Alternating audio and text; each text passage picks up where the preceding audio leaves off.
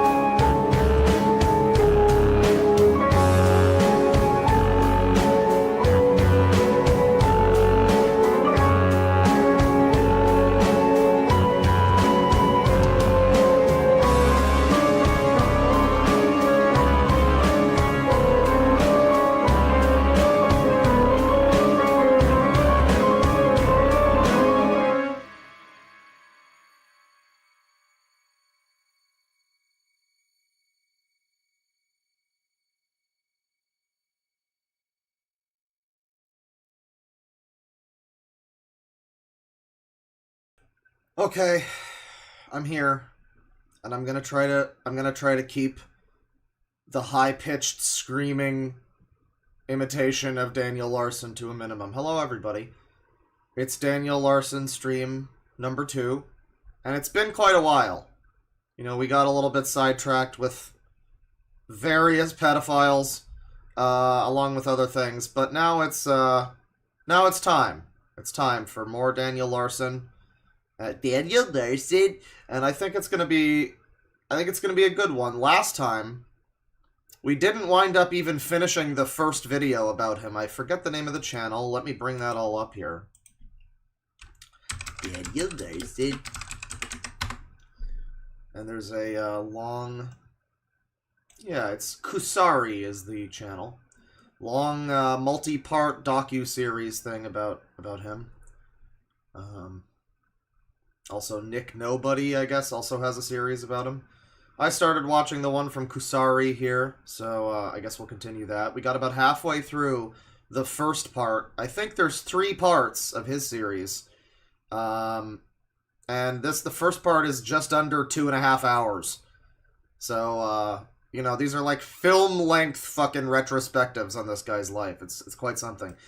If you missed it last time, Daniel Larson is an individual who rose to prominence on TikTok at one point in time because he had delusions of talent and grandeur and thought that he was he had more of a chance to he thought that he had more of a chance to become like a famous celebrity than he probably really did for any reason other than the reason that he did actually become a famous celebrity, which is that, as it turns out, he's a bit of a fucking lolcow. One of the biggest lolcows of the last, let's say, 5 years or so. And, yeah, he, you know, a creepy Pinterest account filled with pictures of little girls. You know, the thing about Daniel Larson that's funny is that, you know, he is one of those people who's like he's a bit of a Sangy. Yeah, I mean, that's the whole thing. But that's like so secondary to just him as a personality. It's like it's like boiling at the back. Like, yeah, I guess he's got some stuff going on, but man, he's just really entertaining. You kind of stop thinking about that. I don't know. But, yeah, creepy Pinterest filled with pictures of Grace Vanderwall or whatever, and then people, you know, trolled him, they pushed him around, they did the whole blue spike thing, you know, and they falsely represented him as like a fake record label and gave him fake deals that weren't really like fake contracts for him to sign to like take over his life, essentially. He has basically one person in his life, or had anyway. A guy, what was his name again? Is it Bob? It wasn't Bob, because Bob is, it might have been Bob. Was it Bob? Because Bob is Chris Chan's dad. So, like, I don't know. It might have been Bob. But, Bob is this old guy. Yeah, he's a wholesome schizopedo. Exactly. Bob is a, Bob Proctor, National Program Director of the Chum Group, worked with us in producing. Bob is sort of his benefactor, his elderly, not really caretaker, but it's a guy who I guess knew him from some sort of, you know, autism care center thing from like a decade ago. And he's been kind to him ever since. There's theories about Bob, that he's laundering money by, you know, supporting Daniel Larson. But there's been some theories regarding Bob, some, you know, probably some untruths being spread, potentially, by epic trolls. And, yeah, Bob is unfortunately basically the only person in Daniel's life who can take care of him in any way. But he's not very good at doing that because Daniel is insane and rejects any help, frankly. So there's multiple clips we already saw of him, you know, getting into fights with Bob, and there's a really harrowing one in particular where, I mean, you know, he's a lot like Andrew Ditch, where it's like the mask will slip sometimes. He'll go from, you know, ridiculous lolcow screaming to just very cool, calm, and collected serial killer, like, I don't understand why you're acting this way. Please, stop being so unreasonable. That was the one with him in the car with Bob, where Bob was just like, please get out of my car, please. I'm calling the police. Please get out of my car. I don't understand, Bob. What's the matter? What's the matter, Bob? You mad? You mad? And so it's uncomfortable a little bit, but as I understand it at this point in time, now, present day, current year even, Bob has finally given up on Daniel. And of course, Daniel, like a month ago, what spurred on the Daniel Larson stream to begin with finally happening was Daniel Larson is in jail. People are saying he's in death row. I really don't know if he's going to be in death row, but I mean, he did threaten to blow up the White House or something. So, like, you know, I mean, it could be worse, I guess. But we got about halfway through the first video that we're going to be watching here. $2 from Jackal205. Daniel's trolls are arguably just as bad as he is. Yeah, I mean, there's a lot of those kinds of, like, you know, blue spike shit stirrer kind of trolls, or A-logs even. People who are like, oh, this guy's a huge piece of shit, so I am entitled to, you know, do whatever. What was the quote from A-log? It was sort of like, this is paraphrasing, but it was something like, the things that Hitler has done pale in comparison to Chris Chan. Something like that. It's like, man, I think he said that unironically, too. Not even, he wasn't even capping, fam. For real. Not. So yeah, we got about halfway through this. We got through chapter 10. Chapter 10 of this video was the one where one of his like fake troll fucking like managers or whatever, you know, that like he signs up his whole entire life's rights to some guy who claims that he works for Sony or whatever. I'm not sure specifically, but some guy, you know, that's like his fake troll manager, tricked him into thinking that I think the United States was being nuked. And he just started freaking out, and he like got kicked out of his hotel because he went into the lobby and made a scene screaming about nukes. That's the unfortunate thing with Daniel Larson, is you really don't have to do that much, and he'll just kind of, you know, it's like I said sometime recently, like the train's already off the rails, you know. I mean, he just doesn't need to be steered any further. You just give him a gentle little nudge and but yeah, we got through all of that. We're now on to chapter 11 here. And you know, I don't specifically remember each thing that showed up before, you know, all of the lore, but I think I've given kind of and he had a grandma who took care of him. Apparently his mom and his dad, I guess, too, they just like didn't care for him and abandoned him, which is unfortunate. The grandma took care of him, and the grandma does not seem to have properly outfitted him with the tools needed for life. Bless her heart. I'm sure she was nice. Once she died, things kind of went fucked for Daniel.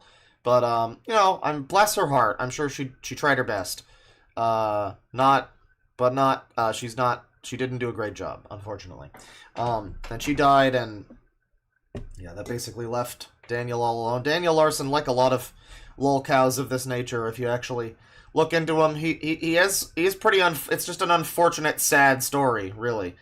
But then it also becomes very funny, and he's annoying, and he's a loser, and it's like, yeah, that's all true also, but this guy is a sad sack for sure. And here we are on part 11.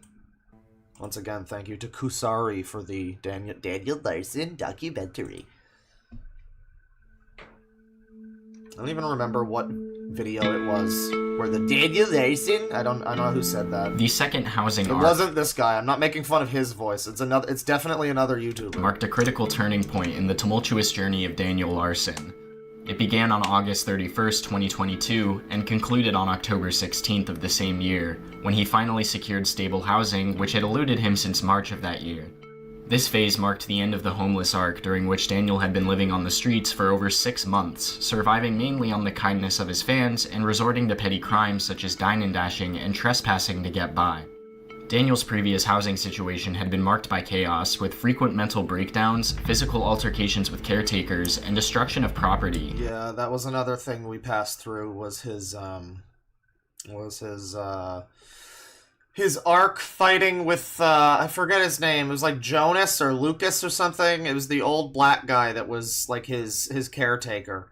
And he seemed like such a nice gentleman from all the video you see of him, but Daniel's just like, this guy's trying to kill me! He's trying to kill me!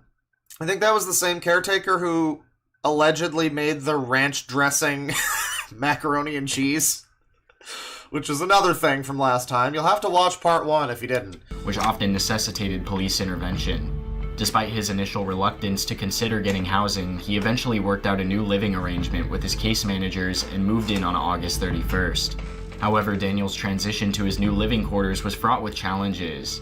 Within 2 days of moving in, he had already punched 6 holes through the wall and broken a large front window, most likely during an argument with Bob, his caretaker. God Daniel damn it, also Bob. accused his new care provider of Bob, look what you made me do, Bob. abuse, primarily related to their ability to confiscate his phone.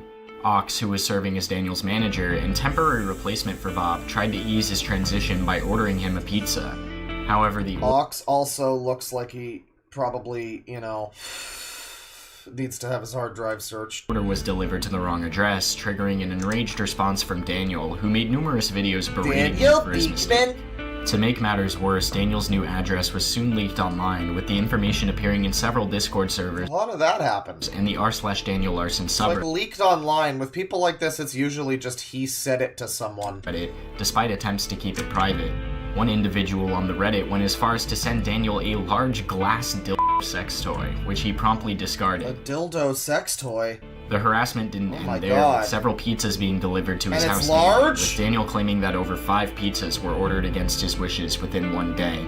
Despite the challenges Daniel faced, his behavior only worsened, leading to destructive outbursts Despite all of the challenges, his behavior only got worse. Wow, I really would have thought he would have hardened like a diamond, you know, that's surprising.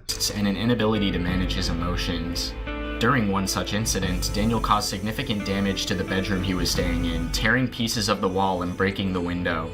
As a result, the window was boarded up with plywood, and Daniel's second stint in housing ended poorly, with him leaving most of his personal belongings behind as he became homeless once again. It was evident that Daniel I needed mean, it's not even like he's just leaving the place in disrepair or something, but he can't stop himself from punching holes in walls and shit. Or at least go to a McDonald's when you do that. Come on. help, and it was only a matter of time before his behavior would reach a dangerous Why is there a level. child? On October 16th, 2022, that day arrived. Daniel's behavioral issues had escalated to a point where he had a major outburst with his housing providers, leading to police intervention and a $1,000 citation. The situation was so intense that the provider, referred to as Mrs. P, expressed deep concern for her safety due to Daniel's unpredictable and unstable behavior. You guys don't listen to me at all! It's a sad situation. It's a very sad scenario. This is a long scene. Oh wow, yeah, it's like 6 minutes long. What the fuck's going on? You guys straight up don't listen to me! Damn, we love you, bro. But you guys don't listen to me! You guys call the police instead! I mean, he does definitely sound like an 8-year-old having a temper tantrum. It sounds like the kid, you know, I got a virus! It sounds like that. But as a grown adult, I mean, the voice even sounds similar. But he's just grown up a little bit, so it's infinitely more embarrassing and uncomfortable. And funny. I've been working on myself. What? Clearly that I'm angry now because you guys just don't do anything! I've been working on myself. You guys don't care! I've been working on myself. Listening. I'm listening to you guys, you know? You guys did not call her. But you're in my house, though. You're one of my homes. So, You did hold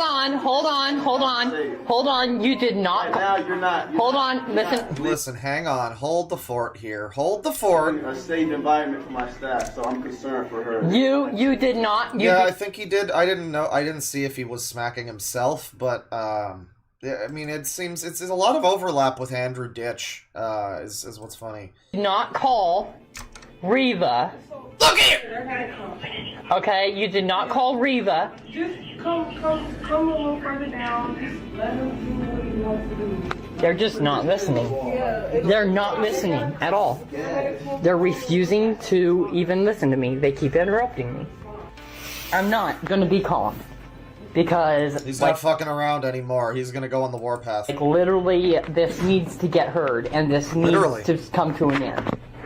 Because I have already told you the fact that when I'm so popular with my entertainment career, okay, that when my I music mean, yeah, the entertainment. Is this what he thinks is happening? Like that maybe.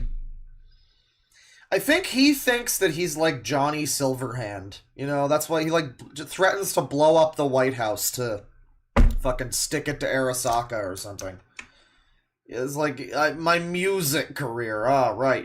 Yeah. How much of that? I mean, we have heard his music. We have heard real Daniel Larson music, and it's surprisingly competent. I mean, it's not good, but it's, you know, you would expect Nick Bate or Justin RPG. It's more like Mark Gormley. Worse than Mark Gormley, but it's more like that. Career that when I go out in goddamn public, okay, I can't even leave the house Somebody without says he looks like he vapes. Yeah. Who would ever do that? like people walking up to me. That's happened every single day this week. Because if like he's not mentally capable, I don't know. I don't know if he's mentally capable of understanding that what he's experiencing isn't just normal fame. Like, I don't know if he recognizes that what he's going through is just, you know, it's lolcowism. He doesn't, nobody, because lolcows are like a new thing. Everyone knows what a celebrity is. So you understand the concept if you're like a little slow, if you're fucking whatever Daniel's got going on. You're just a little bit, you know, you're just a little bit like that. And you know, yeah, everybody knows what a celebrity is. Nobody really understands, though, the slight difference between that and a lolcow, where they're getting people coming up to them in the street, and, oh, it must be because I'm famous. I'm a famous celebrity. No, you are famous, but it's not because it's, well, you're infamous, I guess. It's more like that. You know that I'm recording. You and I have interacted a whole bunch of times. Well, I'm gonna record as well for my career purpose. Sounds like Daniel was talking to Riva, his case manager, who he had tried to get his care provider to contact, which led to this whole incident. However, this information may or may not be true. So if anyone can confirm, okay. That's it. For my What's going safety. on? So, At least Daniel Larson doesn't beat women like Media Ninja. yesterday, the police showed up because there was a situation that escalated. Somebody was... I'm a singer-songwriter, so that's important to get across, is Daniel, that you and I have interacted a whole bunch of times. I realize that. Okay, so but, we don't need to go through this. I'm a singer-songwriter. I've got comics. Okay, I've got just okay. What happened? So, to be honest, Listen, Daniel, I've watched all of the funny videos talking about you. I'm caught up on the lore, Daniel. Just tell me the new details. don't even know. Because they showed up at the house, okay? Okay. And then at that point, they're just start yelling at me, they start interrupting me. I'm like Well, I haven't seen him beat women yet. Oh dear. screaming back, you're interrupting me, please stop, you're interrupting me, you guys are not following the rules. Just because I start screaming and trying to say, you guys are not listening to me, they call the police. You know, a different place. Bubbles the kitty, we probably will be hearing that, but not today. This is gonna be probably the rest of this video and maybe some of the next video, you know. But there's like 3 parts now, so that'll be like 3 or 4 streams from now, probably. So yeah. Okay. So. Cool. So it sounds like you want to leave. Archivist R Control, I already told the story. You can rewind back to the beginning before I start the video. I kind of go through the thing, but I also did a part 1. So I mean, you can just roll with it now. You know, I started Metal Gear at MGS2. You can imagine how fucking confused I was, but it's not like I don't know the story now. Well, maybe I don't. Actually, it is Metal Gear. I'm not 100% certain that I do know the story. You know, 3 is looking good. Delta, it's looking pretty fucking good. It's surprising. Me and the boys on the podcast were just like fucking scrutinizing the footage of the trailer. Like, there must be something wrong with it. God damn it. No, Konami can't make good video games. No, it's gotta have AI or something. No, I mean, apparently, David Hayter's even back in the fold, but anyways, yeah, speaking of extremely confusing and overwrought narratives, Daniel Larson. Anyways. So, you know, we'll get him, you know, a coat and some shoes. We'll write him a citation and send him on his way. Alright? Okay? Daniel, go get your coat and shoes, whatever you need to leave the house. Okay. I mean, the boss looks fine. She just has more, like, shading on her face now. I guess she looks a little different, but it's more or less the same, you know? She just... It's kind of... I mean, I can see people... I can agree that she looks different, but it's like... basically, it's like, you know, you get a look-alike actor kind of thing. It's like when they replaced the Master. Remember the original Master in Doctor Who? It was like this, I forget his name, but he had a very specific look with like a spooky evil guy mustache and everything. And then he died, and then they replaced him with another guy who basically looked exactly the same. Because I guess they didn't want to do the thing where he just becomes an entirely different actor yet. That happened later, but they were just kind of trying to pretend that it was like the same actor, I guess. I don't know. That's basically what happened with the boss in Delta. That's what it looks like.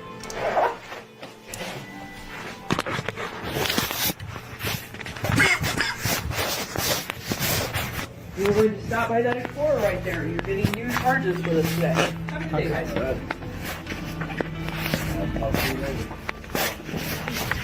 So I guess this is him being officially walked out of this place he's no longer allowed to stay at.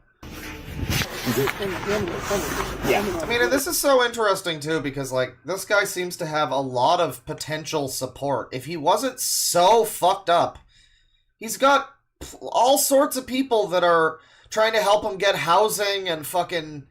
and all of this, and he keeps getting into places and then just ruining it for himself.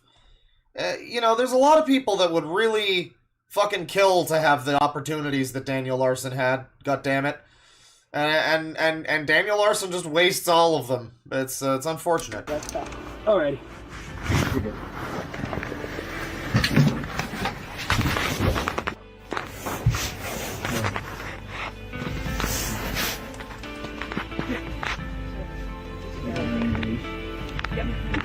He's hitting them with the alt-right okay symbols. It's all over. Hey Daniel, can you confirm your birthday for me? 11/15/1998. Okay, so I mean, this continues for a bit. Oh no, we're going. I thought he was just getting arrested on a black screen. Which phone number for you, Daniel? It would be my case manager. Let me pull. Okay, so I have an update. Okay. So I am now kicked back out, living on the street again. The police officer that showed up, that the Shield Foundation called, is the same police officer that has written all of my other charges against me. They have now wrote another one for $1,000. This is another Andrew Ditch situation. He's on a fucking personal he knows the specific police officer. It's like, what was his name? Officer Bentley? I wonder if it's the same guy. That would be great. Estimatively, they do not know, but is what they said. They do not know, but they estimated it at $1,000. The reason why the police press charges on me is because they have been to the house before. They know what's going on, and they've had enough as well. They're just like, this is bullshit. And I'm not sure if you guys heard this in one of my videos, but one of the officers said that they handled that neighborhood. So I can handle your neighborhood. Literally, if they get called, if police get called, it's going to be her coming out because she manages that area. And she has made it clear that she will come out next time. If there's a call, she will come out and she will press charges and force people to jail, is what she said. This is not going good at all, and it's only ending I've only made things worse, my fam. up with me criminal charges and me in danger. And it is just like, what are you supposed to do with someone like this? I mean, he literally will not ever listen to reason. You can't say anything to him that will ever make him stop being this way. This woman is probably trying her best, and it's just like, man, at the end of the day, all I can really do is the fucking police, right?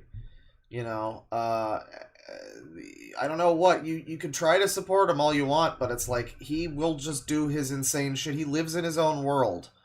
Unless you can get him extremely powerful drugs that can alter his entire brain chemistry, all at once, even. Because if you make him take it over the course of time, he'll stop taking it. You know it. Yeah, he's kind of just fucked. Aaliyah at S.H.I.E.L.D. just fucking cussed me out and called me names and literally just partied on the phone, letting me just scream at her. He's a bitch! Jackass motherfucking shield is motherfucking, and they're escalating this shit! It's notable that when the bleeps happen, it's not over the word fuck. So I believe he's saying some other mean words. They just let me fucking scream on the phone because they were telling me that I was a bitch and now I'm a liar. Fuck you guys, bitches, mother. Despite the severity of the situation, Daniel continued to act recklessly and without regard for the safety of himself or others. Later that same night, he attempted to return to the house, defying police orders and putting himself and others in danger. Daniel's pattern of concerning and disruptive behavior had become this would be Daniel Larson if he wasn't fucked up. increasingly common, and it He'd was still have problems, but he wouldn't be all fucked up. clear that he was unable to regulate his emotions and actions. The consequences of his actions Sometimes you just gotta stand by a telephone pole and let it all out. could have been much more severe had the situation not been addressed promptly. It was a wake-up call that Daniel seriously needed help. Eyelashes for days, yeah. Oh, we're getting an upbeat, groovy one, and this is gonna be like a beach episode, everybody. On a fateful night in October 2022, Daniel found himself in the company of a man named Wyatt and his friends after posting several TikToks from the popular entertainment venue Dave & Buster's. Daniel's invitation to join him in his shenanigans was met with enthusiasm. For some reason, I just imagined, you know the Smash Brothers crossover thing where it's like Super Smash Brothers X Kingdom Hearts or whatever. I just imagined Daniel Larson's stupid face X the Dave & Buster's logo. Which, I mean, that would be a great cross promo. They could sell some kind of merch. By Wyatt and his alleged business partner Jesse. The night quickly turned into a wild ride, with Daniel sharing videos of Can't show that on YouTube. himself inside Wyatt's car as they indulged in a hotbox session, passing around a bong. As the night stretched on, Daniel found himself creating more TikTok content with Wyatt and his friends in a cozy hotel room. The next day, the group embarked on an exciting road trip to the breathtaking Garden of the Gods in Colorado Springs, ready to soak up the scenic beauty and I think he might be in the same location where Neil Breen filmed all of those desert scenes. go on a hike. If they look around long enough, they might even find one of his tuna cans.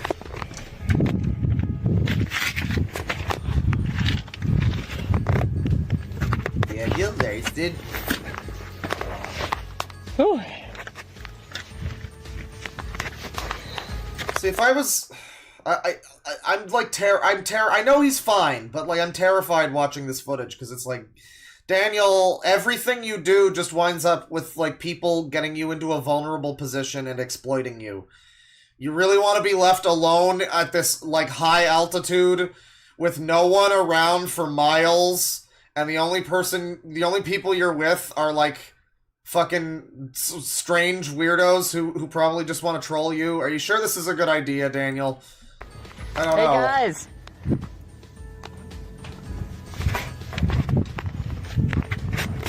Did you notice it?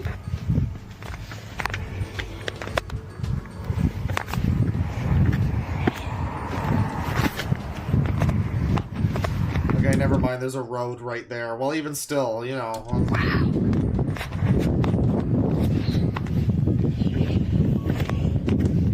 Hello down there! Hello, world. I mean, it's nice. It's a nice, scenic day, you know? Very, very nice, area to take photos and stuff. TikToks. Are these guys gonna... However, the peaceful atmosphere started to deteriorate as the day progressed, with Daniel growing increasingly frustrated and irritated with the group. Several of the TikToks he uploaded during the trip showed him punching his phone in anger, demanding to be brought back to Denver. Tensions eventually... This is gonna turn into The Hills Have Eyes. Yeah, you know, the cannibals in the hills represent the, trolls on the internet that want to kill Native Americans. I don't know, something like that. Actually reached a boiling point when Daniel became increasingly paranoid about being driven around in circles by Wyatt and his friends. They stopped at a Walgreens where the boys sent Daniel in and then unexpectedly abandoned him, leading to a dramatic and frightening situation. Okay. So what the fuck just happened? So, did they just bring me to Colorado Springs? Yeah. We this got a is, hotel room. Daniel. And So they didn't murder him in the fucking in the canyon, but like they just left him here. I mean, how nice of them. Great. they take me to Walgreens. And they get kicked out of their mother's house.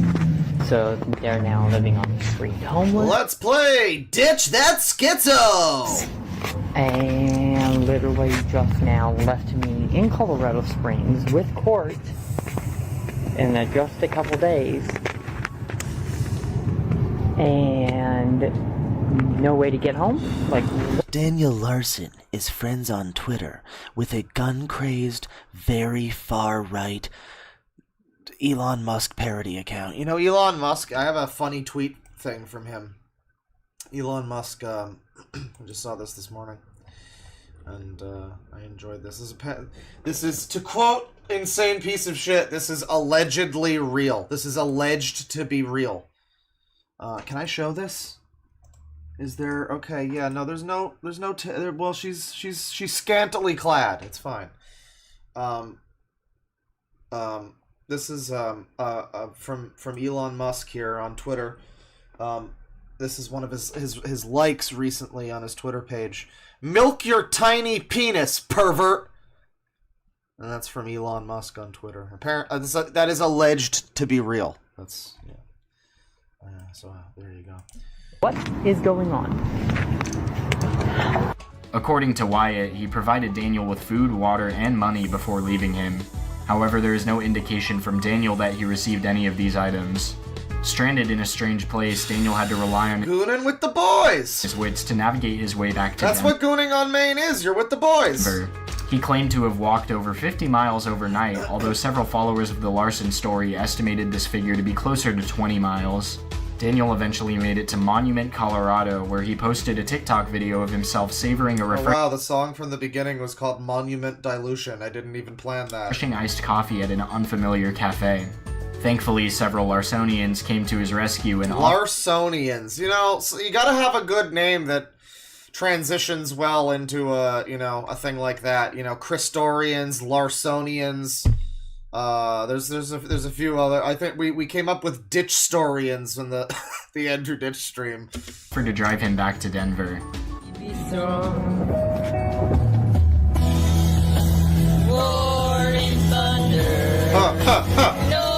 Northern Lights. The night that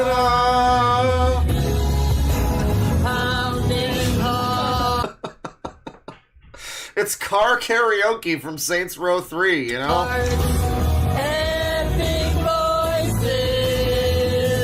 This is, I believe this is one of his songs. I was struggling for a second, like, what song is this? Yeah, I think it's one of his. It's funny because for a second I thought it was them singing a real song, you know? Thought it was like Foo Fighters or something, you know? I was like, is this Everlong? No, it's his song.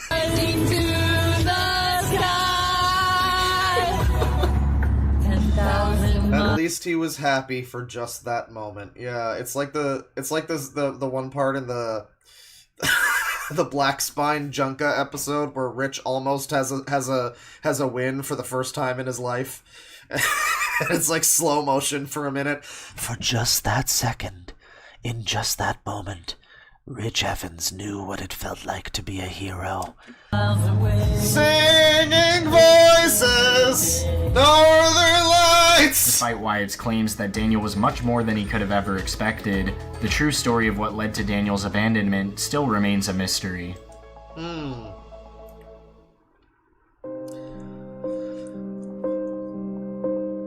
Okay, so like it's notable that that was a sort of a light chapter. You know, that one had different music. That one had kind of bouncy, fun music in the background. That one where he gets abandoned in another state, is so far is one of the nice ones. Now we're back to like sad Agnes Obel piano. On December 10th, 2022, a tumultuous event unfolded that would change Daniel Larson's life forever. In a stunning and explosive Yeah, he does like, okay, this is a haunted image. I mean, if you didn't know anything about Daniel Larson, I feel like this image on its own would be like just considered a funny image that you would look at. This event unfolded that would change Daniel Larson's life forever. In a stunning and explosive altercation between Daniel and Bob Proctor, which Daniel streamed live on TikTok, emotions ran high and things quickly spiraled out of control. During the live stream, Daniel could be heard crying and repeatedly shouting about the motel he was staying at, threatening to kill him, Wait, didn't we already do this? while holding a bloody napkin to his Not again! Did this happen twice? nose. He begged Bob for help, but Bob refused, demanding that he exit the car. Oh, Daniel you're in for it now, people. responded with extreme aggression, punching himself in the face and falsely accusing Bob of breaking his arm and hitting him. Bob, in turn, grew increasingly angry, insisting that it was Daniel who had attacked him. Eventually, Yeah, the motel itself, you know, it's like, Armstrong, the house enemy from Final Fantasy IX or Crystal Chronicles. You know, it just takes on a life of its own and starts, you know, beating him with, like, one of the wings of the hotel, you know? Bob threatened I'm imagining it's one of those big, flat, like, U-shaped hotels where it's, like, the office in the middle and then, like, it spreads out. I mean, I'm imagining that, and basically it just becomes, like, a big sentient, like, 2 arms to smash him. It becomes like a Zelda boss, basically. call the police, and Daniel became even more violent, prompting Bob to follow through with his threat. As Bob dialed 911, Daniel continued to scream for help and claimed that Bob had a gun. Shortly after the incident, the TikTok account streaming the altercation was shut down. Get out of here, Daniel! So I think this is the one that I was waiting for last time. I don't think we did get to this one, but I think there was another motel threatening to kill him moment, sort of. I don't know. I seem to remember. I think this is the one that I was waiting to see, or maybe we did see this because I think somebody might have linked this so that we could see Bob. I think somebody was like, "Hey, Bob shows up in this one," and I still don't think Bob has ever actually showed up, not to my knowledge, not from what I've seen. People are like, "Go back, there was Bob," and and I've never seen Bob.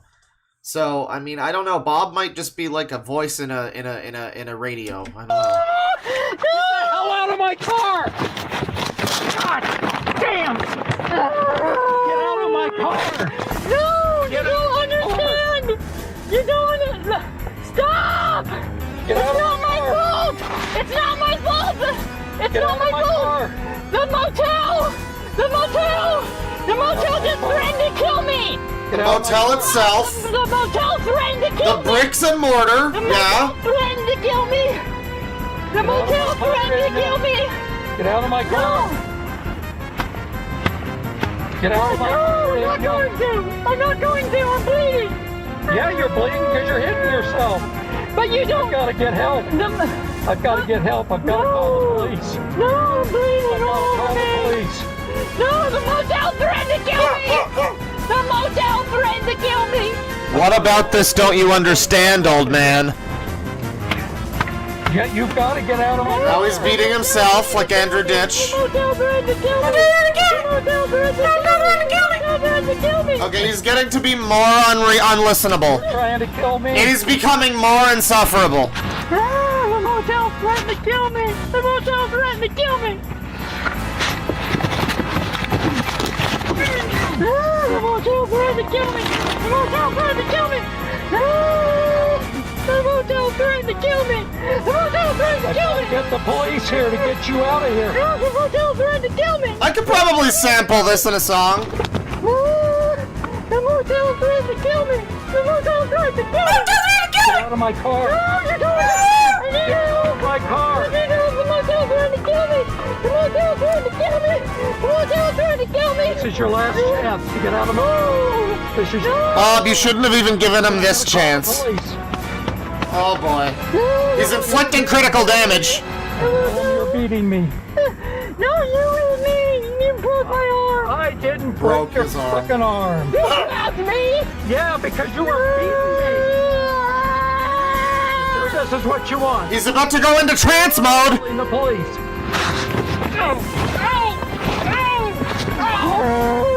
Hey, Get out of the car, Daniel. Come on. You're not helping. you're hitting me. But you're not helping me. The motel threatened to kill me. The motel threatened to kill me! The motel threatened to kill me! You know, I'm sure if he says it 6 more times, that's 5.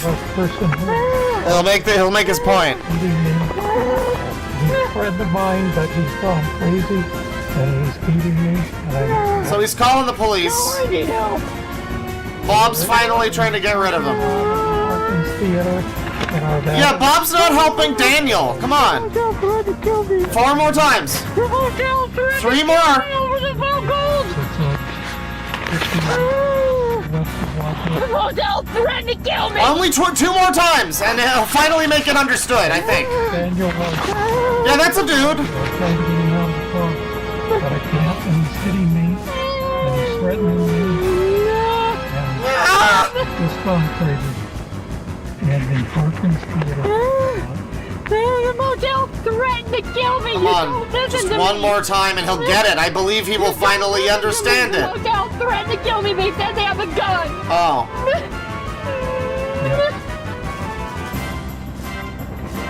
Well, now, if they did have a gun and threatened to kill him, that would be pretty unfortunate. Here's the thing, though. Like, even if that were true, it would be impossible to ever believe such a thing from Daniel Larson. I mean, he's the picture-perfect representative of the boy who cried fucking wolf. No one's gonna believe him if he says the motel. Maybe they did. Maybe they did. You know, people fucking do a lot of fucked up shit to this guy in his life. It seems to just happen around him, you know, and a lot of it he brings on himself, but some of it it's like, damn, you're just unlucky. Shit, dog. So maybe they did threaten to kill him. Maybe there was a guy at the hotel with a gun and he was like, we don't like your kind around here. But if that happened, there would be no way of ever believing that, because Daniel Larson is screaming like a woman and he sounds insane. The boy who cried motel. I'll do that. Robert Proctor.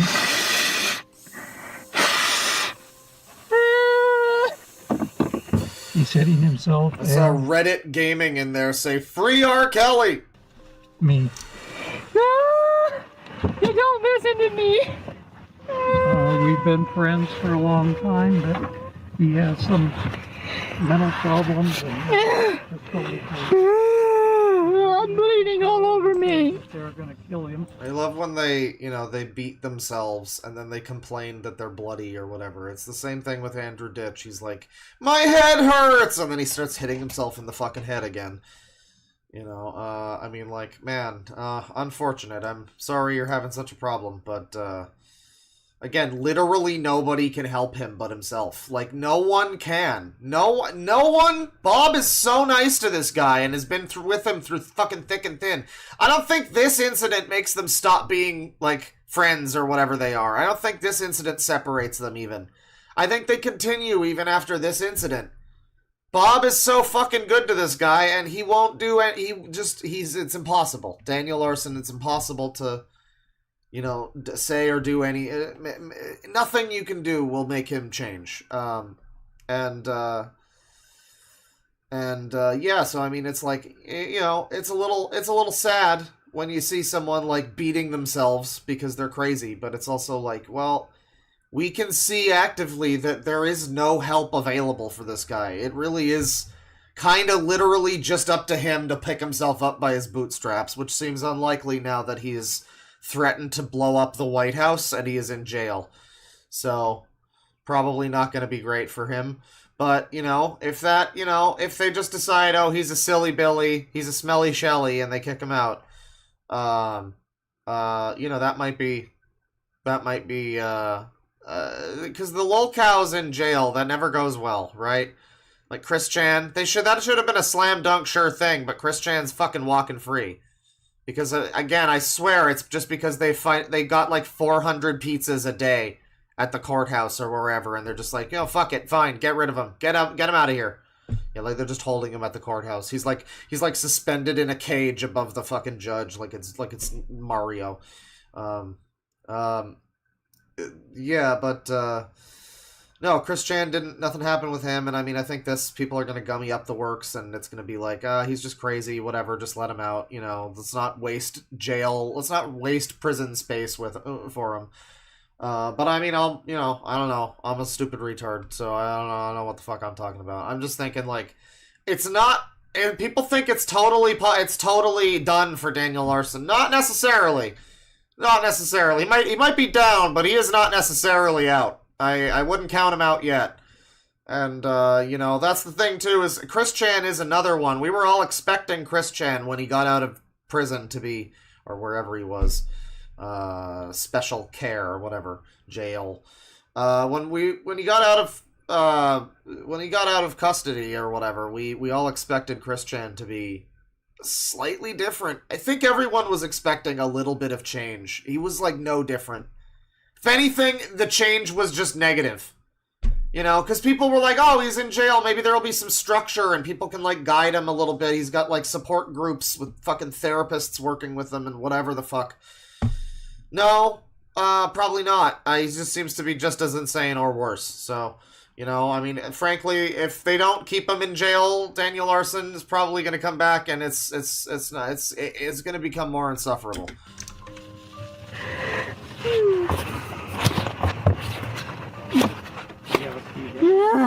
Multiple times. I tried to hold his arm back from hitting me. And I was going to break his arm. Then, I like some of the comments. Daniel, stop! You don't look good in orange. The motel threatened to kill me if I go back to the motel. They said they had a gun.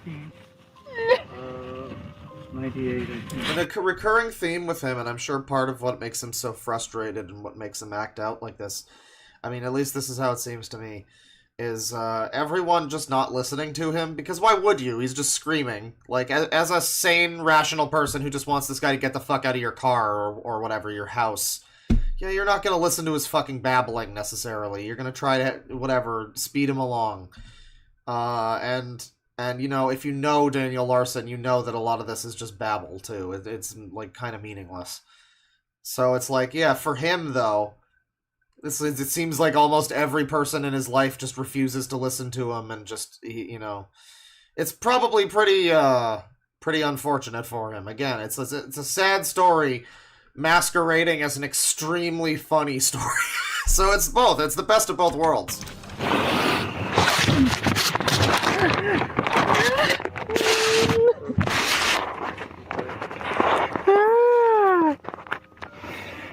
They threatened me with a gun! Stop! You're not listening to me! Pray for your understanding.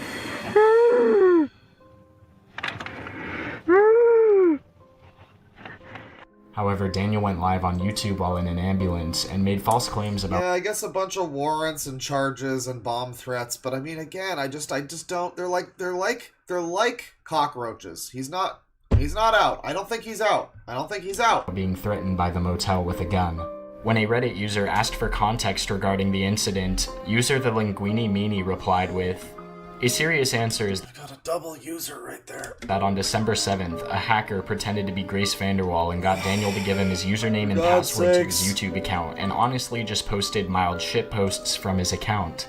This is where I think it originated. Not necessarily Daniel Larson, but this exact type of thing, like with Chris Chan. Like, people, where it originated, me saying people need to have, like, trolling schools in like classes, not to troll, but about how to avoid this. If you're like, Jesus Christ, how did Chris Chan happen like 15, 16 years ago or whatever it did?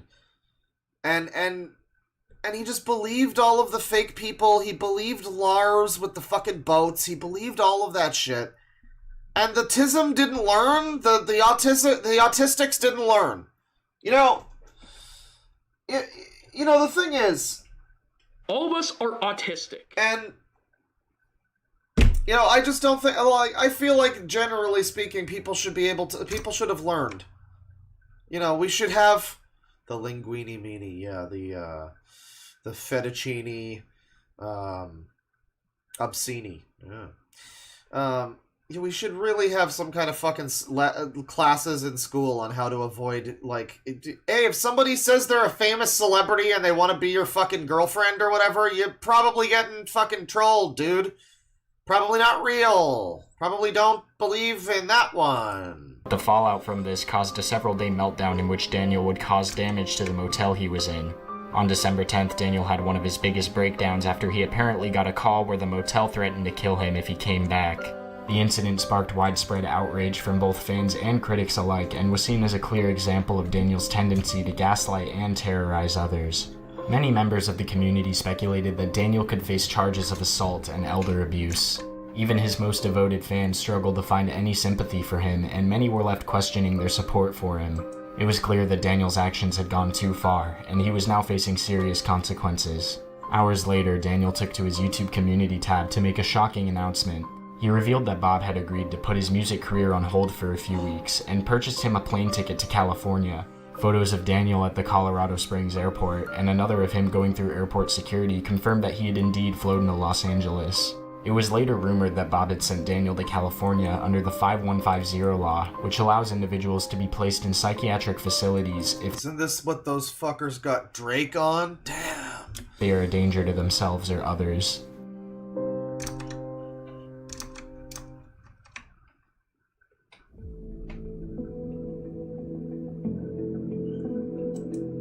Scabies arc, you you look at, you ever look at, you're getting into like a manga or something, whatever, kind of long media, long story, and you just look at the future titles of things, like start reading Wheel of Time and you're like, Path of Daggers, I wonder what that's about. Don't worry, it's the boring one. Nothing really happens. It's not great. But you you look at like One Piece or something, it's like Dressrosa, I wonder what happens there. And then this, you just get the Scabies arc. It's more direct. It leaves less to the imagination, but it's shocking. California has played a significant role in Daniel Larson's life, with the state serving as a backdrop to many pivotal moments. As a California native, Daniel has always felt a strong connection to the state, and he has returned to it multiple times throughout his life. The first California arc occurred in 2021, as briefly mentioned previously in the video. Despite the setbacks he has experienced in his life since that period, Daniel was undeterred, and he returned to California once again, marking the beginning of a new chapter in his life. This second California arc was full of new opportunities and challenges as Daniel sought to finally establish himself as a musician and actor in the state's vibrant entertainment photosensitivity warning. What the hell are you doing? Industry. It seemed he was People are going to literally die if they see this video, man. determined to make the most of this new chapter in his life and achieve his dreams of fame and success. Oh my god, my eyes don't work anymore. Wow. Spotted at a strip Thanks, club, man. prompting his former manager Ox to ban him from posting on any social media platforms to prevent further damage to his online presence. Although Ox was a Thank you to Ted Scheckler, 7 months member, this user. Daniel should have never had access to the internet. An entire army of support staff could have never beat the Chernobyl amount of dopamine he was getting. Well, yeah, the internet, I wonder what he would have been like without the internet. You always have to wonder in this age, if this guy was born in, like, the exact human being, same genetics, I'm not sure if that could work possibly in, like, the way things work genetically. But, like, 50 years ago, he's born in, like, the 60s, the 70s, whatever. Is he going to be all right? Would he be all right? I think, people think that it's like, oh, there's so much more available for people like Daniel Larson now, autistic people and people with whatever issues. There's so many more support systems. Does that really help Daniel Larson? Maybe all of the support in the world couldn't have fucking, all the king's horses and all the king's men. I don't know. Controversial figure in the Daniel Larson community, he played a crucial role. $2 from I Like Dog too. Oh God. Yeah. In managing Daniel's affairs, including his Twitch account and its affiliated links. Despite the ban, it was unclear whether Daniel would be able to repair the damage he had caused to his reputation and his as long as he's in prison, he can't be hurt by the motel. That's true. relationships with those around him. Ox, also known as Ox the Goat or Ivan, skyrocketed to fame in 2022 for his TikTok content about AIOPMs, or lolcows on TikTok with disabilities. His channel initially focused on Daniel Larson and another controversial AIOPMs? What the fuck is that? Disability TikTok people? AIOPM. AOPM. The AOPM War. Josh Atwood. Did he say it? What what? 2022 for his TikTok content about AIOPMs. AIOPMs, that's what it sounds like he said. AIOPMs?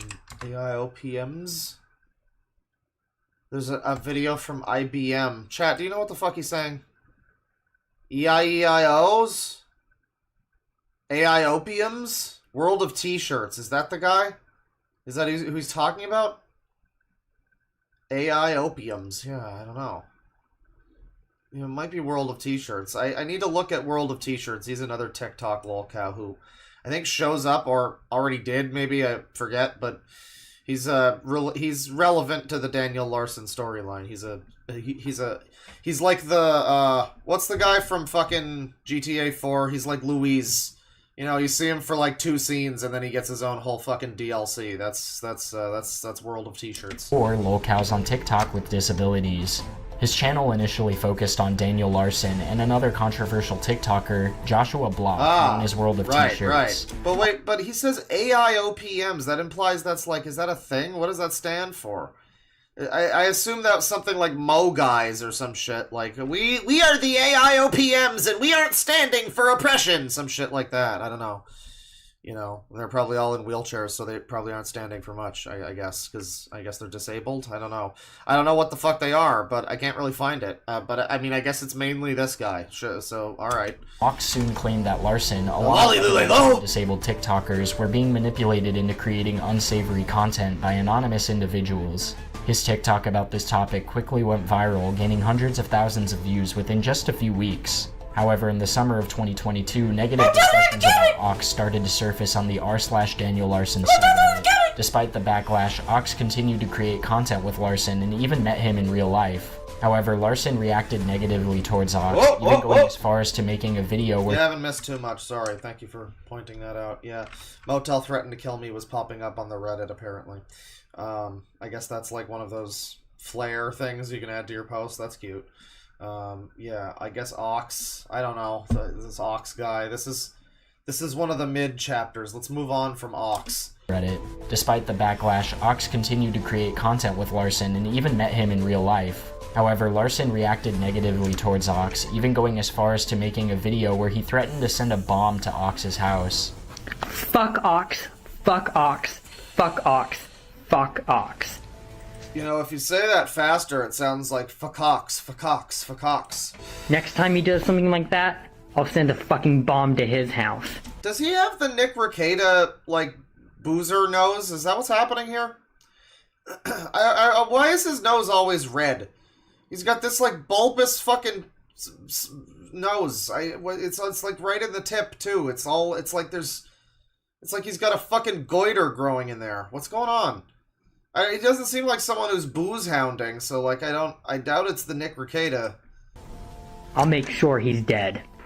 By November 2022, He's punching Brink, it. who previously I created guess content with Larson, decided to sever ties with him completely. Brink explained his decision in a TikTok. Yeah, his nose is just so big that when he like walks into a room, he turns around a corner and through the door, and he just like pounds his fucking nose into the side of the door. It's just very unfortunate. It's a regular occurrence, probably. It's like twice as common as stubbing your toe. Video citing his discomfort with Larson's fanbase and his belief that Daniel was a pedophile. In the same video, Brink dismissed Ox's accusations of being a clout chaser and called him out by his real name, Ivan. But anyways, with that last video, I wish the best for Daniel. I can't say I didn't try helping the guy out, but it was kind of just like beating a dead horse towards the end of it. I loved making content and hanging out with the guy, but honestly, it's a toxic community around the guy that I didn't want to stay in that whole community. Yeah, see, that's what's funny, too. It's like, I mean, I don't know, this guy seems like a, hey guys, what's going on, Dan? You know, but, cool braces, dude. But, it is interesting that, his thing isn't even Daniel. Is like, I would still hang out with the guy. It's just the fucking community is terrible. You people are insane. And yeah, everybody's been saying, I guess his trolls are just as bad as he is. I mean, maybe this is some evidence of that. I don't know. And also Daniel's background, I feel like it could also come and bite me in the ass later in my life. Yeah, I guess it's the 40-year-old. Psycho if you really look into his stuff. Well, okay, there is that. Yeah, he's like, yeah, I would hang out with him, but you guys are crazy. He's also crazy. That's true. That is true. Yeah, him and his fan base deserve each other in a way, I guess. A lot can be said if he was manipulated into it and all that, but I don't know. People have all different perspectives on it, and really the majority is that he's a pedophile that does all this stuff, right? You can't change the public opinion's eye, so I'd rather just stay away from that so it doesn't come to bite me in my ass later in my life. But I wish the I love that we've all just normalized this, like, I mean, with Daniel Larson, yeah, you probably don't want to be friends with him, but it's just like his reasoning isn't even, it's like a moral thing. It's like, yeah, I have a problem with the fact that he's into, like, 13-year-olds on fucking Pinterest. No, it's just that he doesn't want this to come back to him. Well, I'm glad that he's honest about it, but, like, I don't even know if this guy's smart enough to know that he probably shouldn't say that. Like, best for Daniel. It's been getting cold in Colorado recently. It actually snowed last night, so I hope he's doing well. And if I see the guy on the street, I'll help him out, but I don't know about going and seeing him every day. It was fun while it lasted. Unfollow me, please, if you guys are here for Daniel content. I will not post that. Lose my number, motherfuckers. Probably ever again, because it's fucking annoying hearing all you guys talk about it. Huh. So yeah, these are my... You don't want to see the motel threaten to kill me in the comment section every time you make a video? That's stupid, man. You're cringe. Last videos on Daniel. I'll take down all my videos on Daniel since I'm a clout chaser, but really, I just knew what content would work on this app and ran with it. I think a lot of you guys are just mad that I came up with the idea first, and really it just seems like Ivan's mad because I got more followers off of making videos with Daniel, and he just took a different... How long is this? Jesus Christ. Oh god. We got like another... Alright, it's like another minute. route on making videos on Daniel, and it didn't work out as... Who, like... You know, you see someone like this, it's like, I guess anyone... Like, really anyone can get famous. Like, no one on the internet now, it's... Nothing's stopping anyone. This guy can find an audience somehow. You know, Daniel Larson can find some kind of audience. Anyone with any niche interest can find people that care about their fucking interest that want to hear them talk about it. Anyone can get famous for good reasons or bad reasons. Or both. This guy needs to do something about his adult acne. I mean, I assume he's an adult. Well, as before it worked. I mean, he's like I assume he seems like he's probably like 20 or something, but he's got acne and braces, and it sounds like he's 12. So I mean, hard to tell. It didn't work out as well for him as it did for me. So I don't know. Focus on your van life, or off-the-grid van life fucking shit, Ivan. Obviously, the Daniel community isn't for you. No one fucking likes you. Go find a different community. Unless you want to fucking die on that hill. Oh my God, shut up. Okay, got it. Brink's depart of his content. It's like the end of the Heart Part 6. Fuck off. Jesus Christ. Peace out, everyone.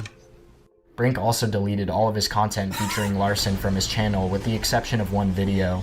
Despite Brink's departure, Ox continued to make content about the manipulation ring he believed Daniel and others were involved in. His discourse became more pronounced following Larson's controversial December 10th incident. He looks 12, but he also acts 12. On December 21st, 2022, Ox posted a TikTok video that implicated James Draws, a popular disabled sports TikToker, in the discussion. This video received almost 48,000 likes in just a month.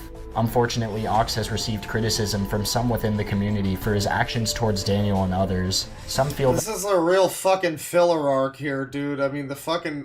who gives a shit about these bozos? I'm moving on. I'm skipping. We're getting back to Daniel. January 6th. He didn't even... Oh, okay. Daniel is coerced into finally admitting his wrongdoings by a fake Grace Vanderwall. Okay. He went live after back talking to it. a fake Grace Vanderwall page. The person behind the page convinced Daniel to admit to being a pedophile as well as assaulting Bob.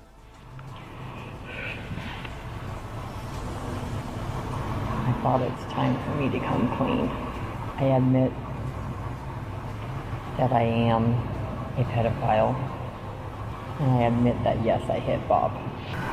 I really cared so much that I fell for a trap. And I was used. I was used because I wanted something. Unlucky. I tried to get help early on, and my case managers, my disability services, they didn't care. Bob and I, our relationship, our friendship, not really a relationship because it wasn't a relationship, but our friendship got worse over time because of the fact that no one cared. No one cared to help. I tried. Dude, Bob was trying to help you, and you wouldn't let him. People have... This is so annoying. This is the problem. It's like, you want to view it in a sad way, but he is just such a cunt, though. At a certain point, is it not just his fucking fault for not ever being able to recognize all of the help that's been offered to him, that he's taken, and then just basically fucking rubbed his ass with? All of the various housing opportunities, all of the times Bob has helped him. He's spent a bunch of money to help him make music and everything.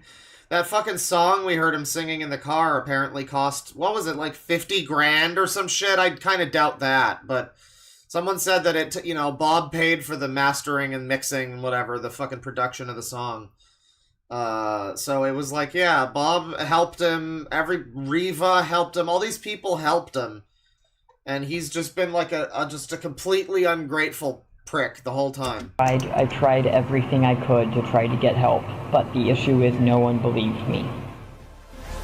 The following day, on January 17th, Daniel was able to enjoy a day of fun and escapism at Disneyland. Despite the chaos and turmoil that had been going on in his life, Daniel found solace in the magical atmosphere of the theme park. The morning of January 17th found Daniel hanging around the downtown Disney area with no clear plan for the day ahead. However, fate had other plans in store for him, as the mod team within the DLR Discord began to receive reports that two of their friends were at Disney and had spotted Daniel. Despite not knowing the full extent of Dan's problems, the two friends bought him a ticket and hung out with him for a while taking photos. However, one of the photos ended up in the hands of the DLR Discord community, who attempted to claim ownership of it in an effort to convince others that they had trolled Daniel into buying tickets to Disney. Oh my god, this is so fucking convoluted. This really is like Metal Gear Solid. Thankfully, their efforts were in vain, as Dan had a seemingly good time and was able to forget his troubles for a while. Good for you, Daniel. You were around a bunch of children for a while. That's good. So great for you. I'm not even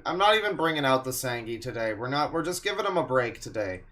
We're giving Sangi a break today. It's like, unless Daniel Larson in the course of this stream does something really fucking bad specifically, we're letting Sangi have a little, you know what? I'll meet you halfway. We'll bring back the Pamper Chew. There you go. There you go. That's what we need. I missed a couple of these too. Super chats and stuff. $2 from I like dog too. Autism never changes. Well, it has though. It really has evolved. Autism has evolved. $5 from Rolf. In all my years targazing, I'm convinced we need to bring back asylums. Well, I think we have stuff like that now. Asylums were just warehouses for fucking crazy people. We need to, like, rehabilitate them or something. $5 from Squeaky Chair. If Daniel got offed, would the world really lose anything of value? Hey, man. Listen. How much are any of us really contributing to anything, frankly? $2 from the Colonel Autumn. Not the gumdrop buttons. He sounds like the cookie. Yeah, I mean, he sounds like, I mean, someone came into the stream suddenly and they were like, that's a woman's, that's not a woman screaming? No, it's, yeah. $5, maybe a cookie. $5 from Oni. No, not him, anyone but him. $2 from Jakal. 205. Daniel's trolls are arguably just as bad as he is. Yeah, I mean, exactly, that's what people are saying. And that seems to be why, you know, some people want to distance themselves a little bit. Daniel, you know, I mean, the A-logs get pretty fucking wild when they think they have a... I mean, admittedly, yeah, Daniel is seems like a piece of shit for multiple reasons. But when people do think they have, like, a valid reason to, you know, troll someone, and they're like, oh, man, this guy deserves all of the, you know, then it just winds up with some strange situations there. But let's continue here. During his... Now that Pamperchew has joined us. We were giving Sangi a little break, but Pamperchew is arguably just as bad, or if not worse now.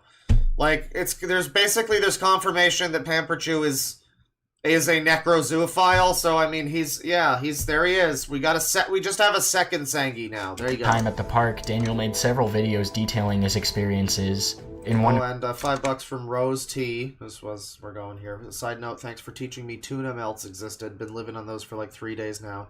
Same with tuna and egg sandwiches. Any more wisdom? Oh, I really like the tuna and egg sandwiches. Wisdom. Do I have any other, like, secret recipes? Well, add Montreal steak spice to your beef when you're making spaghetti with meat sauce. Oh, and mustard. That's the other thing. Add a little yellow mustard or, like, whole grain, or even Dijon, really. Maybe a little less Dijon. But yellow or whole grain, or maybe brown. You know, any kind of mustard, really. Or mustard seed, like, you know, the dried stuff. You add a little bit of that to the beef when you're cooking up, like, you know, either meatballs or like a bolognese sauce, whatever. It adds a little zest to it. I really recommend that. There you go. I've said that before, but there's a special tip. Video he claimed So what are we doing as here? Dan had We're at Disneyland, right? seemingly good time and was able to forget his troubles for a while. During his time at the park, Daniel made several videos detailing his experiences. In one video, he claimed that he needed to collect donations for a $50 tour that was available in the park. Later, he was seen eating a churro while on the merry-go-round, where he presumably left a deposit of scabies. Unfortunately, this was not the only health issue that Daniel was dealing with at the time. Oh, yeah, scabies. Probably should have mentioned that. When Daniel first arrived in Los Angeles, he had no luggage or belongings and was forced to wear the same clothes for over 125 days. This, coupled with his lack of access to showers and frequent sleeping in unsanitary conditions such as porta potties and garages, resulted in him contracting scabies. Yeah, see, now I'm having flashback. Now I'm remembering, because I already watched this video on my own time. I watched this like a few months ago on my own, and I was like, you know, I should maybe I should do the stream about this guy someday. I probably will. And then I just decided, you know, I'll just watch this. This kind of gets all the info. But yeah, I'm just like, oh, wait, didn't I see this last time I did this? No, I saw this before when I watched this video a couple months before the last time I watched this video, which was like a month ago. So, God, time just really repeats. It's a contagious skin disease caused by mites that burrow deep in the skin and cause intense. Yes, yes, I would like to say this. This Daniel Larson. This stream begins the I don't know, week long, however long it'll be, break from fucking insane, you know, pedophiles and dog rapists and stuff. We got Pamperchew there, and that's fine. You know, we can. He's Pamperchew, but I have a list here of some things you can expect on this week without Sangies. You know, it's been enough. It's enough of the Sangies. It's enough already. So we're gonna do body cam Karens and just general Karen stream. I miss Karen stream. Freakouts, maybe just Karens and public freakouts, you know? That's classic. That's classic. That's always a fucking winner. Darman, we've put off Darman for too long. Frankly, I'm getting excited to look at some, because every time you do Darman, it's surprisingly never gets old. You watch a new Darman, and it's like, they really find ways to keep being funny. So more Darman. Kay's cooking. We haven't looked at Kay. And other bad cooks. We got to do bad cooking in general.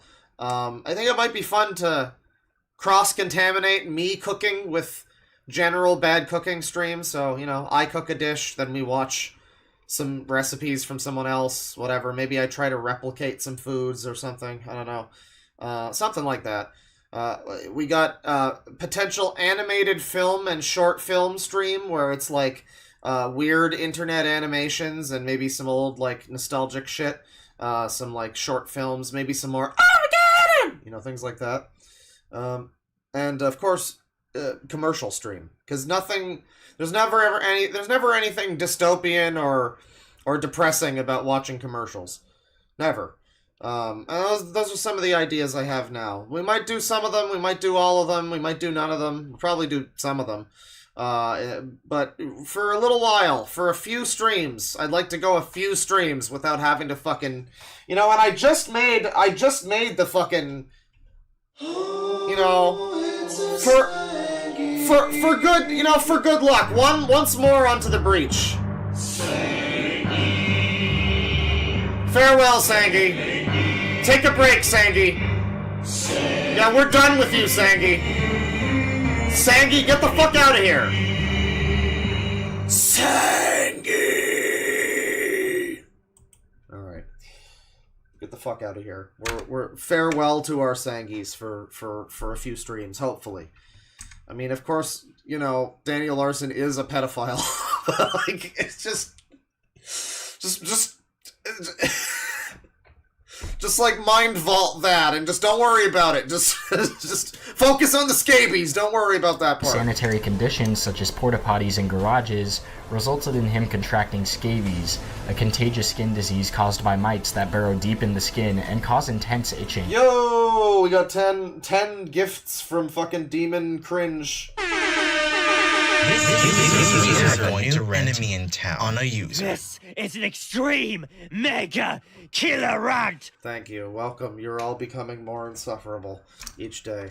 And $10 from Aurelius. I'd definitely be down for a weird internet animation stream. Also more PlushTuber and Mario adult streams. It's been a while. Well, no. The problem is those wind up drifting into why is this adult man hanging out with little kids. Those always ride the line pretty well, and that's kind of what those streams are all about, is like, why the fuck, Sonic Sega Gamer's 28 years old, that kid's 11, you know. So no, probably not that, but animation stuff for sure. I mean, maybe plush tubers. We could try actually watching some people playing with their plush toys for once and try to piece together the narrative of one of these cool storylines where it's plushy Peach having make-out sex with Were Sonic or whatever, Werehog plushie, and it's like a 48-year-old man mouth breathing into the camera the whole time as he smashes them together, you know. So maybe we'll do some of that. We might do some of that. I mean, that will still be a little, again, it'll be close. It'll come close to, you know. But, you know, that sounds pretty good, yeah. So your boy's got scabies. He's got horrible scabies because he's unable to fucking clean himself or wash himself in any Despite fashion. Scratching hard to relieve the itch, Daniel's dirty fingernails only made the situation worse. Eventually, he went to the emergency room where he was diagnosed with scabies and prescribed $80 worth of lotion. However, instead of using the lotion, he spent his money on stocks and desserts at fancy restaurants. Oh my god. This is the problem. Like, what are you gonna fucking do? It's like when they give Chris Chan money and he just spends it on a Nintendo Switch. Like, what the fuck are you gonna do? There's no helping him. He can only help himself. It's the only person who can do anything is himself. Alright, well, I'm on my way to the hospital because I woke up this morning with my body itching like hell. Maybe you should have done something about it, you weird freak. As news of Daniel's condition began to spread, the California community became increasingly concerned about the potential public health risks he posed. Warnings about the situation rapidly went viral on social media platforms such as Facebook, and even members of his own community expressed concern about the possibility of severe infection. The scabies arc reached its climax in late January 2023 when Daniel posted a harrowing video of himself enduring intense itchiness caused by the bugs living in his skin. His scratches were so severe that they caused him to bleed profusely. Within hours, Daniels rushed to the emergency room once again, where he received a shot of ivermectin and a much-needed washcloth bath from a kind nurse. Thanks to the treatment, Daniel was finally able to bid farewell to the creatures that had been tormenting him for the past month. Following his hospital visit, Daniel finally Well, at least he finally had some friends. obtained a clean t-shirt and his symptoms began to recede. It was rumored that Ox had parted ways with Daniel sometime in mid-January of 2023 during one of their in-person meetings in California. On January 15th, Ox uploaded a TikTok video where he alleged that Daniel had refused to provide himself with housing in Colorado and that he had ivermectin has been mentioned. That's right. Woo. outstanding warrants for missed court dates. The video quickly went viral, garnering approximately 56,000 plays and 7,000 likes in just 4 days. Alright guys, for those of you who've been watching the series on Daniel Larson, the videos that I put out on him or other creators who are, getting fucked with by trolls online, I'm going to give you a little update on Dan and I'll talk about the other creators for a second. But right now, Dan is actively refusing the services in Denver for him. He will never be going back to Denver. There's current... Daniel was caught pants down with a caregiver's cat, huh? So when does that happen? Was that later? Did that already happen? Oh, I see. I see. All right. Well, thank you for letting me know. Currently a warrant out for his arrest. He's missed some court. He is not going back. He has been advised to look for housing out here in California. Some trolls recently got their claws into Dan. They got him to block me and stuff. But I just met up with him and I spoke with him in depth. And I explained to him that I'm going to have to pull out from his accounts. And I can no longer help him with trolls online. And that I am his friend. I plan on bringing him some dry clothes soon. We're going to look for some housing out here maybe. But he has to comply to everything, okay? And the reason I'm pulling out of these accounts is because Dan and his trolls are like yin and yang, and it has taken me forever to see, but Dan and his delusions will always gravitate towards these trolls because his delusions are all he wants in the world, okay? And the trolls are always going to meet him halfway because they're going to pretend to be everything that he wants, and they're going to get what they want out of him. And well, you really cracked the code here, buddy. In this I'm glad we got back to this fucking goober. Great. Thanks, dude. Thanks for the update. You're still on camera. Oh, boy. Can you, fall off of that bridge you're on? Thank you. Turkey Tom versus Papa Gut. Why is this happening now? What? I'm sure all of that was super important, but Jesus Christ, I just don't want to listen to that guy. We're here for Daniel. Daniel Larson. I'll give this a bit of a chance to see what the fuck's going on. On January 30th, 2023, Turkey Tom, a popular YouTube commentator with almost 700,000 subscribers, released a highly anticipated... Yeah, Turkey Tom can't stop being brought up all the time, constantly. 41-minute video about the life of Daniel Larson. Entitled The Deranged Story of Daniel Larson, the video explored his history, including Daniel's music career and his recent split from Bob. The video was an instant sensation, receiving over 530,000 views and 23,000 likes within the first day alone. To date, it has garnered almost 1.5 million views, making it the most popular video on YouTube about Daniel, and thrusting him and his community into the public eye like never before. Daniel Larson. It's a name you've probably heard in the past few months, but if I had to guess, you likely don't know who he is. I'm starting to forget who he is as this video drifts further and further away from being about him. What's going on in Chapter 16? The Las Vegas arc. Alright, we're back to it now. Fucking Whims of Fate. Let's go. Let's do it.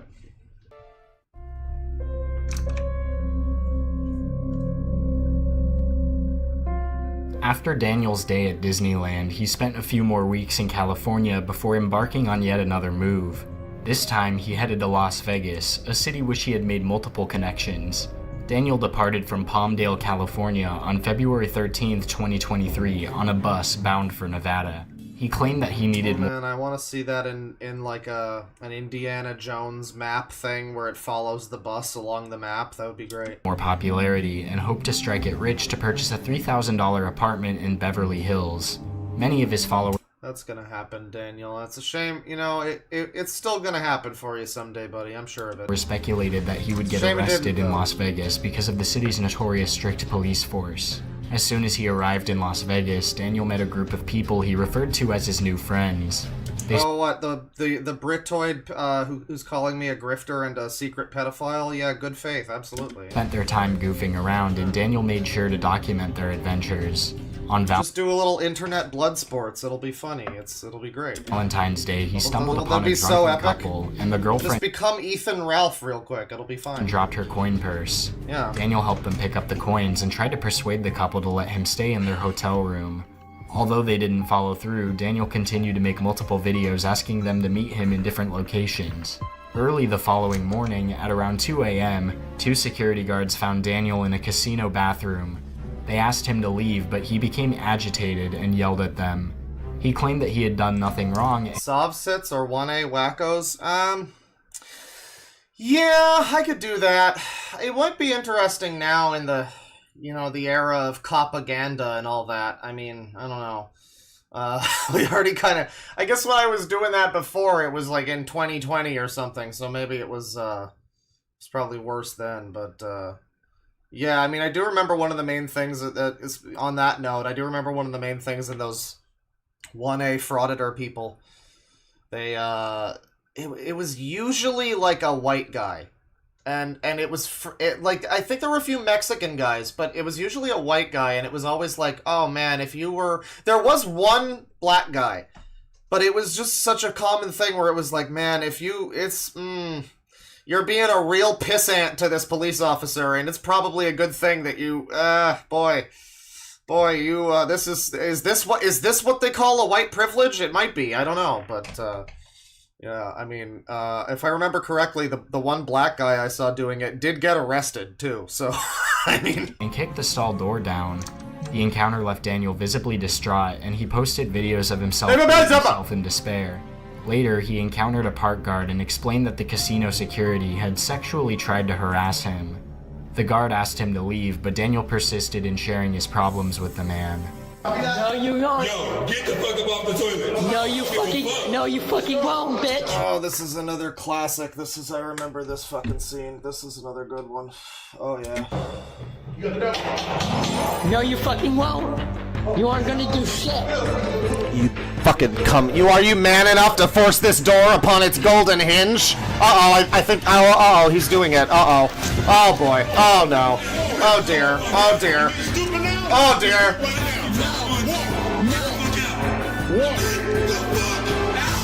Don't yell at me.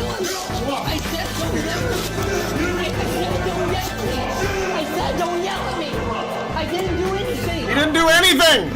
You didn't do nothing. Don't grab me like that. Don't fucking grab me like that. Quote from man who had thing happen to him. You won't. A thing happened to him. He did. They did. He did. I said don't touch me like that. See, don't threaten to kill me. Did he say the N-word? I didn't do anything. I didn't fucking do anything.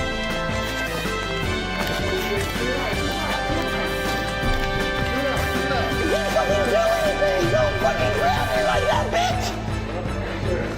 Don't fucking grab me. I have it on fucking camera, bitch. You don't fuck around here, okay? We come get you, right? I said walk. Don't fucking touch me. Don't fucking touch me. Don't fucking touch me. So do they... Is there any chance they know about Daniel Larson? I kind of missed some of the, exposition from the YouTuber here, Kusari. Were they like informed that this guy's a freak, or did they just... Is this just what they do to, like, weird homeless people that are hanging out in the fucking bathroom? Because, I mean, that sounds about right. Don't fucking touch me. Probably not. Don't fucking touch me. Next time you go in the handcuffs. Don't fucking touch me. Don't fucking touch me, bitch. Yeah, this guy, we got like a squad of big black men, and this little tiny guy. Shut up, bitch! Get off of me, bitch! Yeah, the word bitch really, It falls like it's like a wet fart out of Daniel Larson's mouth. You better watch your mouth. Stop. It's embarrassing.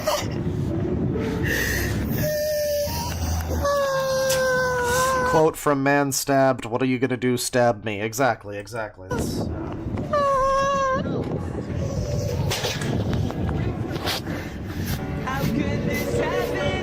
Next time you try to hit me, I didn't do anything. You hit me. Property, please. You hit me. Property, please. Nobody hit you. Property. What will you learn? That your actions have consequences. yeah, just imagine Sammy Classic Sonic fan shouting the motel threatened to kill him. Don't fucking walk over here. Don't fucking walk over here. Don't fucking walk over here. So you better not walk over here. I swear to God, I'll keep walking. I'll keep walking that way. You don't, but you better not walk. Oh, you walked over. If you cross this cobblestone, you're fucked. You're fucked. Well, you know, I'll keep walking. I can't do anything. Cross the street. I said walk, okay? I don't. Here you option. You want to go? You can walk while I take you across the street. Are we like in another fucking block of the city? What is happening? It seems like we're not even near the casino anymore. You want to go? Walk. I was just trying to walk. I was just trying to use the goddamn fucking bathroom, bitch. Walk. All right, just walk. I will kill myself. Okay. Do you think that was gonna be like... Wait, don't do that! Okay, come back. Hang on, come back. What's going on, big guy? What did he think the outcome of that one was gonna be?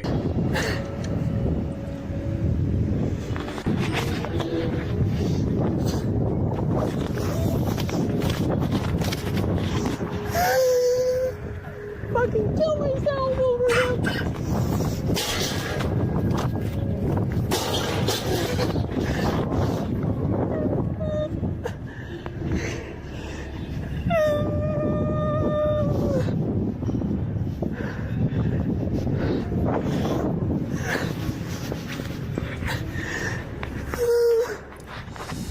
Well, this is, it's a real unfortunate. That's what this is.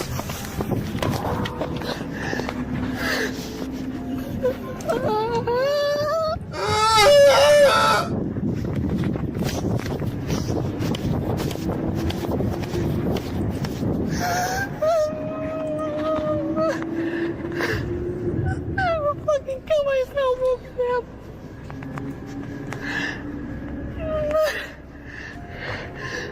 Well, at least if he killed himself, he'd be able to sleep. You know, they kicked him out of sleeping in the bathroom, but that's a surefire method.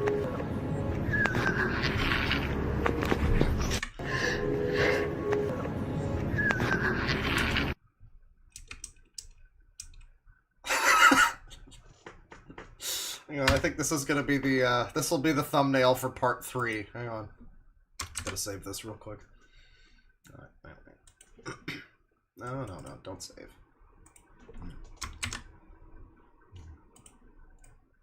Just put, yeah, right here. There you go. There you go. Perfect.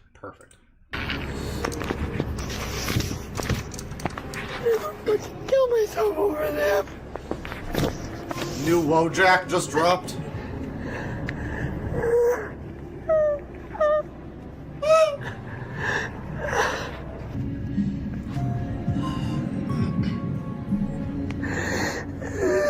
Paramedics or anything? No. Don't even try to help him, sir. He's far beyond your methods. No. I just need some time. What's going on? The fucking security at that hotel right across the street sexually tried to harass me. Alright, so this area is technically closed. Ask you to report property. Just go ahead and call police. Must call the police. Well, call paramedics or something. Go ahead and depart property. I don't want to walk right now. Daniel, you don't... he doesn't exist in reality. It's just amazing. I mean, I assume he's completely unmedicated, so that makes sense. But, like, they've probably tried to put him on something before. I mean, right? There's got to be something. People say he's schizo.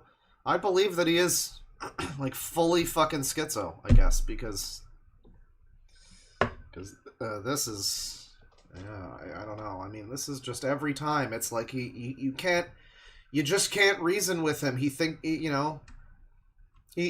that fucking, grass is a drink.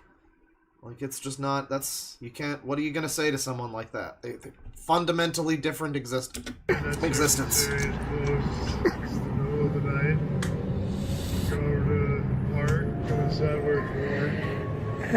Yeah, he got harassed, guys. Yeah. I can't just do that. Why not, sir? Because everywhere I go, I'm being harassed by security for nothing. My lungs feel like they're on fucking fire. Oh.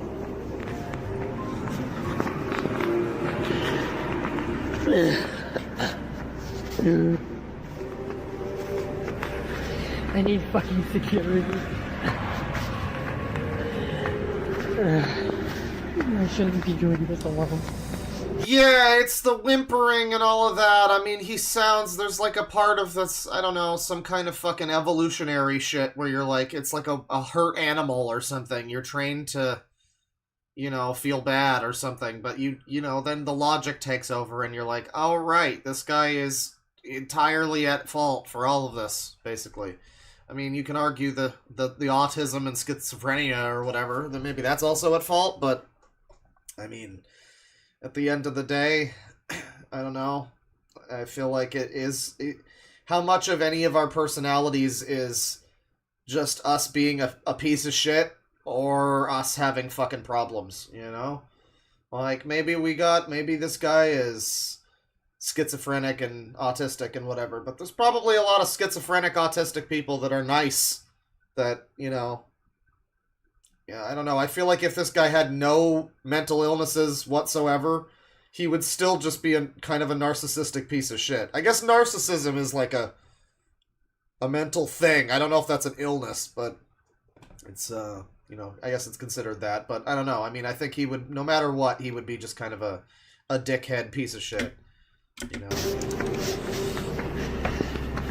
schizophrenia and autism is like the symbiote in Spider-Man 2, which latches onto Mary Jane. So, like, Mary Jane's already an evil feminist cunt. But,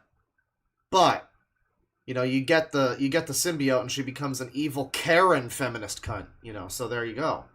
It's just like that. I'm about to break a fucking window. Somebody asked earlier if I'd be interested in doing a transvestigation stream, by the way. I kind of already have been with all these people that think that every woman in every video game is a man now. So, I mean, like, we got digital transvestigation now. It's great. I need to buy a fucking gun.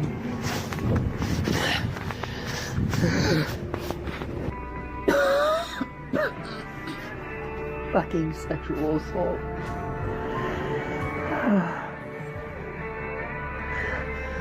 He's lucky I pulled up my pants prior to the fucking video. He's lucky that I pulled up my pants. So I think we all are, Daniel. So are you, probably.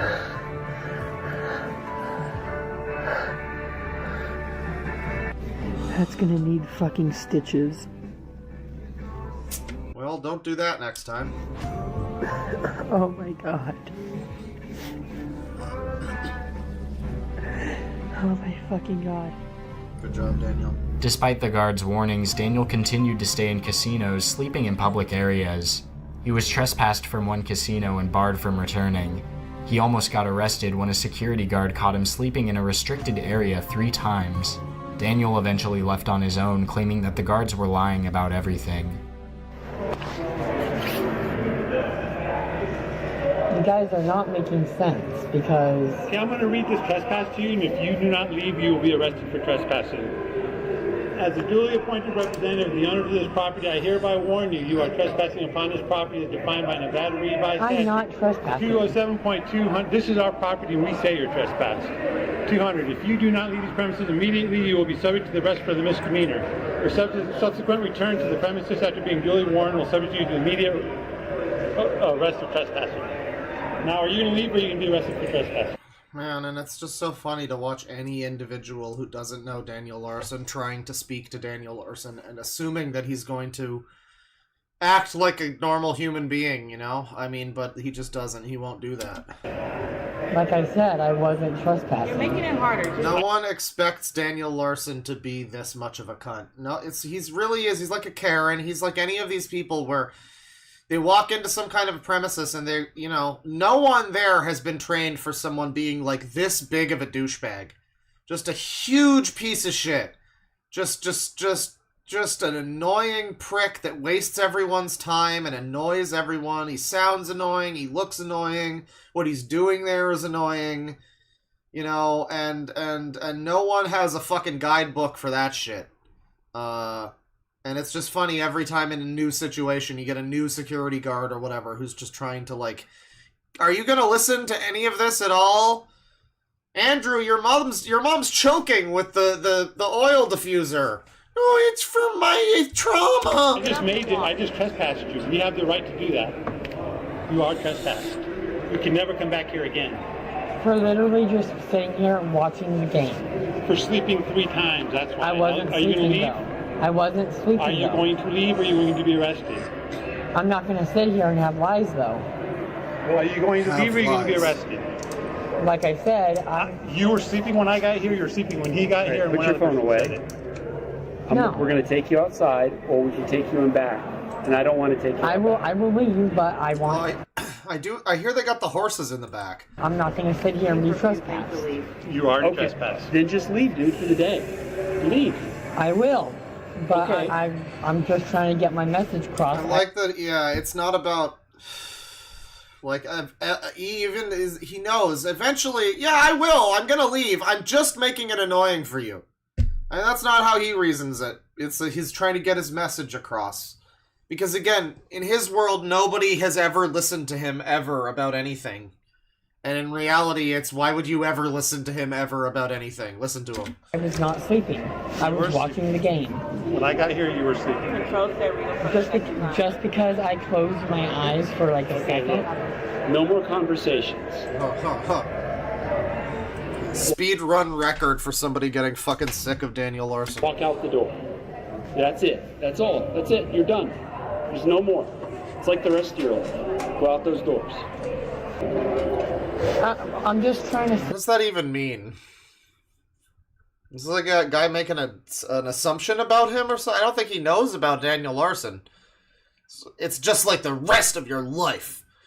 That was just your life! Say that, like, I'm tired of, like... But you can't come in here and sleep. It doesn't matter if you're tired.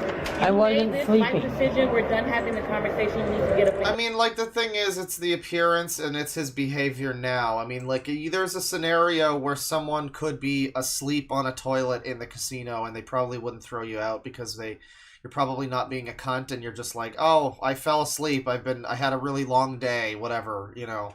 I don't know, whatever, that happens. It's not necessary. If you don't look like you're homeless and, like, have a fucking Rudolph the Red-Nose, then, you know, you're probably not immediately gonna get fucking bum-rushed, but that's what inevitably happens to him, so it's a combination of a few things.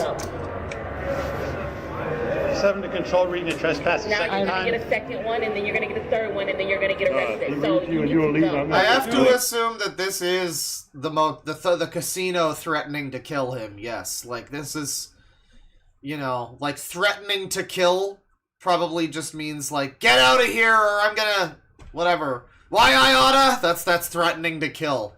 Daniel Larson is the type of person who thinks that retweeting someone is harassing them. That's what we've learned today. Point representative, the owner of this property, I hereby warn you, you are trespassing upon this property as defined by Nevada Revised Statute 207.200. If you do not leave these premises immediately, you will be... Thank you to the super chat people. When we finish this video, I'll get into them, and then we'll start part 2. Maybe we'll get like halfway through. I don't know. subject to the arrest for the misdemeanor of trespass. That's the second time. Third time you're going to jail.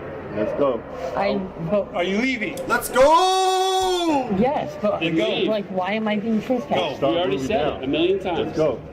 All right, then I'll leave. You guys are But like you won't be hearing the last out of me. lying about everything.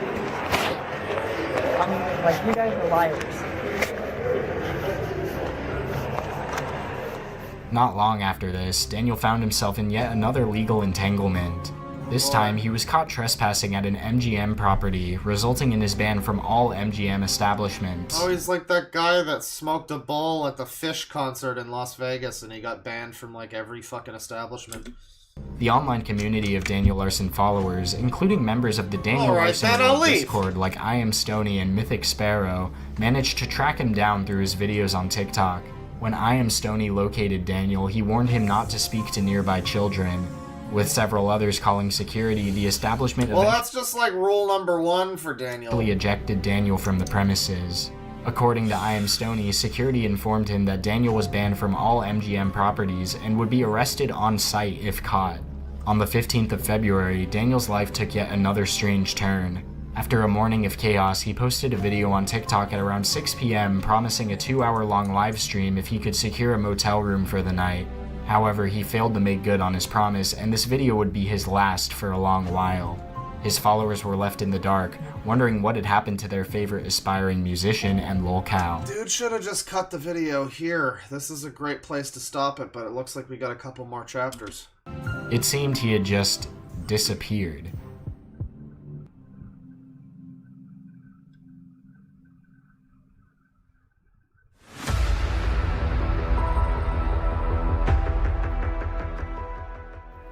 Very dramatic. The Dark Ages, also known as the Larsonian Blackout or the Missing Arc, was a wild period in the Daniel Larson timeline. Danny. It was marked by a sudden halt in Daniel's posts, leaving the entire community. I mean, like, I've seen it before with my chat. You know, some people that join the Discord or whatever, and it's like, you're only into lolcows because they make you feel better that you're slightly better than them. You know, we joke about that, like, the stream makes you feel good about yourself because you're not as bad as these people, but, like, there's some people that take that a little far, where it's clear that, like, wow, you're like 1 or 2 steps removed from being one of these people, but you're laughing at Chris Chan, huh? Okay. Alright then. Yeah, I mean, I imagine that's probably a lot of the Daniel Larson people, is just like, you know, all this "where has our president gone?" Danny Pooh. It's a little much. Confusion. The events leading up to this period included Daniel's ban from MGM properties after wandering around Las Vegas for a few days. Following his sudden disappearance, the Daniel Larson subreddit was made private to prevent it from being banned after Daniel fans brigaded the Las Vegas subreddit and spammed it with memes and missing posters about Daniel. It wasn't until the 22nd of February that a video posted on the r/Daniel Larson subreddit showed a man crossing the street who bore an eerie resemblance to Daniel. The poster claimed to have witnessed him getting kicked off of a city bus in Las Vegas for refusing to pay the fare. He also reported that Daniel looked defeated and sad when speaking to the bus driver. This I mean, he seems like a defeated and sad individual in general. was the first legitimate. Which ribbon is that? What is that? Is that like a BLM? Gaze for turnips? I don't know. I'm trying to see what the black... I don't know what the black ribbon is, but... legitimate piece of information on Daniel's whereabouts since February 16th, marking 7 days that Daniel I was love when they become cryptids. That's awesome. absent. Daniel's sighting immediately put an end to several theories that had been circulating about his situation. But the blackout persisted as Daniel still had no way of communicating with the internet. It wasn't until February 23rd at around 5 p.m. PST that Daniel made his return on a new TikTok account at Daniel Larson LV, uploading a series of videos explaining his absence. In the videos, What the LV? Oh, Las Vegas, I guess. Daniel revealed that he had been attacked by 2 fans who had punched him and stolen his phone. Fans. During the altercation, they also allegedly fractured his skull, which explained the buzz cut he had received while at the hospital. He was also wearing the same jacket that he was spotted wearing in the previous Reddit post. Someone needs to make like a Photoshop version of Daniel Larson if he was handsome, you know? Because he's like, you can almost see a version of him where he, like right here, if you unfucked his face a little bit, he might look, maybe not handsome, but like normal. He might look like Tim Robinson or something. You know, if you were able to because that's one of the weird things. He's got something wrong with him. That's not just the schizophrenia or whatever. He's got like, something is fucking up with his enormous nose. It's not just that he keeps breaking it. He was like that as a kid, and his whole face, he does look like a fucking bird. There has to be some kind of genetic reason for that. I don't know. If you unbirdified him, he could look normal, you know, he's not, like, a little plastic surgery is all he needs, you know? And they also as a famous man, you'd think he'd be able to afford that. He fractured his skull, which explained the buzz cut he had received while at the hospital. Yeah, he'd look normal if his face wasn't entirely fucked in every way conceivable, yeah. He was also wearing the same jacket that he was spotted wearing in the Hurricane previous before Reddit the post. Because he had no phone and couldn't access his donations through apps like Cash App and PayPal, he had to rely on the generosity of his fan base to acquire a new phone in person. Looks maxing? He's already bone smashing. That's true. Daniel also disclosed that he would be receiving $380 worth of food stamps per month, and that he had housing arrangements through a company called Sober Homes. The community breathed a collective sigh of relief as Daniel's return marked the end of the Dark Ages. It had been a worrying period with no updates available on Daniel's whereabouts, the subreddit down, and panic spreading in the Discord. Allegations and theories sprang up from multiple sources and individuals, but fortunately, Daniel's return put an end to the speculation and provided his fans with an explanation for his absence.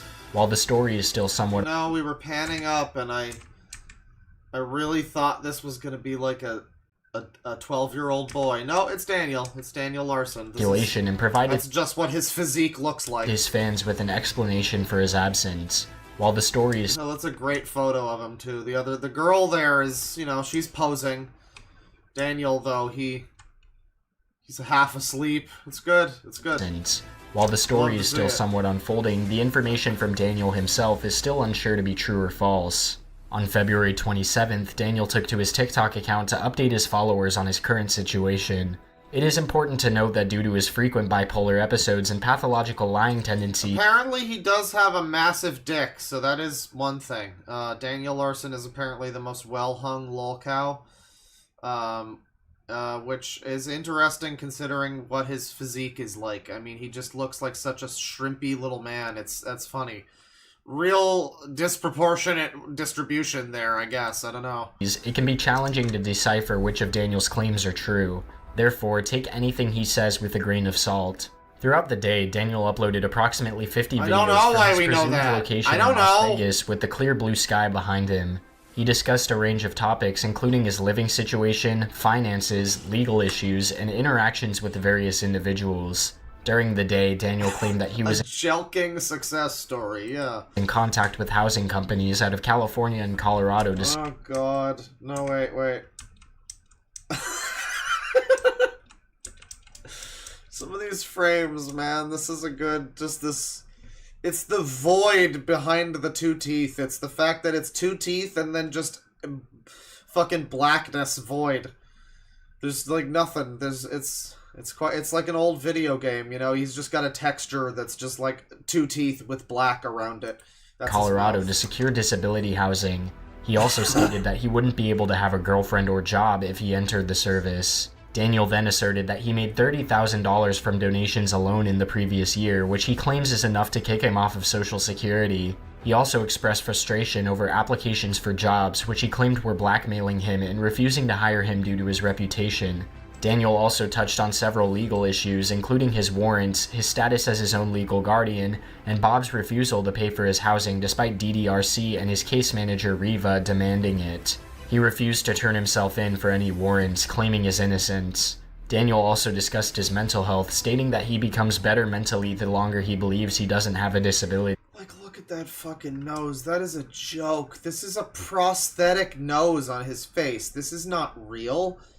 This is like something they give to fucking you know, Jim Carrey to look more like Eggman. What the fuck? How does someone have the nose like this? Disability. He stated that he would be running his finances alone because he doesn't trust anyone else to run it for him. Nose. In one video, Daniel revealed that Sober Homes, the housing Maybe he's Pinocchio, you know? It keeps getting bigger because he's so full of shit. Company that he had previously claimed to have arrangements with had kicked him out of the service because he couldn't afford the monthly rent. He then admitted to putting holes in the walls of his previous disability homes because his caretakers told him he couldn't leave. Throughout the day, Daniel made several references Yeah, to if only he had SSG's hairline and that nose, he would be a fucking quantum specimen. Grace Vanderwall, I don't even know what as that he means. always does. He announced that she was supposedly in Las Vegas trying to find him and begged for her help in several videos. He also requested donations through Cash App, saying he needed $30 to pay his restaurant bill. However, he later revealed that he could not complete the transaction due to his debit card declining, and that he had since been banned from the shopping center he was at. In a particularly distressing video, Did the shopping center threaten to kill him? Daniel appeared to be crying and stated that Bob, on the phone, had threatened to buy a gun if the state didn't provide housing for him. In another video, Daniel claimed that he was in danger and needed Grace's help urgently. He posted the video from a restaurant booth at Like, Daniel Larson is the perfect example of someone who, you know, depending on, like, he can make the perfect... He would be the perfect catfish on Tinder or something, because, like, you know, you see an angle like this, sure, he doesn't look that handsome, whatever, but he looks like a pretty normal guy, right? You know, he's got so many, like, fat girl angles, where it's like, if he just turns slightly, like 2 degrees, you kind of forget that he's got the enormous fucking nose and the weird sunken eyes and the tiny buck teeth. But then, like... Daniel claimed that he was But then that ends. in danger and Then that illusion ends quickly. needed Grace's help urgently. He posted the video from a restaurant booth at Dave & Buster's, and his phone camera appeared fuzzy and blurry, giving the impression of the fog era. Daniel was later kicked out of the Dave & Buster's for dine and dashing, and was subsequently banned from all Dave & Buster's locations nationwide. He then made his TikTok account private. On March 1st, Daniel's TikTok account became public again. He posted several videos showcasing his limbs, which revealed many scabs on his skin. Daniel stated that the hospital required him to have permanent housing before receiving treatment for his scabies, which is a long treatment. He was also attempting to contact Bob to obtain a free bus ticket back. You know, and then this becomes like, you know, there's an element of this where it's like, wow, so he's supposed to have housing so that he can get his scabies fixed. Is that true? That sounds like it wouldn't necessarily be true. Maybe, depending on how the treatment is, I guess. He might need to be at home for it for like an extended period. But, I mean, it sounds like, you know, it's one of those system fail things. It's like, oh, how's he gonna get a fucking house if he's got scabies, you know? But then you remember again that it's Daniel, and that this is him after slipping through all of the other fucking pachinko pegs. And, you know, this is the end of the fucking board, you know? To Denver, although it is unclear if this Bob is an impersonator. Daniel also posted a photo of his lunch and explained that he needed verified family to pick him up from the bus station to obtain a free bus ticket. Daniel expressed his frustration with the situation, calling it really fucked. He also claimed that Bob had sent him to California, but he had recently lost contact with him. Daniel then recorded a small group of people in a booth across from him in the restaurant, stating that they had been talking about him nonstop for an hour. He also made many other statements inside the restaurant, causing some commenters to question if he was on any drugs, or simply just having a schizophrenic episode. No, don't worry, people. Daniel's just like this. Daniel left the restaurant and threatened to light fireworks in a casino, which led to his TikTok account, Daniel Larson LV, being banned due to the casino threats. He then created a new account called he threatened to kill the casino. Wow. Daniel Larson. What a twist! Forever on TikTok. Since Daniel's Las Vegas arc began, he remains homeless and is likely still infested with scabies. He has also been banned from 18 out of the 29 casinos on the Las Vegas Strip. It is still unknown as to who exactly Daniel's alleged attacker was when he went missing. However, fans have jokingly suspected it to be Grace Vanderwall's IRL boyfriend, who ironically matches Daniel's description of the attacker being an African-American male adult with dreadlocks. On March 2nd, the Daniel Larson community was left reeling when news broke that he had been arrested for trespassing at a casino the night before. Redditors were... See, like, I feel like, you know, our universe, the real world that we live in, Daniel Larson is the closest thing that we get to, like, a Batman supervillain. You know, we don't really get, like, a real Batman supervillain. There's a couple of cases, but I mean, like, lol cows, you know, like, these types of people. This is sort of our universe, because, you know, people are describing him in chat like an escaped monster from some kind of genetic, you know, testing facility or something. I'm just thinking about, like, oh, Man-Bat got away again. You know, Batman tracks him down. It's just Daniel Larson's face on, like, a chicken body with, like, horrifying fucking wings and, like a lizard tail or something. You know, he does battle with the Batman, and then, you know, I mean, I don't know, Batman gets him some fucking treatment or something, and then he becomes, he goes back to Arkham, basically, and he just escapes again in, like, 6 months, you know? That's basically the lolcow cycle, but in our universe, it's, like, significantly more mundane. You know, but it would be the same thing. If we lived in Earth 616, this would Daniel Larson would totally be like a fucking Spider-Man villain. It would be great. Quick to share the news, with user Coyote50 offering up the details that he had gleaned from the LVMPD security team. As of right now, he is in Club Doom is basing his next album around Larson being an RE zombie. That's pretty cool. I like that. In custody of the LVMPD. He was confirmed arrested and trespassed from a casino last night. I have verified this information with their security team and the LVMPD. Do not try to call or interact with anyone in regards to this. Let the professionals handle this. Update, 15:30 Las Vegas time. He has likely not yet been charged or booked into any detention centers in Clark County. He was likely sent to a medical facility but will transfer to a jail afterwards. We will likely know tomorrow.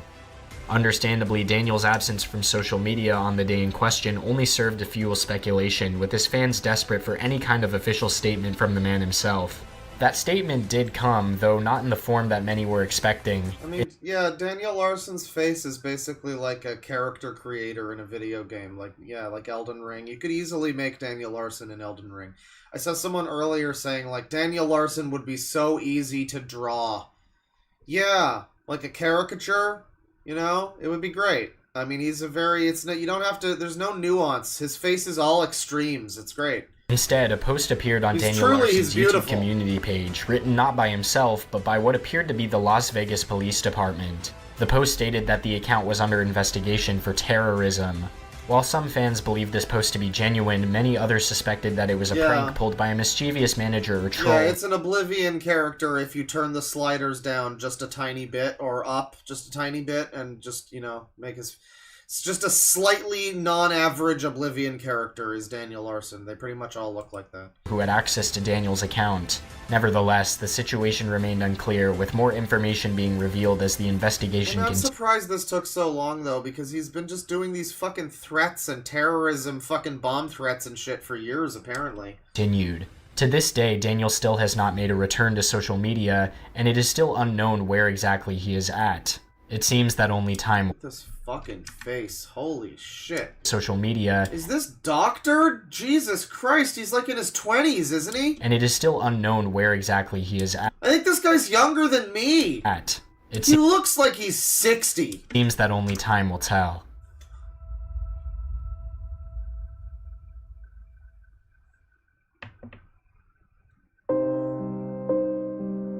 Might be fake.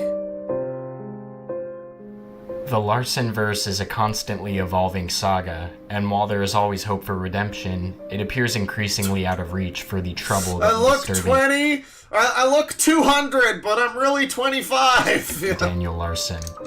His behavior continues to surface, revealing a pattern of illegality and creepiness that harms not only himself, but also those around him. The only recourse may be institutionalization, but the ending of this story remains to be seen. It sure did remain to be seen as of March 15th, 2023, but since then I believe the story has continued for sure. Despite this uncertainty, it is clear that Daniel's plot armor will likely never fade, as he continually feeds into his delusions and the lies that his trolls feed him. It's frustrating to witness the incredible fortune Daniel was given, receiving free housing in Denver, a pleasant location, only to complain about it and destroy walls like this a fucking guy gets it. He's such an ingrate. He's an ungrateful ingrate. brat until his care providers kicked him out. While it's true that most unhoused people face significant challenges with shelters, including theft and bed bugs, it's still a better option than having no shelter at all. Daniel would have been better served in Colorado or California, where better services are available, as the Vegas Strip is probably the worst place for someone like him. The influx of money in this area means that anyone not spending will get blacklisted pretty quickly, and given his behavior, his face won't allow him to step foot anywhere.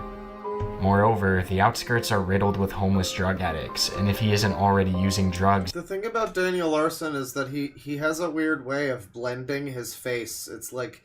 I could totally believe that other picture of him where he looks like 100, is actually him and not doctored. Why would it be doctored? This video doesn't seem like it's necessarily making fun of him or shoving memes in our face or whatever, like I would, like a stupid asshole. This is trying to be pretty serious, so I feel like that's probably just a weird picture of him where he looks 100. But then you get this where he looks too fucking smooth. What happened here?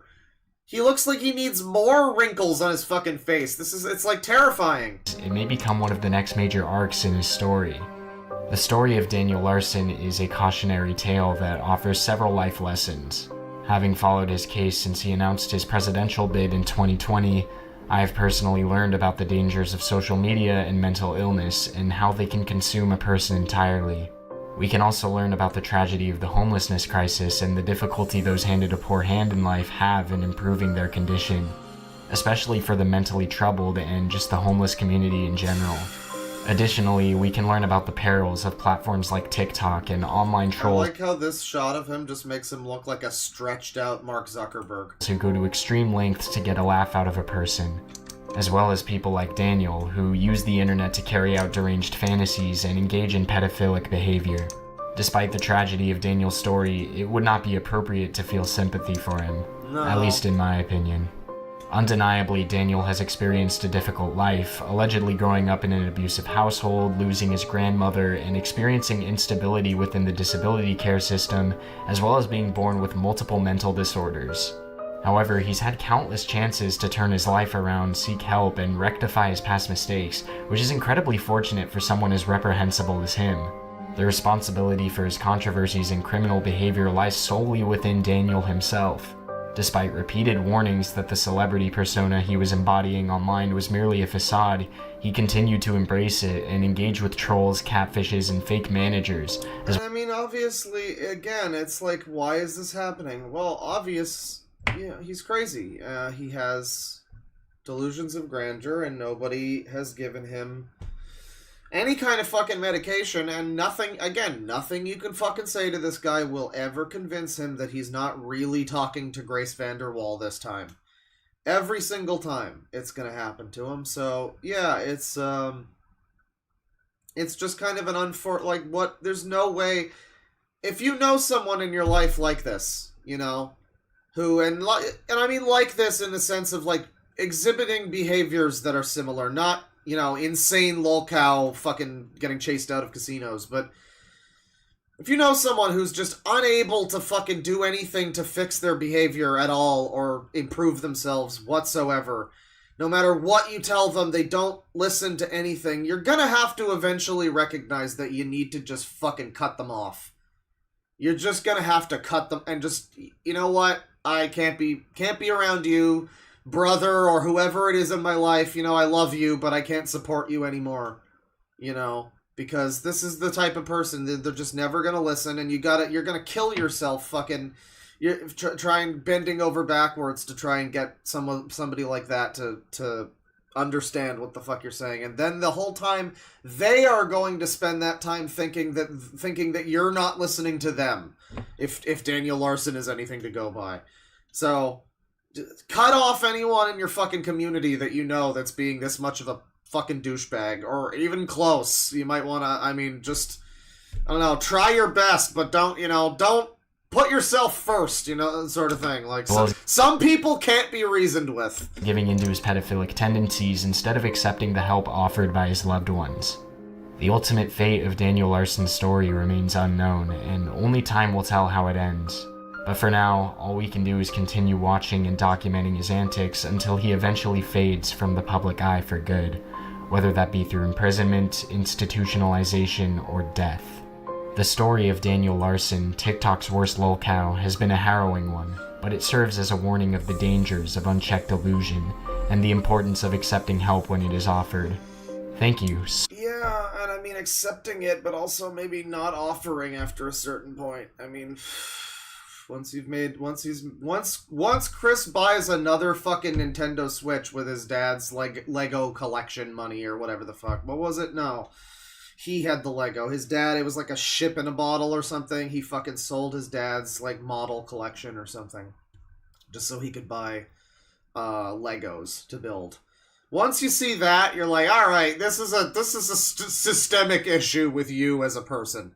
This isn't gonna be fixed. Nothing I can do is gonna help this situation. So much for joining me on this journey, and I look forward to seeing you all in the next installment, if that day ever comes. Alright, well, thank you, Kusari. We're gonna read some super chats here that I missed, and then we're gonna watch part the second.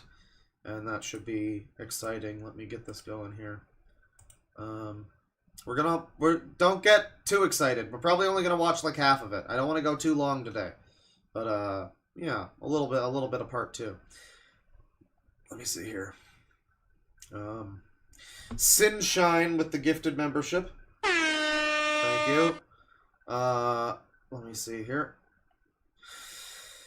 $5 from Theodore Hodbor. You should check out Fenna again, the furry thing from Doug Walker's The Wall review. They wrote a book that sounds weird, gross, and fucking insane. Well, that sounds awesome. I'm down for that. Well, I know about the book. I mean, I've heard about the book. It's like over 1,000 pages. I don't know what I'm gonna do. I'm not gonna buy the book. And, I mean, I can't really just read the whole thing on YouTube. That's like a copyright thing. But, I mean, I could, there's probably some stuff about the book that I could maybe look into. I don't know, maybe, because I've heard it's pretty bad. It's very, very long. I kind of wanted 372 pages to look at it at some point, but they've got other stuff going on. $5 from Ty Doug. Have you thought about a Transvestigator stream? I've done them before. I don't know if any of them are public or available in any fashion, but I have done them. It's been a while. We are in Pride Month, so maybe it would be a good opportunity to do some more of that. I haven't, like I say, it's been a while, so I don't know if they're up to anything new. I mean, it's interesting over the course of time to see how some of this bullshit evolves, and you can see the little intricacies of, oh, now they're, like, using AI to do this or that, or whatever. I mean, I don't know. But it would be interesting to catch up on the Transvestigators, that's true. Not today, but another time. $2 from Shun Kurosaki. Yes, the Sov sits are 1A wackos. I do enjoy some easements in my estimation. I think the easements... The easement is an underrated, construction, frankly. Snelluck with the 8 months membership. I don't even know how many that was. I second the 1A suggestion. Need me some... Yeah. $5 from Wing of Ghidorah, Xbox Fan 1998. I think I overused the username, so I shortened it to something reasonable. Well, it was getting to the point where it was, like, going off the screen when you would super chat. That was funny, though, so I mean, I don't know. You keep evolving it. Like, it's cool to have it short now, but... it's like hair. Let it grow out, and then you gotta cut it off eventually. But, you add new things to it as you think of them. It's just like, you know what I really like? The show Monk. Yeah.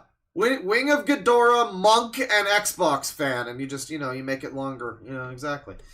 $5 for Masterati. Daniel looks like he'd fit in with the starving bandits from Kenshi.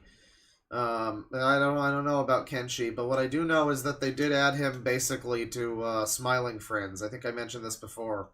The new Smiling Friends season apparently has what's his name? Gwimbly? Something. It's basically Daniel Larson, which is cool. I know that the puddle on the pizza place floor, or what I think it was Pizza Place, in the first season, that was supposed to be Chris Chan, but then he fucked his mom, so that didn't happen. And then season 2 has... I don't know if he was ever going to be voiced by Daniel Larson, but it's based on Daniel Larson for sure. In fact, let me see here. Gwimbly. Smiling friends, but it's only Gwimbly. Oh my god, why is Gwimbly just Knack? What the fuck? Stop, man! Stop it, but buzz off, why don't you? The red guy's threatening to drown me! The red guy's threatening to drown me! Oh, cool, rock on, brother. I wish this red thing appreciated me like you do. I hate this red thing, I spit on you. I don't... So that's Daniel Larson in Smiling Friends. There he is.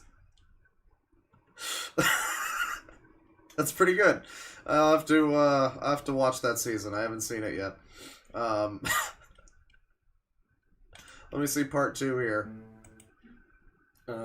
Daniel Larson. So I think I only got to a little over halfway through part 2. And that's when I was like, you know, I should actually just watch these on stream. So I've basically watched most of it at this point. But, you know, I don't remember most of it, so it's fine. I wonder what we're getting into in this one. All the chapters are just called chapter and then number. So it's hard to tell, like, what's going on in which chapter. But that's okay. We're starting out here. Part 2, Kusari. Daniel Larson documentary. You'll never see it coming.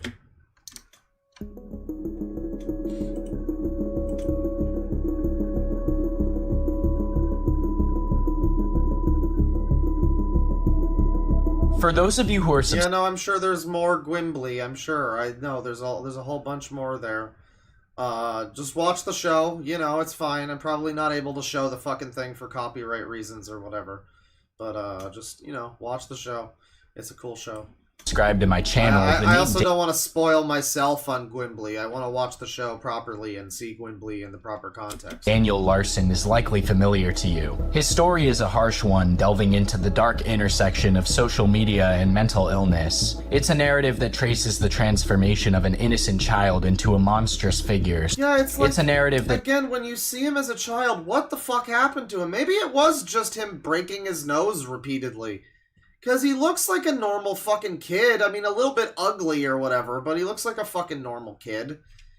He really did just fucking fall off. He fell off. Traces the transformation of an innocent child into a monstrous figure, stripped of everything and everyone. I previously covered Daniel's life in a comprehensive documentary on my channel, which not only became my most popular video by a wide margin, but also stands as one of the most thorough accounts of his tumultuous journey available on the internet. Initially, I hesitated to create a direct sequel to my original Daniel video for various reasons.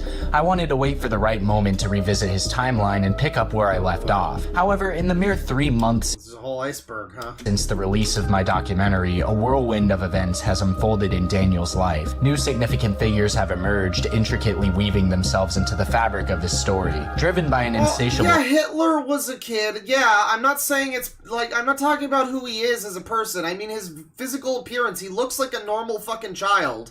And then now as an adult, he's a weird, demented bird Gwimbly creature.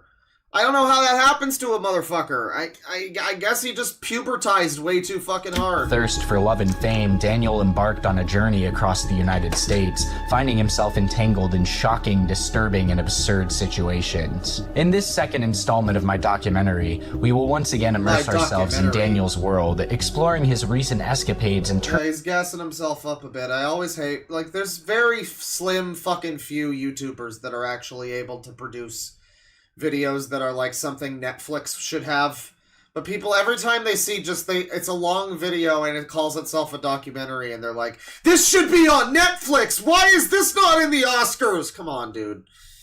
Come on, man. It's a good video. It's a good YouTube video, but like... turbulent travels as he transverses the nation. Brace yourself for encounters with adversaries and unexpected alliances. Before we dive into the depths of Daniel's current narrative, I want to remind you, the viewer, that this video is a direct continuation of my previous Daniel video, the Daniel Larson documentary. If you have not watched it, do we need the text on the screen? Or are not up to date with the events in Daniel's life as of March 2023, I highly recommend you watch It's just weird the way it like scrolls the text like it's a sing-along video. Watch it to familiarize yourself with the context. Many of the events in this video require a solid understanding of the preceding events, so it's essential to catch up before delving into this installment. Furthermore, I must provide a warning. The contents of this documentary will contain extremely sensitive and It says they think he was probably sexually assaulted by Bob. I mean, what reason do you have to say that? Bob seems nice. I mean, unless there's something, maybe there's not something I know about Bob. You know, I mean, I'm willing to change my tune, but Bob just seems like a beleaguered old man who tried his best. I don't know. disturbing material. If you're sensitive to any of the listed topics displayed on the screen, this video, along with my previous Thank you for the trigger warning about doxing. I appreciate it. one, may not be suitable for you. Thank you for the trigger warning about IRL. Bullying. IRL, okay. Well, thank you. Thank you. Animal neglect? Not even like abuse or torture, just... It's like, just not like playing with the heckin' pupper. This is what Reddit has done to society.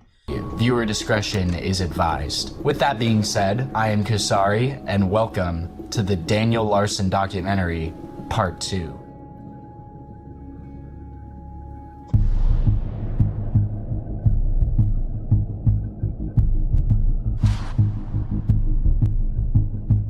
Daniel is missing.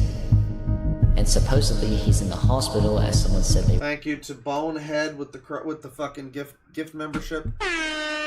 Yo. Working near the Las Vegas Strip. Oh yeah, neglect is abuse. Take a man who looks like Daniel. Just say abuse then. Oh. I wonder what will be the end of this whole thing. Okay. Hello, everyone. I am okay. I was in another attack. I will try to keep everyone updated. Stay tuned. He was in another attack. A bird hit him in the head, and you know, that was his engagement for the day. Hello, everyone. So I have made it to Tucson. And Yo, we're getting it! I am. We're getting the thing I wanted in the last. Okay, this is good production value now. We're getting the world map, Indiana Jones. Da da da da da da da da da da da da da da. There we go. Paso, Texas. Hell yeah, dude. And apparently he's trying Beautiful. to take a trip all the way to New York City. And he's going to make it there by hook or by crook, by begging for it or by sneaking on to the wrong bus. This is a shout out to Joshua, World of T-shirt. It says, as a Jewish, Daniel cannot be anti-Semitic with that schnoz. He can't. I won't allow it. Listen, the word. There you go. The words just come down from the High Council. So, I mean, sorry, Daniel. You're not. You better clean up your act. Still waiting for the boxing match. We'll have that in 2023.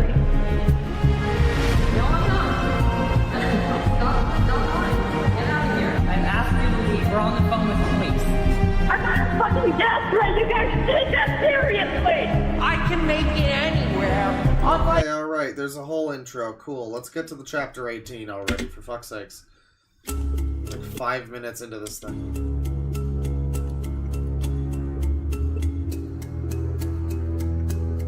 The Odyssey. The last time we visited Daniel, he had been arrested on the night of March 1st for trespassing at a casino. Multiple Redditors reached out to casino security and the LVMPD confirming the incident. That's the worst thing that could ever happen is you get a phone. You know the fucking the Ronald Reagan quote about the government? No. Hi, I'm from Reddit and I'm here to ask you a question.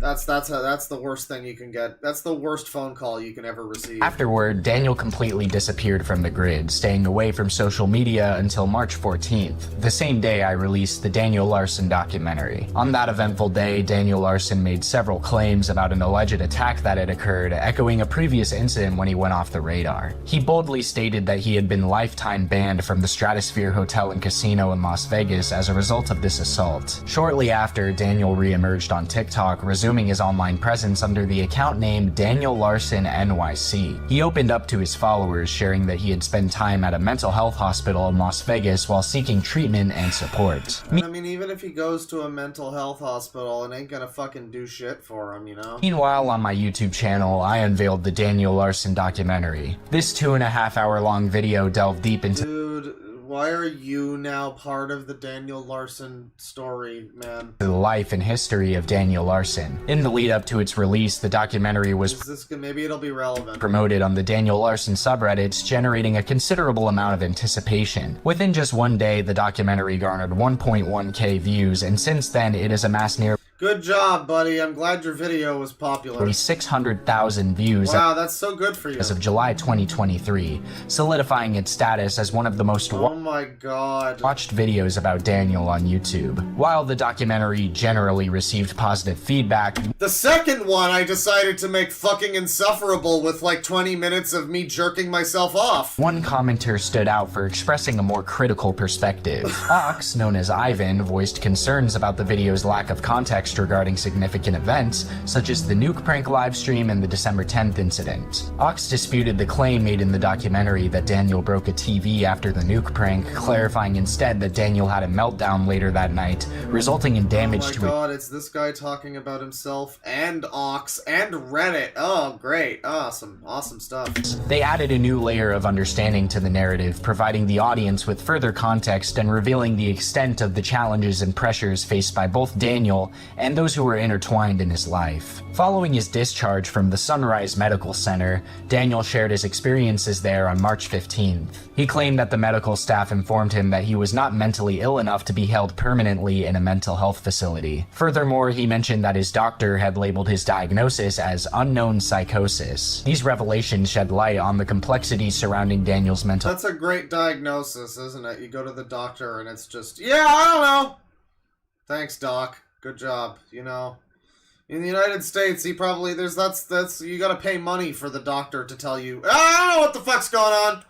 health and the hurdles he encountered in receiving appropriate care. The next day, Daniel uploaded a video revealing physical pain. Concerned, a stranger approached He went to the doctor and the doctor just said, "Can we fix it?" No, he's fucked.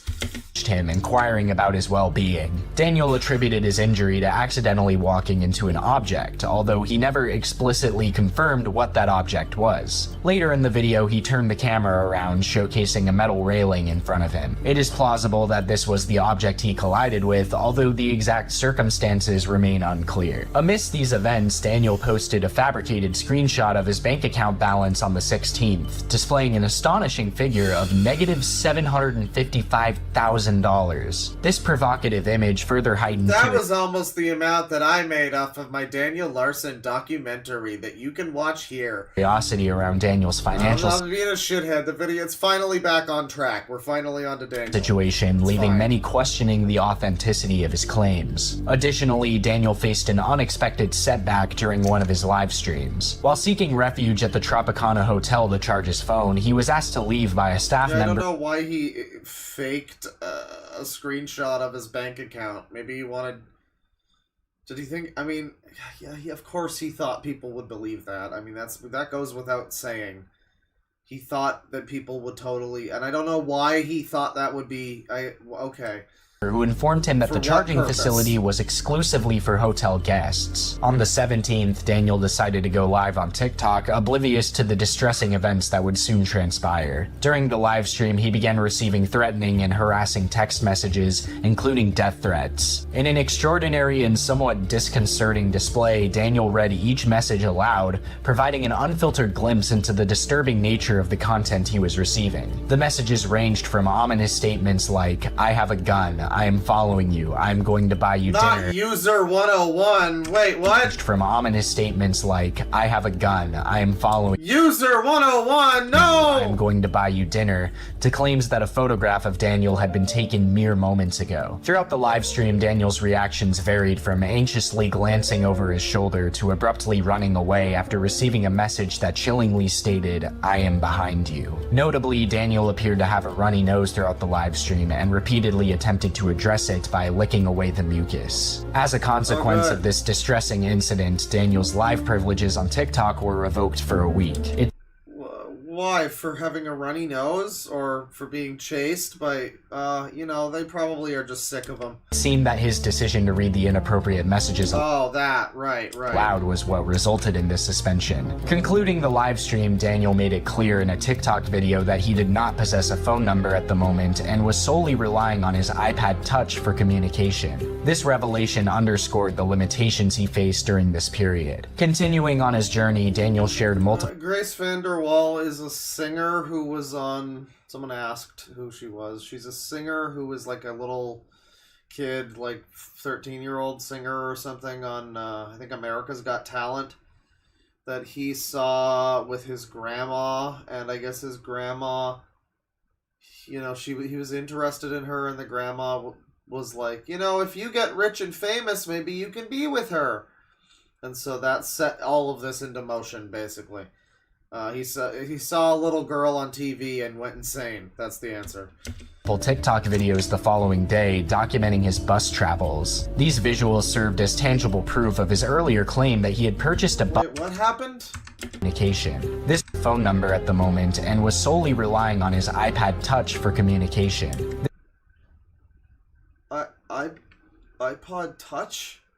I think he said iPad Touch. This revelation underscored the limitations he faced during this period. Continuing on his journey, Daniel shared multiple TikTok videos the following day documenting his bus travels. These visuals served as tangible proof of his earlier claim that he had purchased a bus... iPod Touch, though, that's an old one. Man, that's gotta be an unfortunate thing to be saddled with in the fucking 2020s or whatever era this is. Ticket and was en route to his next destination. The footage captured moments of his departure from Las Vegas, symbolizing a significant shift in the ongoing narrative. Throughout the day, Daniel diligently kept his followers updated throughout the community section of his YouTube page. Responding to a comment inquiring about his future plans, he revealed that he would be staying in Phoenix, Arizona for a few hours before heading to his next destination, New Orleans. Looking ahead, Daniel disclosed on the community section of his YouTube page that his next move would involve taking a bus to Tucson, Arizona. The unfolding events continue. You know, yeah, he only had a Sony Walkman to get on the internet with. It was a real rough time for him. Continued to captivate the attention of his audience, who remained eager to witness the next phase of Daniel's ongoing journey. Well, he ran out of... His phone stopped working. His iPod Touch, you know, it didn't work anymore. He started recording himself with a Game Boy camera. That wasn't a great era, you know. Oh boy.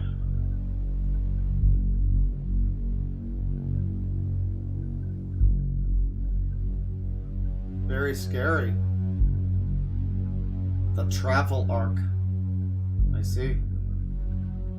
Go from Phoenix, Arizona. After embarking on a bus journey from Las Vegas, Nevada, Daniel Larson reached Phoenix, Arizona on the 18th of March. In his first video following his arrival, Daniel expressed gratitude to his viewers by giving Cash App shoutouts to those who had donated to him. Throughout the day, he continued to upload videos acknowledging donations, including one where he thanked a contributor named Ariana Grande for a generous $70 donation. Alongside these shoutouts, Daniel showcased his creative side through a series of rap videos that reflected his new surroundings. His lyrics contained whimsical references such as, "I stand up here next to the Sphinx," and "I can't wait to taste the cat in the witch's brew."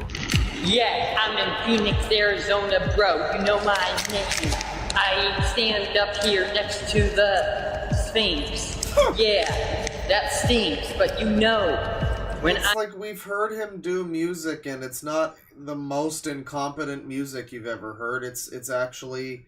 It's not good, but it's like completely middle. It's like his music literally sounds like "Can I Borrow a Feeling?" That's what it sounds like. I mean, I don't remember what that actually sounds like, but like that vibe of like depressed dad, sad guy music that no one would ever really listen to.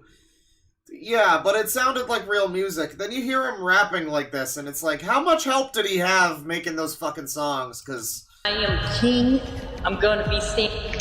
Yeah, I'm the monkey. I'm the Sphinx.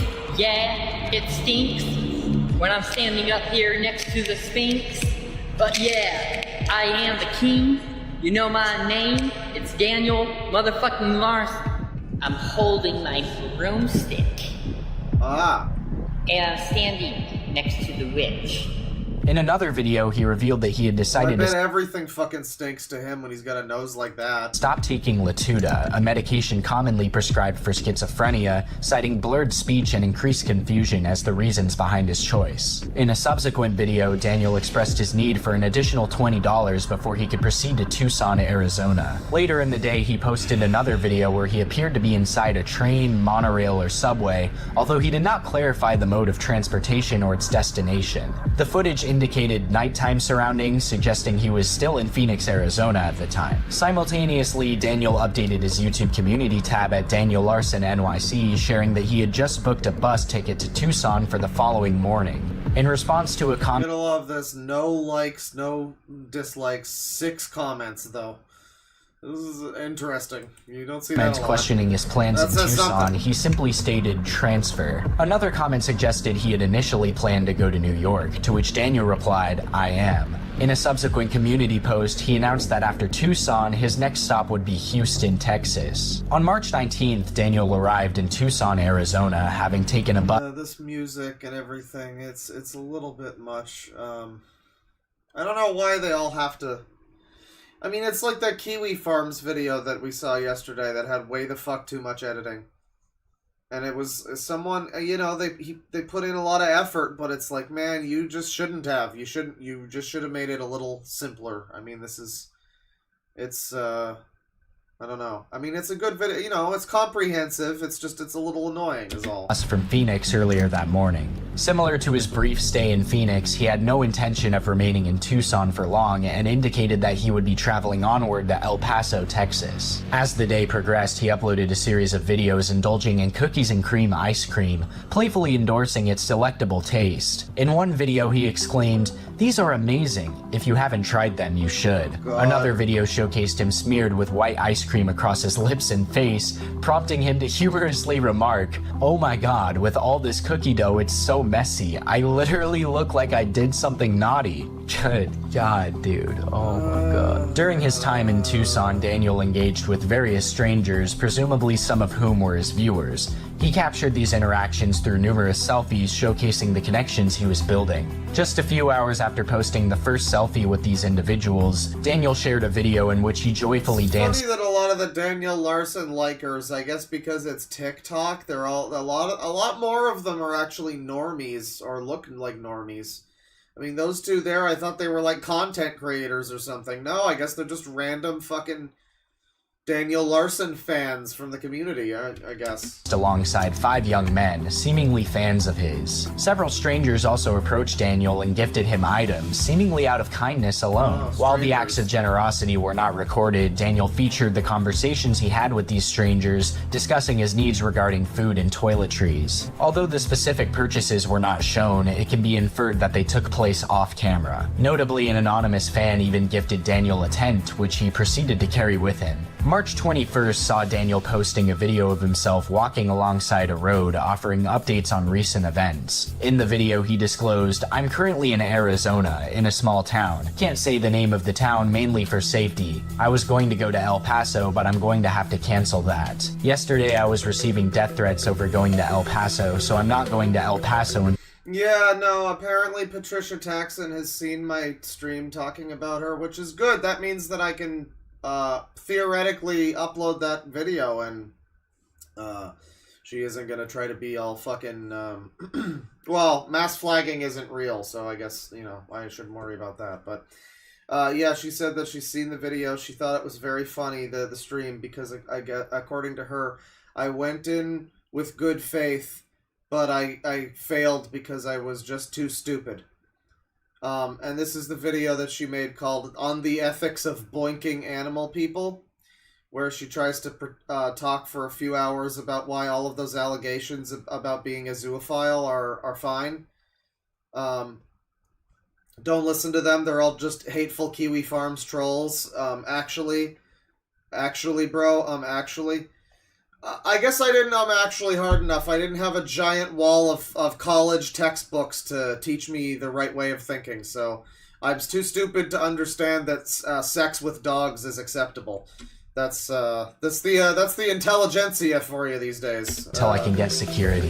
While Daniel chose not to disclose the town's name, observant users on the subreddit were able to identify his location based on a previous video in which he visited a veterans memorial. Using Google Maps, subreddit members determined that the memorial was situated in Benson, Arizona, approximately 50 miles southeast of Tucson. Daniel proceeded to upload more videos as he strolled through Benson. However, due to windy conditions, the audio quality was compromised, making it challenging to grasp all the details he shared. On the early morning of March 22nd, Daniel Larson challenging to grasp anything he shares. Found himself in a parking garage, realizing that he had boarded the wrong bus. Instead of reaching his intended destination of Roswell, New Mexico, he ended up in El Paso, Texas, his original destination. Oh my god, Daniel! How'd you manage that one, Daniel? In a video he posted, Daniel shared the details of this unexpected turn of events with his viewers. During his time in El Paso, one noteworthy incident involved an individual referred to by Daniel as C. Daniel took to his YouTube community page to express concerns about this person, who he claimed was threatening him. He posted cryptic messages like, "C, stop texting me," and "C, stop messaging me or I will fix you and your family on TikTok to the FBI and tell the fans to press charges." Jesus Christ. The identity of C remained a mystery, with Daniel only referring to it's like the Indian scammer folk when they call you up and they start saying "see," and it's unclear if it's like, "now see here," or if they think "see" is like not a Spanish word. They're like yes, but it's "see."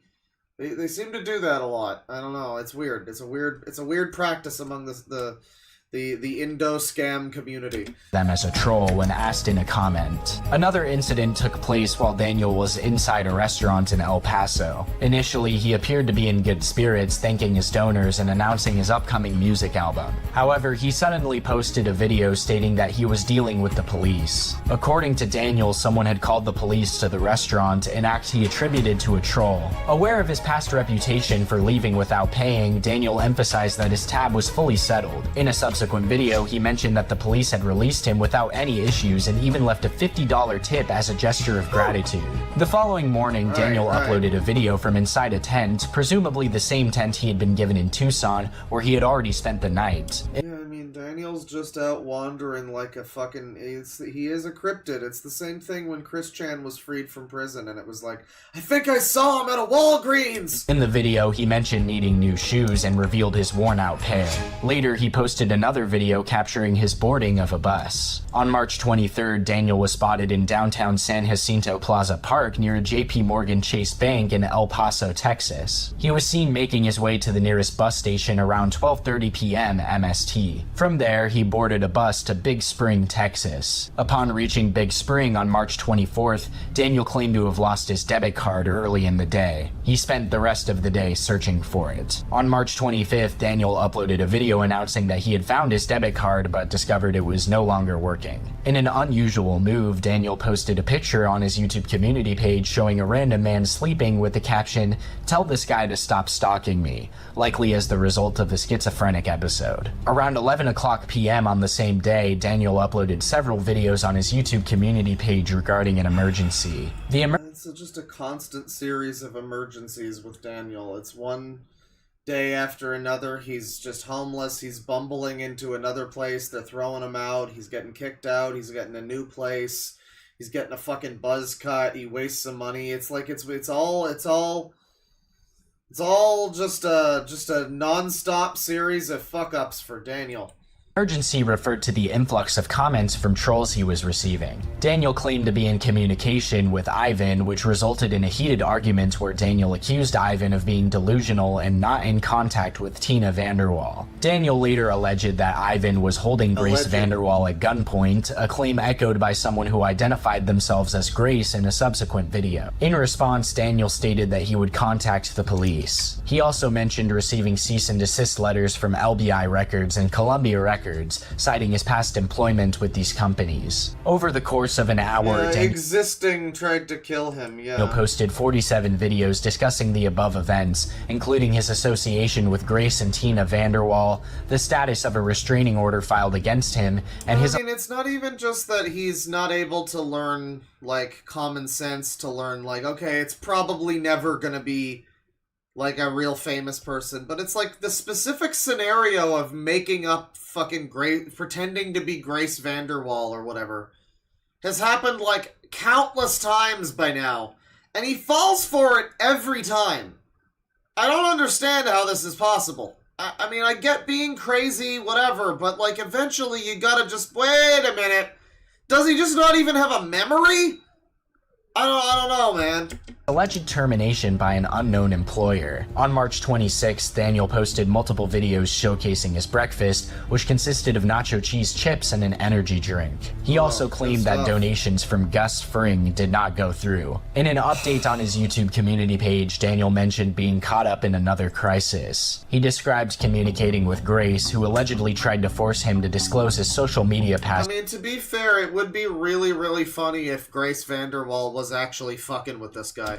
And eventually resorted to threatening. It's most likely not the case. I think she's just, like, scared of him and wants nothing to do with him, probably. But, it would be if, like, she had, like, a secret Skank Hunt 42 account, you know? She just, like, secretly trolling him, telling him he looks like a bird. Physical violence. In a YouTube community comment, Daniel stated that his debit card was working again, but noted a discrepancy of around $60 in his bank account. He later announced his plan to go out for lunch and shared multiple videos of a dog, expressing concern that it might attack him. Out of paranoia, Daniel declared that he would fucking murder that dog if it attempted to bite him. He further uploaded a video featuring a company... Someone says he knew he admitted a few times to knowing it wasn't true, but he wanted to will it into existence.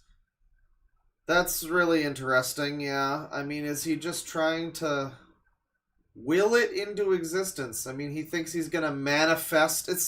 Well, this is a thing that, like, stupid people believe, though. Because, like, you watch, whatever, The View or something, and there's always some fucking story that's like, did Pharrell Williams manifest his fucking fame? Like, this manifesting thing that, like, people apparently fucking psychically... what was the one? It was like 10 years ago. Nick Cannon, I think, was supposedly manifested his relationship with, fucking Mariah Carey, I think it was. And he went on, like, late night shows like, yeah, I manifested it. I just wanted it to happen, and it happened. And I guess that's a thing that, like, maybe that Daniel Larson, maybe he believes that you can just... And Grace Vanderwall will show up at your door. Like, if you just concentrate really hard, it'll happen. Car inadvertently revealing his location to fans. Feeling that his location had been compromised again, Daniel announced that he would not stay there much longer. Shortly after, Daniel uploaded a video with someone off camera holding a phone. The video captured a phone conversation with a person claiming to be from MGM Security who had allegedly kicked Daniel out. Daniel inquired about the reason for his removal, to which the supposed security figure accused him of having scabies, being a pedophile, and having an interest in children. Daniel vehemently denied these allegations, stating that legal action had been taken and that his social media accounts were hacked in 2021. This is starting to just kind of run together, you know? He claimed to have won a court case related to the matter. It's a soup of, you know, various misdeeds and homeless bullshit and craziness. The caller then requested a $10 donation from Daniel, but he explained that his management handled his finances. When asked if he would take a picture for his management, right. $5, Daniel declined. Is that another one where he knows the managers aren't real? He knows they're fucking with him, but he just hopes that they'll... What, in, like, a movie? He hopes they're gonna, like, manifest and suddenly become... I don't know. I don't know what that's supposed to be. The video abruptly transitioned to Daniel sprinting towards the restaurant's front door, where he filmed a red pickup truck, the same vehicle the person on the phone had allegedly entered. 4 hours later, Daniel uploaded another video claiming to have taken a bus and arrived in Wichita, Kansas. However, this claim was impossible since the journey from Big Spring to Wichita takes around 17 hours. Wichita. Later that day, Daniel made numerous posts on Who's your favorite Dragon Ball character? Mine's Wichita. TikTok and YouTube, alleging that he had been stalked by a white pickup truck for several hours. What's your guys' favorite animal? Mine's Wichita. In the videos, Walmart signs were visible in the background. Daniel also mentioned that some of his fans were calling the Big Spring Walmart to have him expelled. Additionally, he claimed that an unknown fan was waiting outside with a gun. Daniel decided to document his adventures in the big city by going live on TikTok. He started the live stream by hiding behind a shopping cart in a Walmart parking lot, claiming that the white pickup truck was waiting for him. He informed the viewers that he had notified the store's security about the situation. According to Daniel, the truck's owner had strategically parked to maintain a clear view of the parking lot. He also recounted an incident before the live stream where he tried to leave the store but felt that the white pickup truck was following him, prompting him to return inside. During the live stream, an employee confirmed that they had checked the parking lot and found no sign of a white pickup. See, I really do want to have some kind of a website made that, and I know I've had people explain to me that it comes across as kind of fascist or something, to have a website where you categorize crazy people by like tags. But that's what I want. I want to be able to like sort crazy people like it's a fucking, you know, I don't know, like it's a search engine for, you know, just tags of like, I want a guy who gang stalks, I want a pedophile, and I want, you know, a homeless guy, and bing, bang, boom, you get like Daniel Larson and like probably like 5 others, you know, and people can go in there and they can tag their own lolcow with their own tags. It would be great. It would be great. I mean, but people are like, oh no, that's like, you can't categorize humans. That's like, I don't know. That's like Inhuman or something. I mean, a bunch of fucking losers. I don't know. I'm just saying it would be funny. Truck. Daniel then left the store and showed the empty parking lot as quote-unquote evidence. Although the white Kiwi Farms has, I guess you can sort by horror cows, but you can't. Can you like combine multiple tags on Kiwi Farms? I guess maybe. I don't know. I'm thinking of something more like a fucking like Rule 34. You know, one of those like a porn site. You're just like, I want big tits and I want dead people. All right, and search. There we go. Pickup truck was nowhere to be seen. A black pickup truck drove past Daniel and parked in front of the store, I guess they do have his suspicions. thread Fueled tags. by paranoia, Daniel took cover behind a vending machine. Eventually, he decided to escape a nearby gas station and sprinted across the parking lot, claiming that a white car was trying to catch up to him. Seeking safety, Daniel entered the gas station and asked the cashier to call the police, explaining that he was being stalked and receiving death threats through the livestream chat. Another employee offered to make the call on his behalf. As they waited the arrival of police, Daniel shared details of his internet fame and discussed his alleged stalkers. When he described the vehicles involved, he and the cashier ventured outside to search for them. However, they concluded that the parking lot was clear. Daniel returned to the store and continued observing for the black pickup truck. Eventually, he claimed that the white car had returned and showed it to an employee. The employees, having already done their best to assist him, asked Daniel to leave the store, and he complied. Outside, multiple customers and employees assured him that he was safe. For the remainder of the live stream, Daniel walked along random streets, delivering motivational speeches. He spoke... Can you imagine being the other homeless guy down on your luck? You encounter Daniel Larson to come along and just... pick yourself up, dust yourself off, turn yourself in the direction, and go. You are beautiful. Your life has meaning. Thanks, Daniel Larson.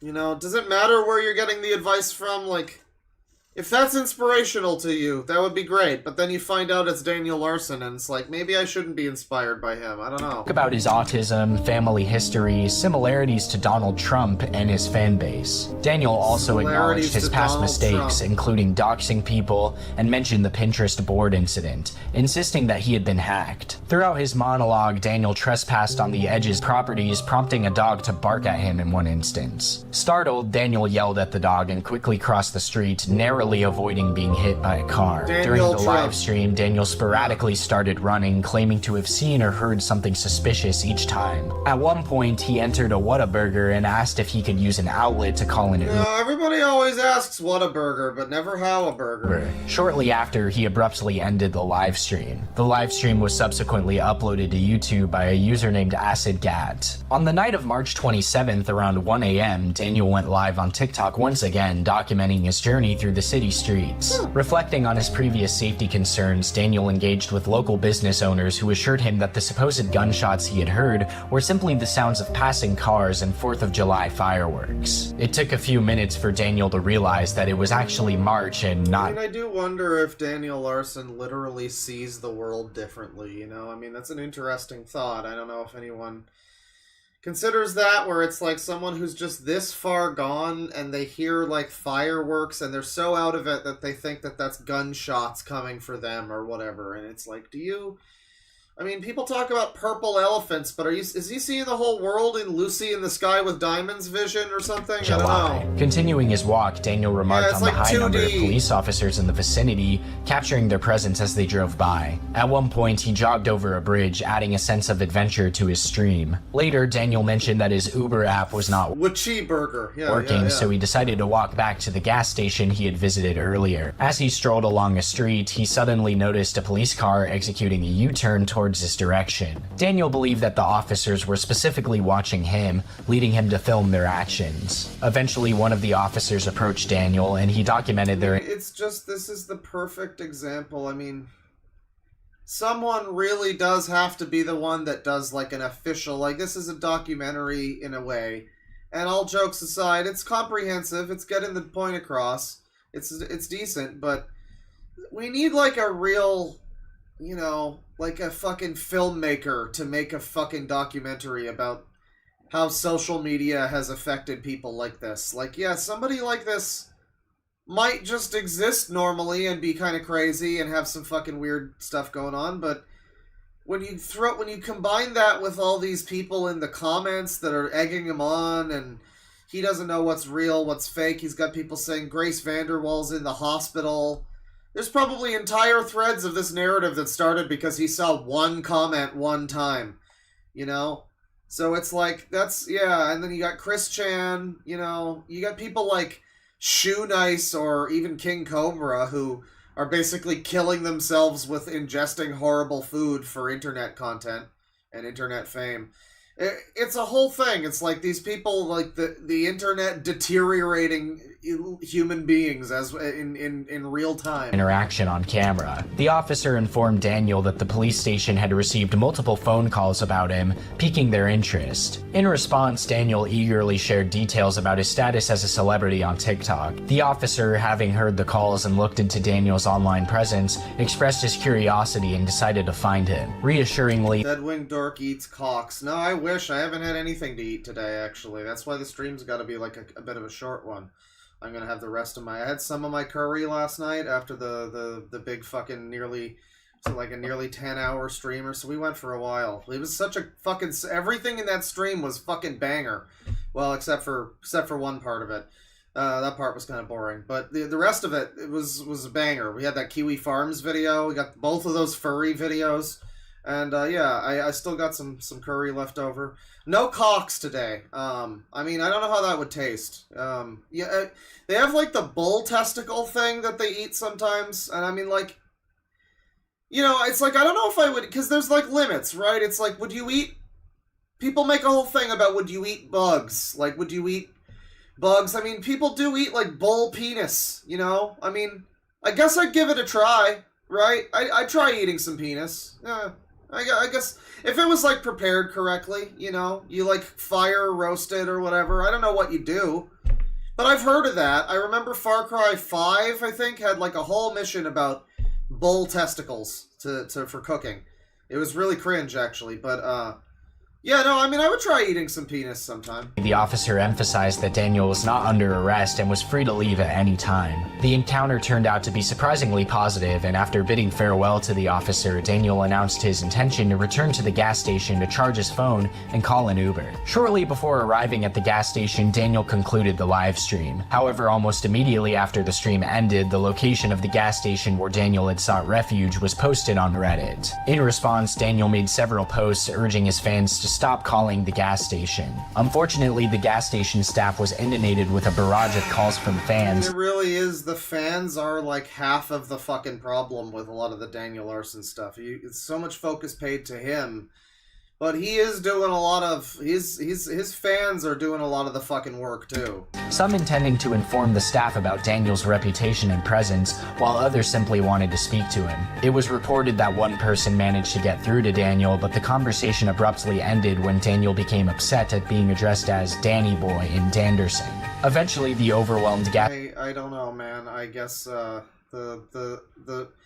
the secret to winning an argument is to spam, I guess. I don't know. Good. Gas station employees stopped answering the phone. Later that same day, an account claiming to be Tina Vanderwall left multiple comments on Daniel's YouTube community. The woman from The Flash? Community page, triggering a breakdown for him.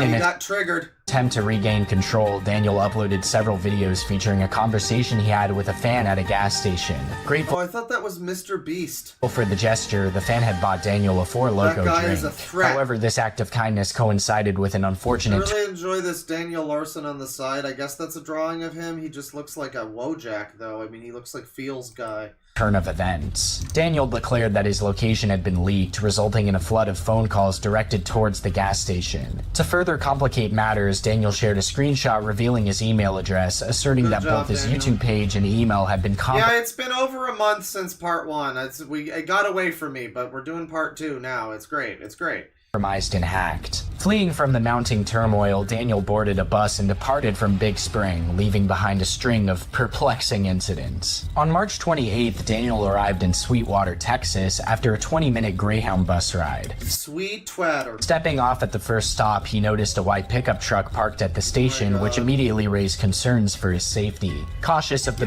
Usually it's red cars, but for him it's the white cars. That's interesting. I don't know why it's usually red cars for people. I guess red stands out, but like white pickup truck being a problem for him is going to be that's a problem because that's a very common vehicle. Like potential threat, Daniel decided to stay at the station for a while. Unfortunately, some individuals managed to identify his location by spotting the business name in the background of one of his videos. These trolls went to great lengths to get Daniel kicked out, even resorting to calling the police. However, their efforts proved unsuccessful as Daniel remained undeterred. To make ends meet, he accepted an offer to mop up the bathrooms at the truck stop for $20. Later that day, in a TikTok upload, Daniel excitedly announced a collaboration wow, Daniel, you're looking different. with Playboy Cardi, a well-known rapper from Atlanta. With his plans set, Daniel left Sweetwater in the He's gonna run to Atlanta because he needs a check balance. evening and headed towards San Antonio. Arriving in It's the real Daniel challenge. San Antonio on March 29th, Daniel decided to go live on TikTok while sleeping at the Greyhound station. However, his rest was Somebody in chat named Honda Civic says, as a vehicle, I'm quite surprised by this. abruptly interrupted by an employee who woke him up and We really need to watch more of Modern Day Leper sometime. The guy who was like, as a sex offender. I'm surprised. The sex offender rights gentleman. That's a cool channel. asked him to leave the premises. It turned out that the station had received numerous calls about Daniel's presence, prompting them to take action. Daniel? Yes. Okay, were you in here last night? I was. Okay, and then the cops actually took you out of here, right? Yes. Okay, so why are we back over here? I'm waiting for Greyhound. Okay, alright, so here's what I need you to do. You can wait off the premises for Greyhound to show up because you'll be able to see the bus and stuff like that. I can't continue having phone calls, people calling and prank calling and stuff, whatever's going on. I have no earthly idea and stuff, but I need you off the property. Like, it seems like he's legit been kicked out of this Greyhound station because of the fans more than himself. It doesn't even sound like the guy's like mad at Daniel necessarily, just like something's going on with this guy and people are fucking like trolling him, and And, yeah, I mean, I don't know, he probably deserved it to some extent, let's be honest here, but... I will do that. Okay. Alright, thank you. I get treated like motherfucking shit. Yeah. This place is still getting harassed. And I just got a phone call. Okay. I just, got a phone call here. Okay. Well, that's my life. Later that day, Daniel arrived in Houston. However, the morning of March 30th brought an argument between Daniel and the employees and security at the Greyhound bus station. The dispute revolved around a bus ticket transfer as Daniel did not have a ticket for any of the buses. The employees insisted that he leave the station, but Daniel refused, even challenging them to call the police. In the midst of this confrontation, Daniel claimed to have called the police himself, citing threats on his life as the reason. Already deleted it when I came in here. I'm not gonna leave. You guys can call the police. Because when I came in here on the bus, I was going to do the bus transfer. Oh god, he always tries to explain himself and it just sounds like, I had my pants fell down and there was a virus! And every time, it just sounds the same. And of course no one listens to you, dude. It's like you're wah wah wah wah wah wah. You're one of those. Okay, so then I'm leaving here at 12. I'm not gonna leave because I'm going to be leaving on the bus. Sir, you have to leave. You don't have a ticket, sir. Okay, call the fucking police. I'm not playing games. I did not. No, I didn't. I called the police because somebody was threatening to kill me. The motel? So I had to protect myself. But I said that I was going to go get the bus ticket and I was going to leave here at 12. Give me a fucking break. Eventually, Daniel This shit is now over! found himself at a restaurant in downtown Houston. Seeking some respite, he asked for Cash App donations on TikTok, requesting I'll try not to be an asshole to this guy. It's an okay video, but I'm just such an asshole. $1 from his followers. However, trolls managed to track him down once again, bombarding the restaurant with phone calls and ultimately leading to Daniel being asked to leave. Despite the chaos, Daniel refused to comply and the police were called to intervene. A TikTok video captured the interaction between Daniel and two Houston PD officers, where he explained the ongoing doxing and trolling situation. The officers collected Daniel's information and inquired about his travel plans and occupation. Daniel described himself, as usual, as a multi-talented singer and songwriter. Daniel described himself as usual, fabulously wealthy, extremely charming playboy who is eligible and a bachelor. And, you know, is just between jobs at the moment, you know, gigs, as he is a famous celebrity. But, you know, he's gonna get back on his feet as soon as his next album comes out. It's gonna be great. It's gonna be great. On a business trip, mentioning his upcoming Huge visit to penis, Florida too. before heading to New York City. The topic of doxing was discussed, with Daniel revealing that someone had made it their mission to get him banned from every establishment he... So guys, I've decided, instead of stopping the stream in a little bit, I've decided to just order some fucking DoorDash. This is a very exciting moment. I've never done this before. We're gonna do I'm gonna be like Hassan and eat lunch on the stream. It's gonna be awesome. Yeah, because I wanted to do some guitar too, so we're gonna do, Daniel, we're gonna continue. Maybe we'll finish this video even, and we'll save part 3 and some additional, maybe funny Daniel Larson stuff for, you know, part 3 of the stream. But I wanted to do some guitar, some bass stream also. So, you know, we'll do this. And then maybe that'll work out. I still will try not to go for 10 hours today. Good God, I want to have a nap. I don't have any other plans today, so I want to make sure I have a fucking nap. That's important. But you know, I wanted to get up, wake up, and get out there. I think I got that in the wrong order. And I wanted to do some bass anyway, so I'm like, you know what? It's time to do it on stream again. Why not? It's gonna be great. Visited. The encounter with the police remained civil, and Daniel was advised to explore other restaurants east of downtown Houston. He was escorted off the property with a warning not to return. Seeking refuge, Daniel made his way to the Sodo on Main Apartment Complex in Houston. In a twist of events, he entered a restaurant called Mademoiselle Louise in the South Tower of the complex. Guys, what should I I order? However, the familiar pattern repeated itself, Just yell foods at me, and eventually I'll decide that sounds good. with trolls discovering his location and So, wow, the trolls discovered his location again. This guy's whole life is he will not divide us. prompting the restaurant employees to ask him to leave.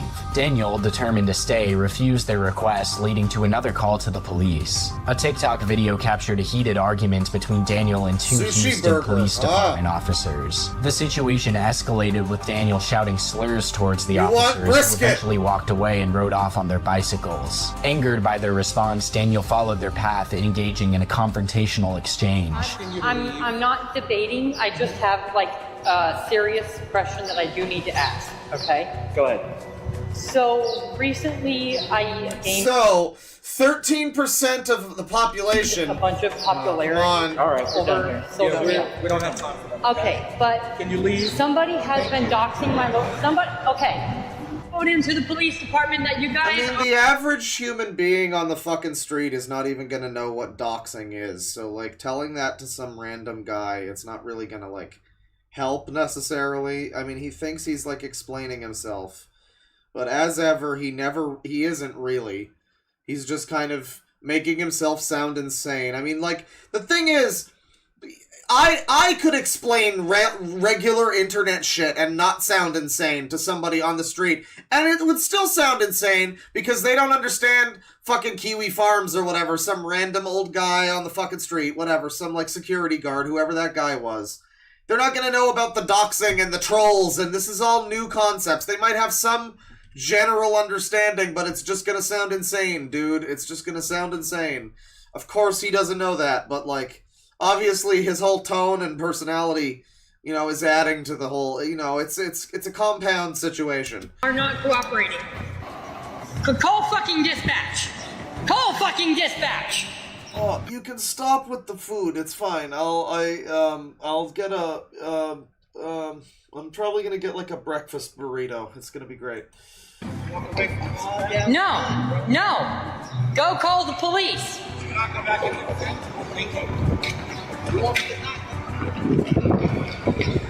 to come back. This criminal shirt's back. Okay, you're putting me in physical danger. I'm gonna walk out and blindfolded into traffic if you don't come back. Guys, what do you think about an Indian food sub? There's, like, a place that does, like, Indian food subs. They got tandoori chicken sub.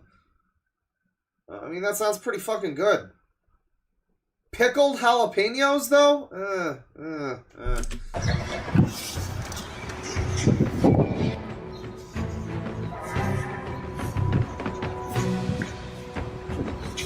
Bitch! Oh, that one needs to be on a soundboard. That's just a very clear and present bitch! That's great. I told you that I was getting doxxed! No one knows what that Exhausted means. from the events of the day, Daniel found himself standing on the corner of the Soto on Main Apartments. In one of his final TikToks on March 30th, he discussed his intention to press charges against both the police department and his trolls. He claimed that the police had labeled him as acting crazy on social media. It remains unclear whether Daniel was arrested, detained, released, or left the property before police arrived. However, the TikToks depicting this incident with the police were deleted, leaving the exact details of the aftermath unknown. Oh, come on. Lost media? Finally, some lost media I actually give a shit about.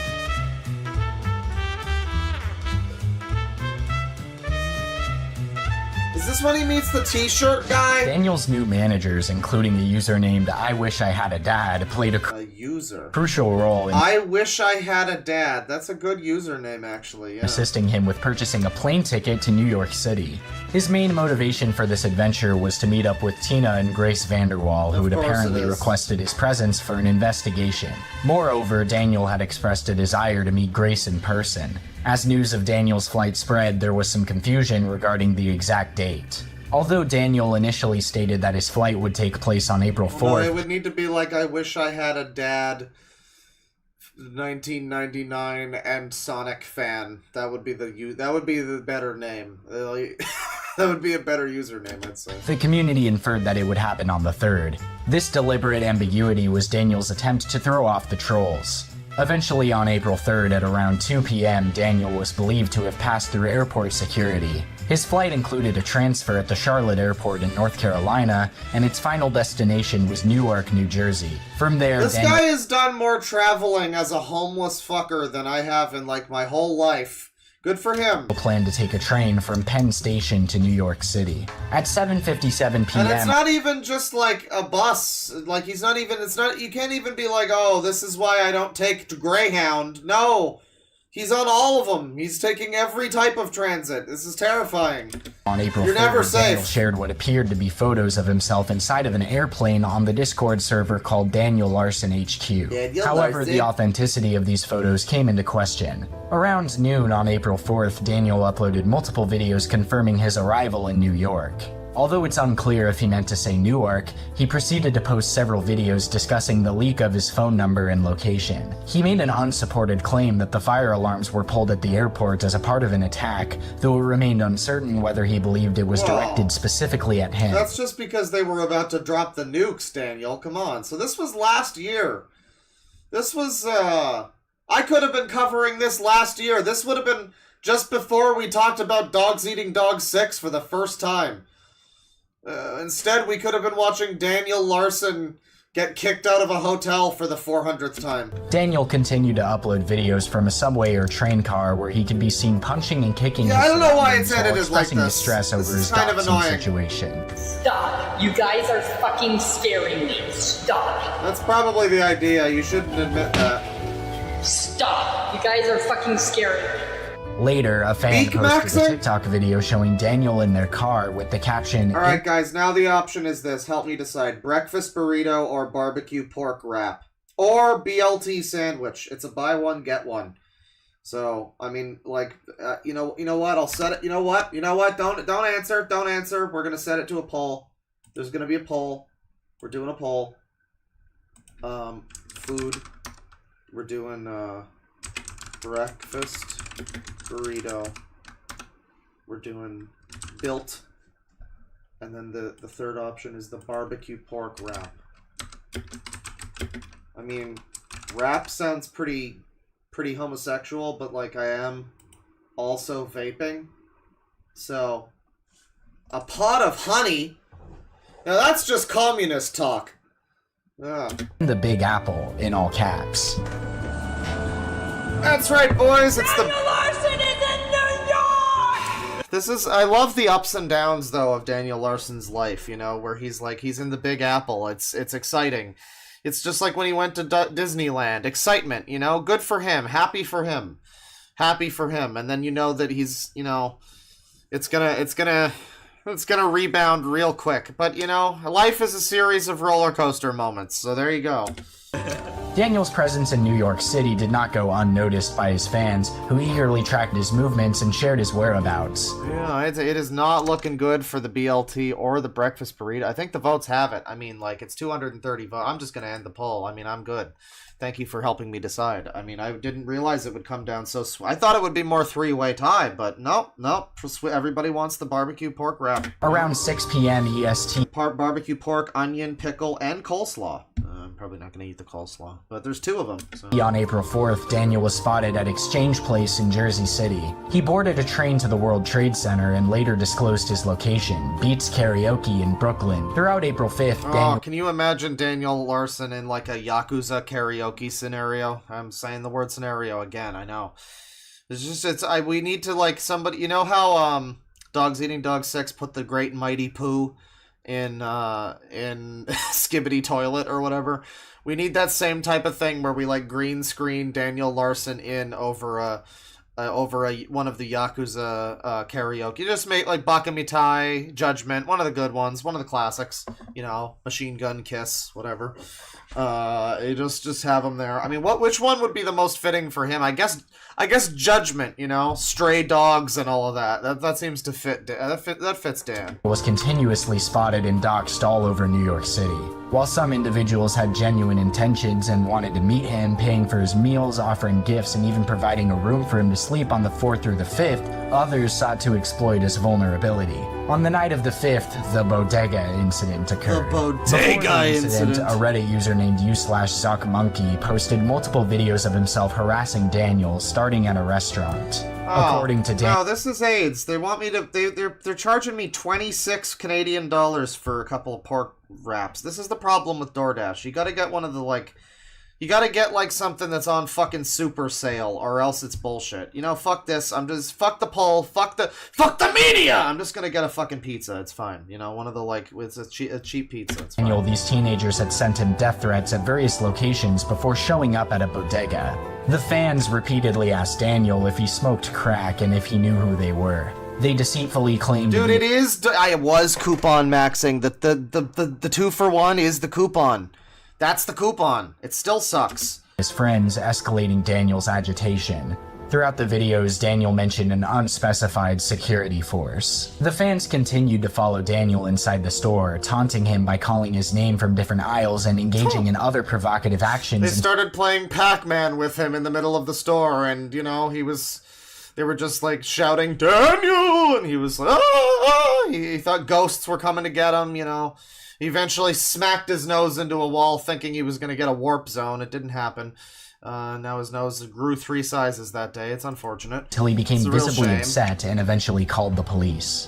This is where the video call Stop the count! Listen, stop the count! Began. Alright. Dude, I was just in there and I bossed him, so he might like tweak out. Alright, boss. I've asked you to leave. We're on the phone with the police. I've asked you to leave. No, I don't. I'm on the phone with my security. No, I'm not. Stop lying. Get out of here before I call the police. What? No, I remember when I was a kid. I've quoted it before, but when I was a kid, I had a friend who we were throwing rocks at an old folks' home that was near us. We found it was, you know, like this brush area behind the thing, and so we were kind of obfuscated a little bit. We were obscured, and we were just pelting their fucking wall with rocks and annoying them, and I was like, yo, what happens if the cops get called on us? And I'll never forget his response was, "Go ahead, call the fucking popo. I got legs, I can run." He was very white, by the way. So that just stuck with me, and every time something like this, like Daniel Larson just needs to whip that one out. Like, yeah, fucking try me, bitch. Call the fucking popo. I got legs, I can run. Popo tried to kill me. Popo tried to kill me. One of the guys that was sending death threats on Reddit. Daniel. I've asked you to leave. We're on the phone with the police. Daniel. I've asked you to Come on, Daniel. You know me. No, I don't. You do? No, I don't. I'm on the... Daniel, I am your friend. Why are you being like this? Daniel's basically getting what he was doing to Bob in that one chilling video where he was just totally out of character, not acting insane, but acting very calm and chilling like a serial killer before they do it. Yeah. Phone with my security. Are you smoking crack or tweak? No, I'm not. That's sorry. I'm famous, and I don't know any of these people. And they're impersonating my security. They've been following me around the entire block.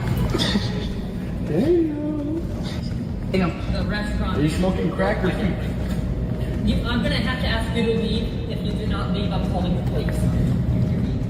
Please leave. On the same night. Yeah, I mean, you are kind of just you're like, is it worse? You know, the adage about, like, who is the fool? The fool, or the fool who takes the fool seriously, or whatever that one is. It's like, this is that situation. Who's the real loser here? Admittedly, the fucked up weirdo that is, like, insane, or the group of, weird fucking people from the internet who want to poke and prod him that just show up at his location. I don't know, man. It's lowly behavior. You gotta be better than the fucking lolcows, dude. User u/cybercrimer uploaded a recording Oh, of a Mr. private Popo, Discord call please. involving Daniel, his management, and someone impersonating Olivia Vanderwall to Reddit. The call took place on a private Discord server, the same one mentioned earlier as Daniel Larson HQ, which served as a communication channel for so-called managers and the fake Olivia Vanderwall. During the call, Daniel was seen being kicked out of Little India Bodega by an employee for recording in the store and causing a disturbance. Furthermore, the individuals on the call goaded Daniel to spit on the employee and show them his fuck is camera. John Pork? Consumed by rage, Is that this Daniel person? charged at the man and punched him. In response, the employee punched Daniel in the eye and pushed him to the ground. Daniel yelled, but the shaky and obscured camera failed to capture the actual assaults. I've already punched the security guard. You already punched him? Yeah, I did. Because he put hands on me. And I told him that I'm a celebrity and you're clearly putting me in danger. Yes, the police... I mean, I think that is what seals it, too, is the unknown person you've never heard of calling himself a celebrity, and it's just, I see. Yeah, you're a real fucking celebrity, buddy. Yeah, I mean, I guess... It's like a please clap scenario. If you need to tell someone you're a celebrity, I don't know how much of a fucking celebrity you really are. Like, even if you were at one point a celebrity. If this happened to Dean Cain, I would say the same thing. Like, come on, man. You can't just whip out the, I'm a celebrity. That doesn't work. Not if you, it doesn't, the moment you say it, it no longer works. On their way. I'm not gonna do that. I have you on film. Thousands love me. Get out. Get out. Get out. Get out. Get out. I have you on film, bitch. I have you on film, bitch. Police told me to wait in there, bitch. Daniel, defend yourself. Daniel, get back at him. Fucking police. Well, I wind up paying the same amount as the barbecue pork wraps for 2 Hawaiian pizzas, by the way, with pineapple. You know, it's 2 medium pizzas. That's pretty good. It's a lot better than 2 pork wraps, you know, for that price. Yeah, that's fine. They told me to wait in there. No, because you hit me. You hit me in there. You hit me! You beat me down! You hit me in there. Don't call someone to self-defend myself.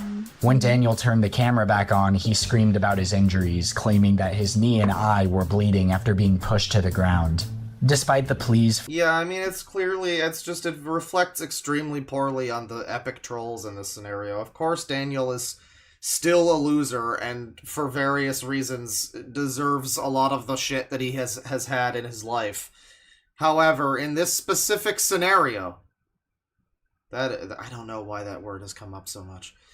It's weird. I don't know. It's relevant. It's the right word to use, right? But like in this specific scenario, yeah, these trolls they're not bussin'. They don't be bussin' right now. They don't be. From his managers and the fake Olivia Vanderwall to leave the bodega, Daniel refused to comply, stating his intention to press charges against both the employee and the 5 teenagers who had been following him. Daniel mentioned that he was waiting outside the bodega for the police and EMS as he did not emerge from the situation unharmed, which was a rarity in his previous incidents. He expressed the need for paramedics due to the black eye he sustained during the altercation.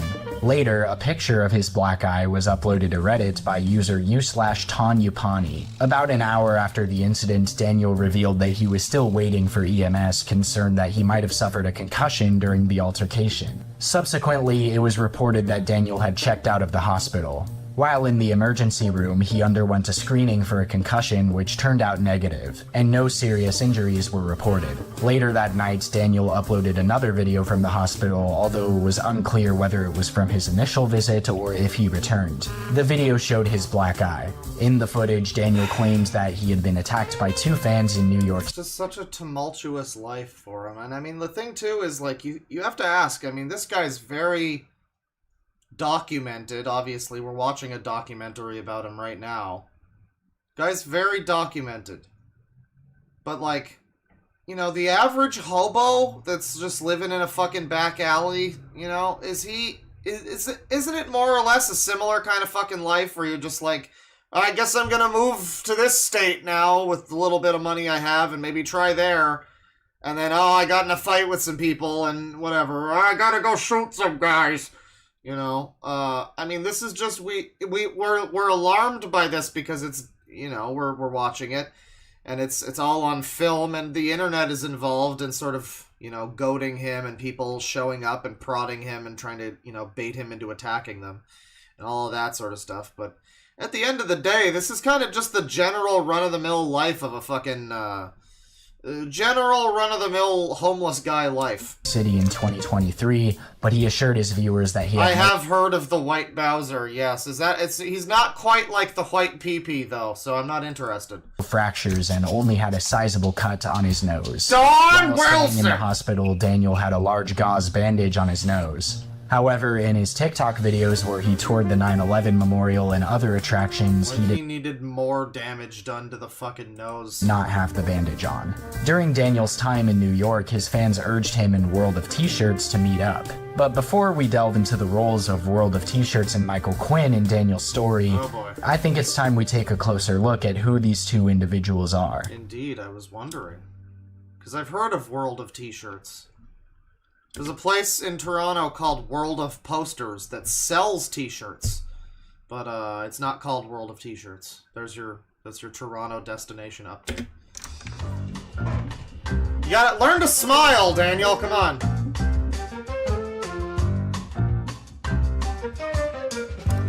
Someone says you wouldn't be interested in the White Bowser if I told you he leaked a woman's nudes on a Yu-Gi-Oh server full of thousands of people as a moderator. Well, I could be made interested, you know. I mean, I haven't watched that many. I think I saw the Kiwi Tapes video, and it seemed kind of, you know, vaguely interesting. Nothing I needed to weigh in on, but, you know, I'm happy other people had that fun interaction with him and whatnot. You know, maybe not the leaked nudes person, but, you know, other people that got to, you know, do content on him. I'm like, yeah, I don't really have any opinions on the thing, but I didn't know that part. I don't think I remember that part. Maybe I was busy boiling an egg at the time. I don't know. Joshua Block, known as World of T-Shirts on social media, rose to fame on TikTok in October 2020. Most of his posts revolved around his life in New York City, becoming closely associated with the city. Oh boy. I run this city now. Me. This is my city. New York is my city. This is like when Drake says that he runs hip-hop or something. Yeah. I really believe it, buddy. This is my city! Hard cut to after he gets beaten up by you know, 6 different people in Times Square. New York, concrete jungle where dreams are made of. There's nothing you can do. Now you're in New York. Josh even went as far as paying for a billboard in Times Square featuring get what you fucking deserve! Candle in May 2021. Like Daniel, he became a subject of online discussions and was referred to as an AIOPM or a TikTok lolcow. In recent months, concerns arose about Block's potential struggles without TikTok lolcow. I enjoy the look on this fellow's face. Just wait, sorry, what did you just say? Arose. Excuse me, sir? What's going on here, sir? What? I wonder what he said in this moment that elicited this reaction. That's good. It was about Block's potential struggles with alcoholism, as his videos often feature drinking and displays of intoxication.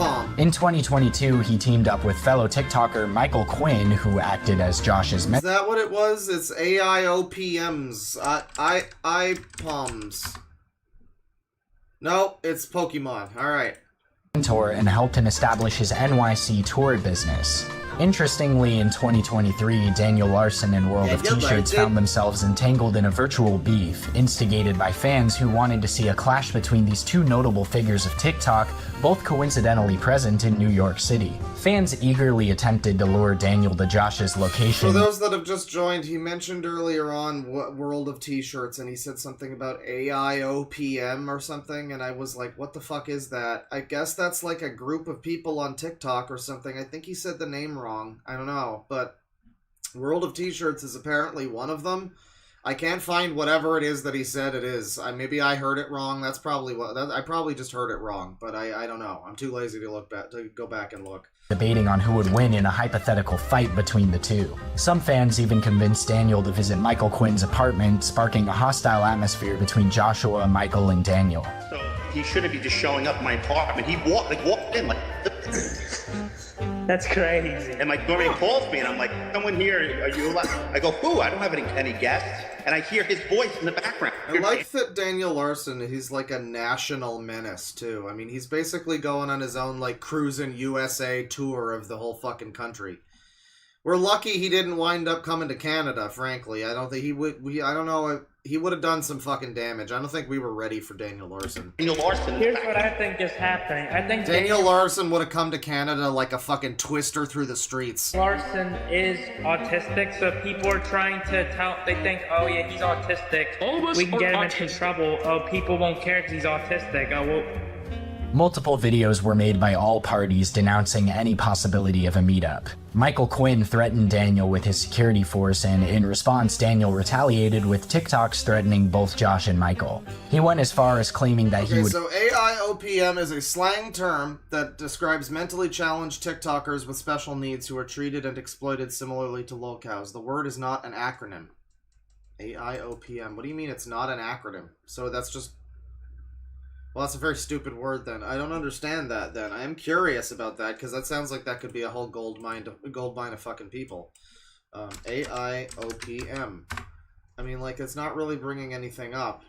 Oh, I guess AIOPM must be some kind of thing. Yeah, I think I get it now, because this seems to be, like, you know,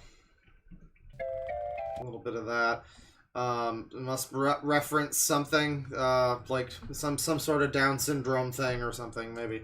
Yeah, I mean, it might be worth looking into some TikTok AIOPMs, maybe. If that's a whole genre of human being, that sounds interesting, but not much of it seems to be on YouTube here. called the National Guard and even made a gun threat.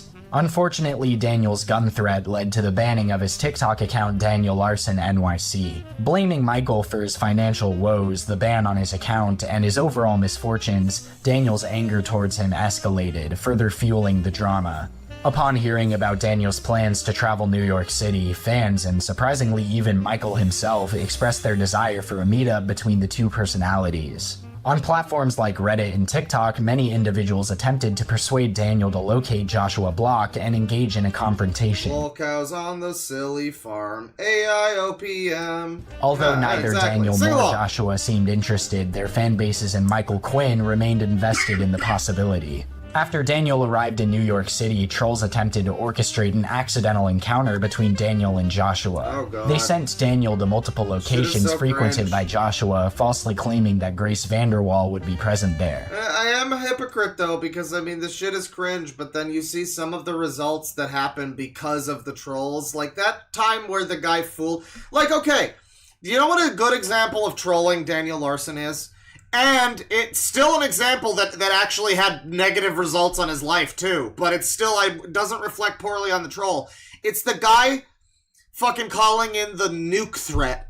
Pretending that it's a nuke threat or whatever. That there's, like, and trolling Daniel. And all he did was it was just a little, haha, nuke. It was, you know, probably most people wouldn't take that seriously. But Daniel took it so far on his own that he got himself thrown out of the fucking hotel and everything. It was like a pretty minor prod, you know? But a lot of this shit where it's like, we're gonna orchestrate them to meet up, it's just, Josh You repeatedly don't need to do expressed on that. TikTok that he had no interest in meeting Daniel and had to leave establishments when he heard That's that Daniel true, we shouldn't expect much more from Big Pooh Stain 1, that's, might yeah. be coming. I might be expecting a little too much. Bodega yeah. incidents, Josh uploaded a TikTok video in front of Little India Bodega, the same location where Daniel was assaulted. At least the fucking t-shirt man is, you know, he kind of looks like he kind of doesn't look completely insane. We don't really have any reason why this guy's like a funny lolcow at this point. I mean, I'd like to take a moment, just sit right there. World of T-shirts. And there's a whole side documentary that we could watch about him. But, Hey, New York! I mean, is he just annoying and shouts New York sometimes because he's like autistic or whatever? concrete jungle where dreams are made of. Got Louis Vuitton because I'm banned from the Gucci store. Oh, wow. Yep, unfortunately I'm banned from there. Banned! That's some hardcore stuff, man.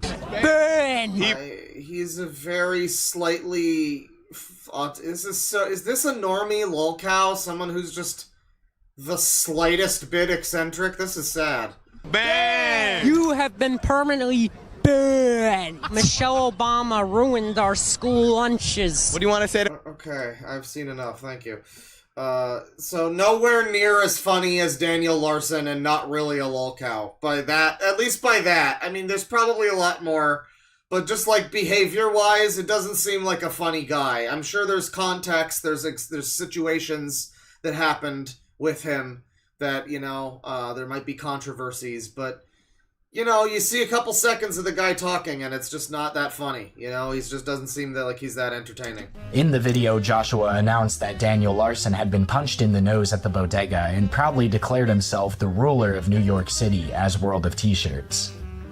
I made it in New York. I can make it anywhere. Unlike Daniel, he made it 10 hours and then he got punched in the nose here. He's not a New Yorker. I'm a New Yorker. He's a real New Yorker. I'm the captain of the ship.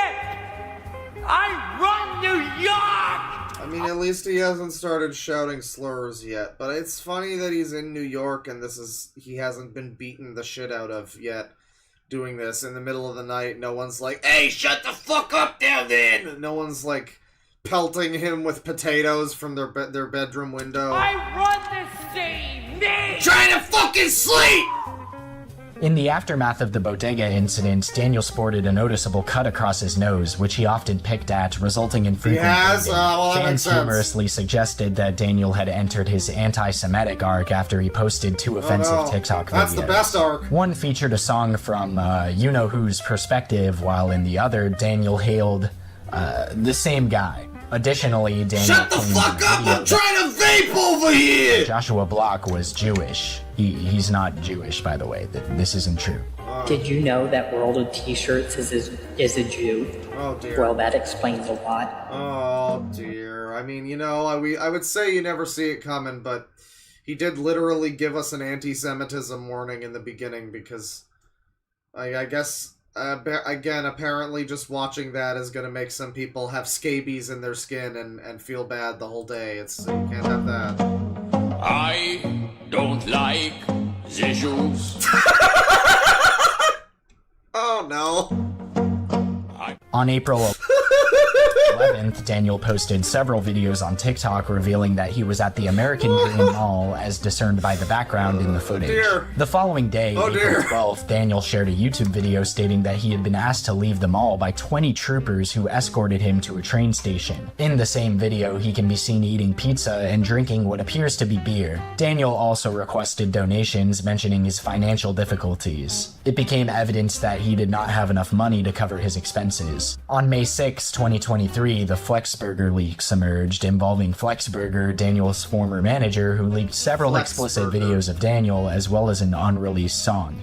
Before delving into the details of the leaked videos, it's important to note Oh my god, with this fucking editing, settle down! that the content is highly sensitive and can be incredibly disturbing. Do you just download like a preset for fucking Premiere or whatever that just makes this happen to all your clips? Like, I have a thing for whenever I'm on camera in a video, I have a preset called bisexual lighting.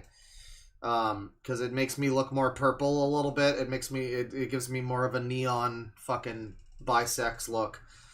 So maybe that's what he has. He has like a Mama Max filter that he just drops onto every clip. It's unnecessary. Disgusting for many viewers. As a responsible documentarian, I will not be displaying any of the videos and will provide only a brief description, avoiding any unnecessary graphic details. However, it is essential to include these events to provide a comprehensive account of the story. If you prefer to skip the graphic portion of the leaks, please refer to the provided timestamp.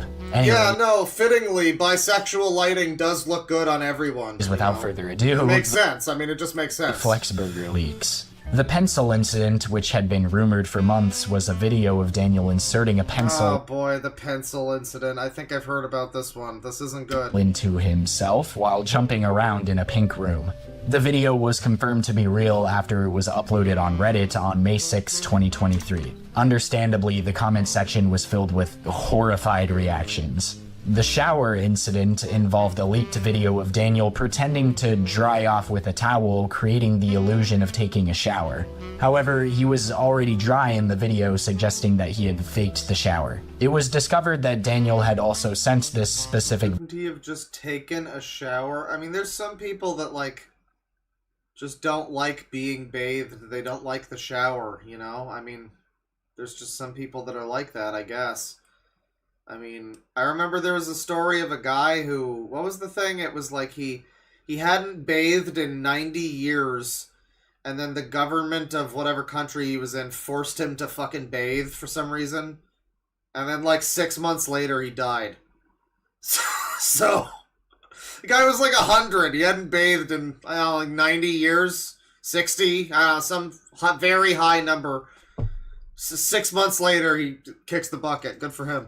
video to someone No, who you don't force Daniel to take the bath. It might be the end of him. appeared to be his mother, Elizabeth Scheimer. The context of the situation remains unclear. Those whether load-bearing Daniel did it filth. intentionally or accidentally, or if the recipient was genuinely his mom or another person impersonating her, but it still doesn't make the video any less disgusting. In response to receiving the video, Daniel's mother, or at least who we believe to be Daniel's mother, expressed disappointment. No, shoving a pencil up your ass is weird, but, like, people shove things up their ass all the time. The concept of somebody pretending to have a shower and faking the having a shower and drying off, that's weirder to me. That's, like, psychologically weirder.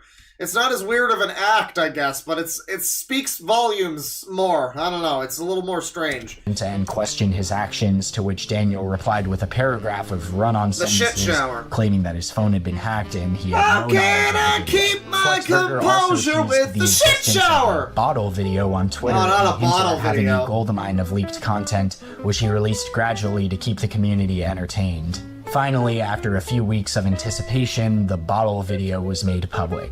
The nature of the video can be inferred from its title, and it depicted Daniel engaging in explicit behavior with a bottle. You already know what I mean. Furthermore, screenshots emerged allegedly showing Flexburger threatening Daniel with the release of his music, kidnapping, and even torture. Anyways, that's it for all the disturbing stuff. Back to normal leaks. I really wish we could get Medicare describing the Nick Bait NSFW videos. And now we see the disturbing Birdman take the bottle, and he squats over the camera here, and you know, just get a good like play-by-play of it. I know we can't see it, you know, but we need. I mean, this is like kind of a description of it, but I would like a good, you know, a scene-by-scene recount of what's going on here. As for the unreleased... How long are these videos? Is he fucking himself with these things for like an hour, or what's going Daniel on? song, Flexburger unveiled it during an Ask Me Anything session on the Daniel Larson I think the subreddit. toothbrush was Titled different. Wild Hearts, the R&B music video lasted 2 minutes and 53 seconds. The quality of the singing indicated that the song was either unfinished or lacked auto-tune, differing from Daniel's other music. On May 8th, 2023, Daniel and Michael Quinn had their first meeting over lunch. Then, on May 10th, following their initial meeting, Quinn facilitated a long-awaited encounter between Daniel and Joshua Block. The world anxiously waited as Daniel walked through the doors of the Starbucks at the World Financial Center in downtown. So what exactly? I know we went over this, but it's like it was, you know, unrelated, and I kind of glazed over it. What exactly? This is like World of T-Shirts' fucking like manager or something. Who exactly is this guy? This like weird fucking car salesman dude? Who are you? Why are you involved? Anxiously waited as Daniel walked through the doors of the Starbucks at the World It's a real Financial meeting of Center the in minds. downtown New York. As he approached the camera, a smile spread across his face, dissipating the tension of the moment. Daniel extended his hand for a handshake. Yeah, exploitative piece of shit. That's the vibe. I mean, it seems like somebody who's just kind of trying to get a quick buck. quick buck off of an autistic guy, I guess. Jake seemingly expressing an apology, while Josh recorded his rendition of Empire State of Mind, with Daniel gleefully waving in the background. Oh god, it's the one song he knows. Concrete jungle where dreams are made of. You gotta be like out of key and not even that loud or anything. He's like realizing he shouldn't make that much noise because he's in a building. There's nothing you can't do. Now you're in New York. The two Daniel looks so good right there, you know, doesn't he look? He looks just right at home. Where dreams are made of. There's nothing you can't do. Now you're in New York. Didn't these two have beef before this for some reason? I thought there was like beef between these two, but maybe they squashed it for this meeting.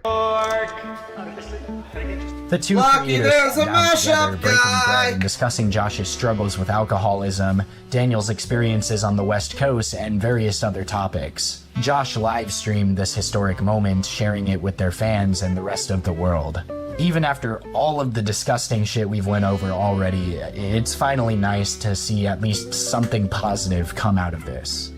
So let's see you shake hands again. Thanks for the meetup. Thanks so much for the meetup. You know, great. I'm glad I was able to orchestrate this. And I think you guys will be good friends. I think you're gonna make some of the best content in town together.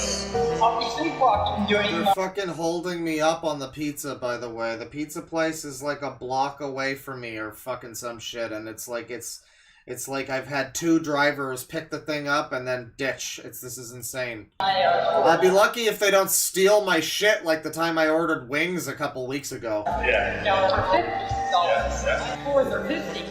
They are. Yeah, who's recording? I'm 50. Don't forget that. Daniel Larson taunts World of T-shirts about his tours costing more. I see. Alright. Bill, guys. Getting into some serious drama.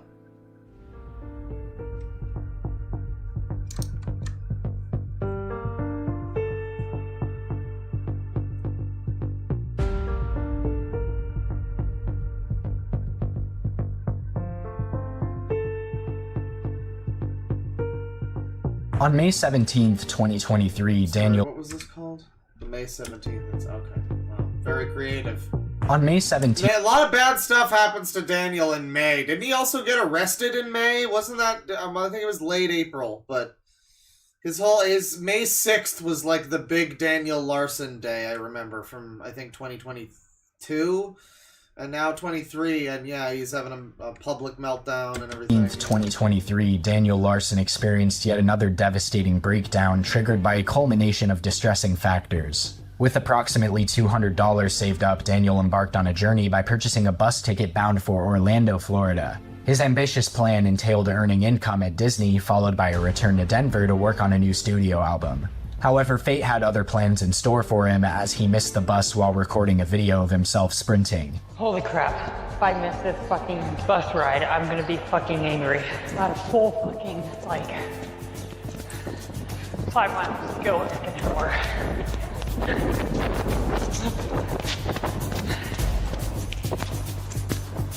Seems to be in distress.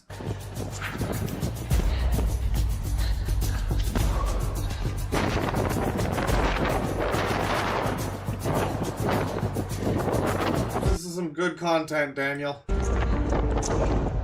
I hope he doesn't destroy these headphones, too. I really do wonder what would happen to Daniel Larson if he did come to Canada. I mean, Toronto, you know, they'd probably, well, if he was just, you know, if he was just a visitor, a tourist or whatever, if he was you know, still an American citizen, then he probably wouldn't necessarily get any kind of special treatment, but I imagine they'd be a lot fucking gentler with him than this. Not that much, though. They probably they'd still have a fucking limit. I'm just imagining it bumping into this fucking guy out and about. This seemingly inconsequential event sparked a domino effect, pushing Daniel into a state of complete emotional collapse. In the midst of this turmoil, Daniel unleashed his frustration by viciously destroying the headphones he had been wearing. He stomped on them with fervor and then hurled them into the depths of the Hudson River. Well, what a shame. You know, I thought he might accidentally break the headphones, but fate had different plans that day. There they go.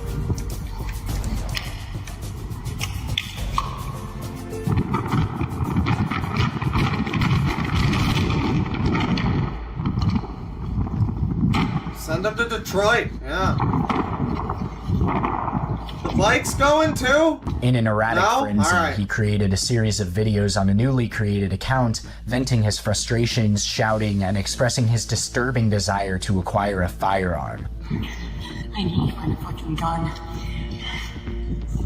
These videos were later deleted, but their impact lingered. Daniel's What you gonna do with the gun, Daniel? Stay safe, buddy! distress spilled over onto his primary social media platforms, TikTok and YouTube, where he pleaded for donations, inundated his posts with countless crying emojis, and even pointed fingers at Michael Quinn and World of T-Shirts, blaming them for his predicament. The YouTube community tab became a hotbed of activity, buzzing with Daniel's frantic outpouring.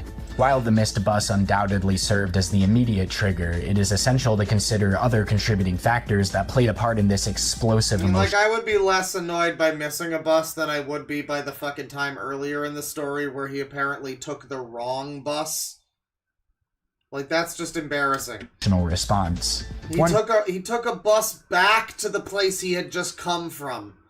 God, I wonder at what stage of the fucking trip he realized that, and he was probably scrambling on the bus like, the bus is threatening to kill me!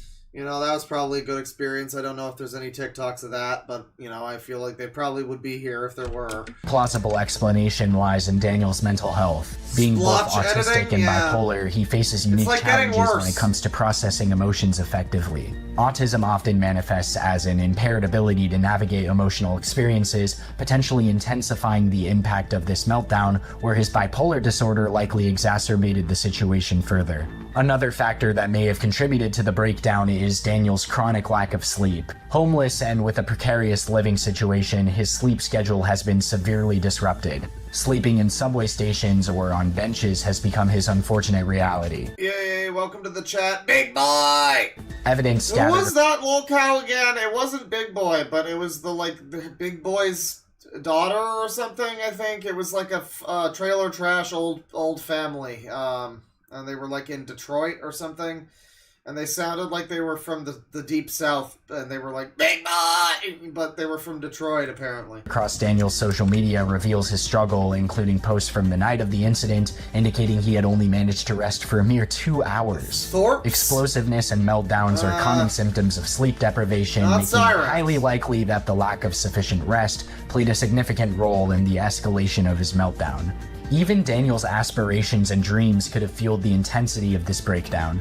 Missing the bus represented a significant setback in his pursuit of financial stability and recognition. Daniel had harbored hopes of generating income at Disney, and the bus was meant to be the catalyst. I think Daniel Larson might be, like, basically the closest thing to a real-life version of The Fanatic with John Travolta. Poppycock! You know, where he wants to be... He doesn't recognize that just, like... I don't know, he just doesn't live in reality, basically. When he mentioned, like, getting famous at Disney, I'm like, yeah, what are you gonna do? Dress up as an English Bobby and start shouting, Poppycock! Moose is in the house! For that endeavor. And that guy also wound up, like, in trouble with the authorities in one way or another. Although the specifics of his plan remain unclear, it is evident that this delay severely impacted his access to a crucial resource to him. Believing in his potential as a renowned singer, Daniel had planned to record a new studio album upon reaching Denver. Despite previous indications of a severed connection with Bob, Daniel disclosed on the 17th that Bob would finance at least 2 more songs if he managed to secure a record deal. With the bus delaying both aspects of his grand plan, it undoubtedly contributed to the worsening of his emotional state and definitely served as a catalyst for the meltdown. On May 18th, a YouTuber by the name of John Jam began tailing Daniel, purposefully engaging in provocative behavior and taunting him near the One World Trade Center. This relentless trolling intensified Daniel's distress, leaving him highly upset and distraught. The events surrounding Daniel Larson's meltdown paint a complex picture of a vulnerable individual grappling with a multitude of challenges. Or just a big-time F-slur. Interplay between missed opportunities, mental health struggles, sleep deprivation, and external provocations culminated in a catastrophic emotional breakdown that captivated the attention of viewers Did he break the screen? worldwide. Oh, I don't know if he broke the screen. I hope he did. That'd be epic. Epic and based. Another nose just hit the tower. Here lies Daniel's hopes and dreams.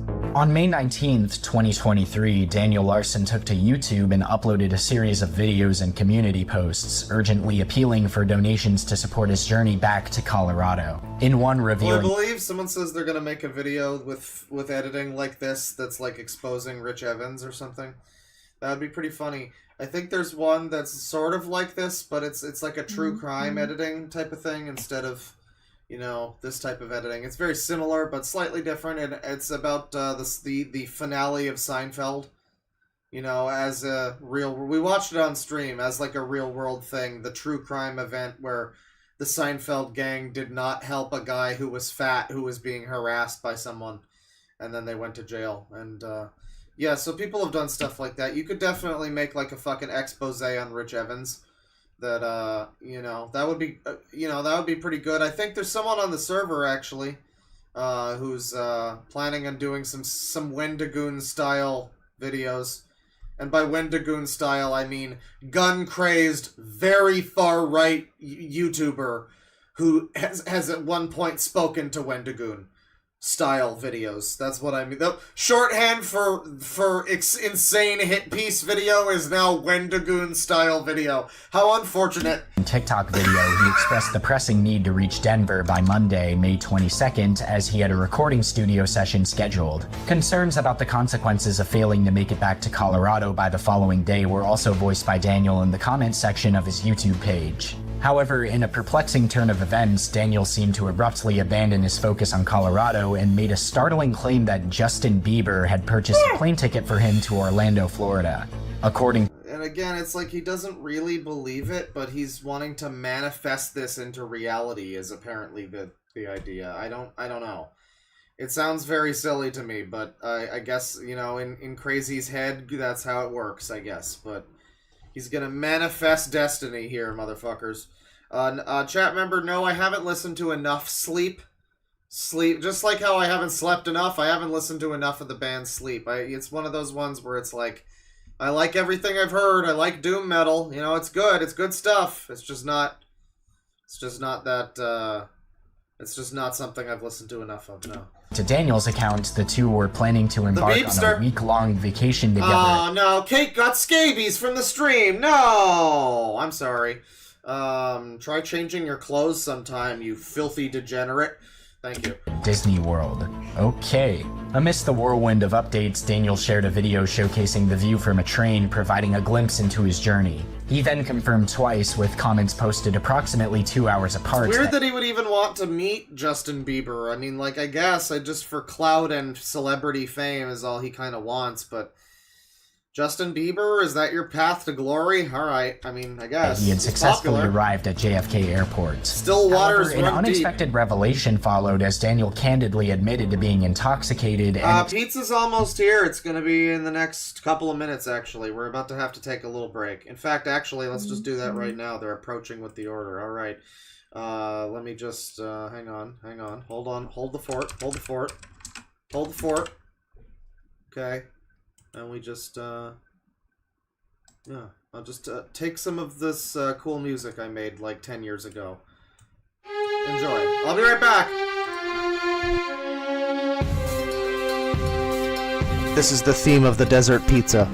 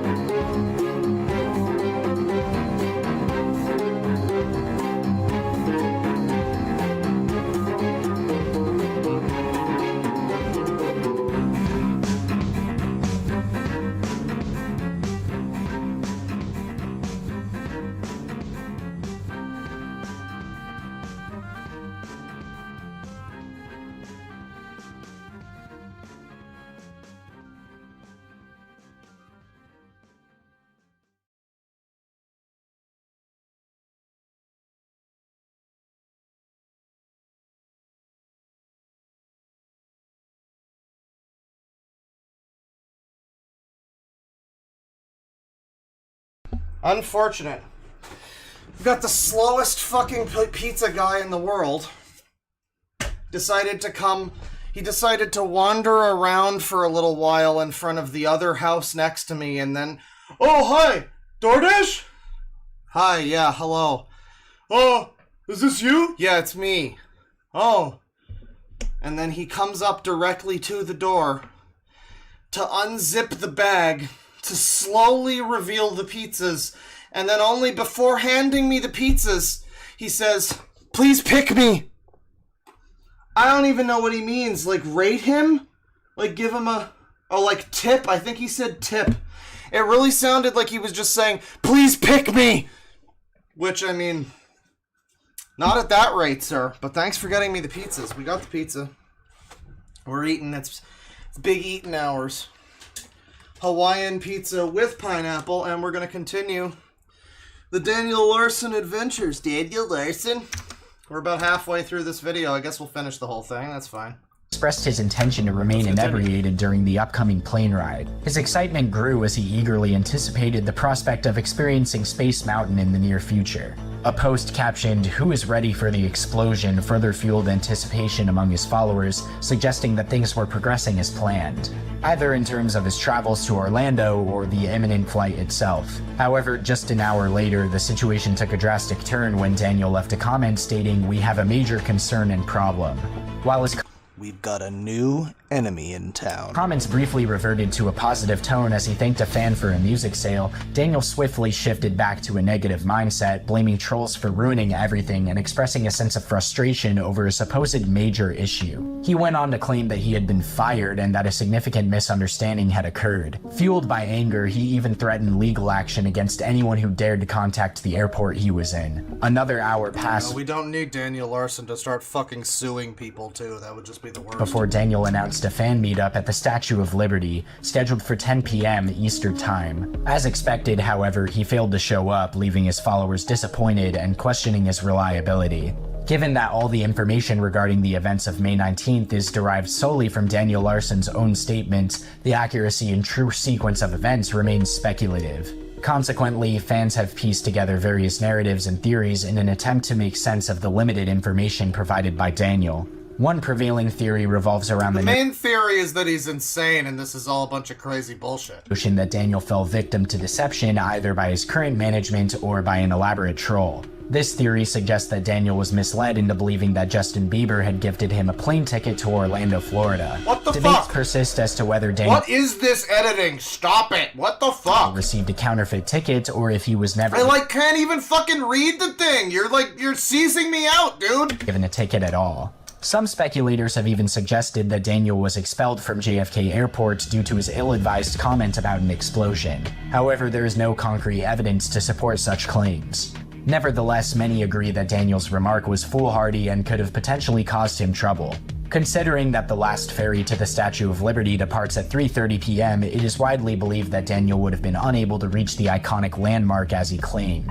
Some theorists propose that Daniel mentioned the Statue of Liberty to misdirect people from getting his actual whereabouts, although this theory remains unverified. Finally, on May 20th, 2023, nearly 2 months into Daniel's extensive travel arc, he managed to secure a plane ride out of Is his whole life not just an extended travel arc, frankly? New York City. Daniel documented the journey through TikTok slideshows, and coincidentally, Reddit user SCNYC happened to be on the same flight and captured some photos of him. Upon landing in Denver, Colorado, Daniel shared a heartfelt video where he exclaimed, "Finally, I'm back home," while blowing a kiss to the camera.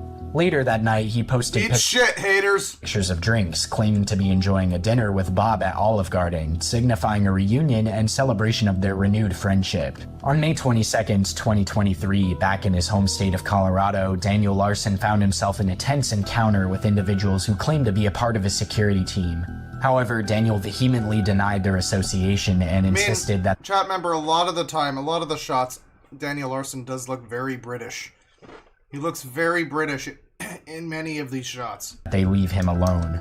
This incident unfolded in a rather remarkable fashion as both parties recorded the encounter, providing a unique perspective on the situation. Amidst the heated exchange, Daniel decided to share his side of the story through a series of YouTube videos. In one of the longer videos, he can be seen trying to convince the two individuals that they are not a security team. Despite his efforts, they remained adamant, asserting that they were hired by someone named John Summit and had been paid a substantial sum of $30,000. They even went so far as to make a phone call to John Summit, allowing Daniel to hear his voice. Eventually, upon learning that Daniel was running late for a meeting with his friend Bob, the individuals reluctantly allowed him to leave. All these fucking, like, Gen Alphas or Zoomers or whatever these are, these skibbity toilet looking motherfuckers, they really circle around fucking Daniel. It's wild. There's two fucking He guys really is the normie lolcow. I mean, he is. walking that go to a goddamn college, okay? Daniel, we have no idea what we're talking about. I've asked you guys to fucking leave. We're contacting the police. We're trying to get to a distance. It's illegal to follow somebody around and harass the living fuck out of them. Daniel, John Summons sent us here. John Summons is fake. Yes, he is. Show me the picture. Show us the camera so everyone knows. Look, John Summit, he sent us. That's so fake, dude. Okay. I love where he draws the line, and finally he actually calls something fake for once. He draws the line there. Where? Okay. What is your badge number? My badge number? For security. They name a badge number! They have a badge number! 019365. I got you. What company? What company? I just said John Summit Incorporated. John Summit Incorporated. Okay, and what's your badge number? 52378 RL91. Okay, and what's the website? We really are just doing 1A auditing now. This is pretty good. JohnSummit.com. JohnSummit.co.cock. JohnSummitSecurity.com. Would you call the call? Here, hold on. Let me call. Yeah, call. You want to talk to John Summit? We're sending out police. Yeah, apparently this guy's an EDM artist. Uh-huh. Alright, John Summit's here to save you, Daniel. If you could please put it on FaceTime, that would be great. Because, yes, please. Well, I can't because he's an Android. I can't Android. You know what I mean? You know what I mean? Listen, though, this is John Summit. Say hi to John Summit. Hello? This There's is no real proof that it's him, but say hi to John Summit. Daniel? Curses. Android strikes again, goddammit. Can I ask why you are sending people to my location? Okay, my management and my record label is asking that you guys Holy shit, stop. I'm not gonna lie, bro. You smell like shit. God, bro. Oh my Okay? God. We're asking that you guys stop, okay? Yeah, these weens are pretty epic, aren't don't you? You guys don't think the weens are epic? My management has called out the police. They're on their way. These guys are epically owning him right now by being super fucking annoying. They will check to make sure that there is a website and that there is a legal contract that you guys have. You're the one who hired us, aren't you? You asked for security. That's why John Summit sent us. Come on, John Summit. Back us up. He's talking to you. I can hear, but I don't have a contract with them at all. Then who made the contract with us? Yeah, we have a contract. We already got paid. I got paid $30,000 for this thing. So Send proof. Where's your proof? from the contract? No, I can't right now. I don't have it on me. Okay. It wasn't paper contract. It wasn't a photo of it? No, I didn't. If you guys Like, what is keeping him here? Nothing, right? He could very easily just walk away, right? I'm zoning out a bit on, like, what exactly, you know, like, why, what is he expecting to fucking get out of whatever he's doing here? I mean, obviously, something with Justin Bieber, you know, this is all just a bunch of fucking nonsense, but, like, damn. You guys literally got paid that much money? 30 grand? John Summit's a rich man. How do you think you got those? How do you think I got these? I just bought them with my money, 30 grand. Yeah, that's like a $30 pair of pants. $85. 85? Okay, but still. But still. Say that again? I got paid 30 grand. What are you gonna do? The fucking music. Dude, why did you edit like this, man? Because trying to turn the media against you, Daniel. John Summit knows inside info. Listen to him. Listen to him. John Summit, he's the one who said this. Here, tell him, John. Here's the thing, it's a lot of money.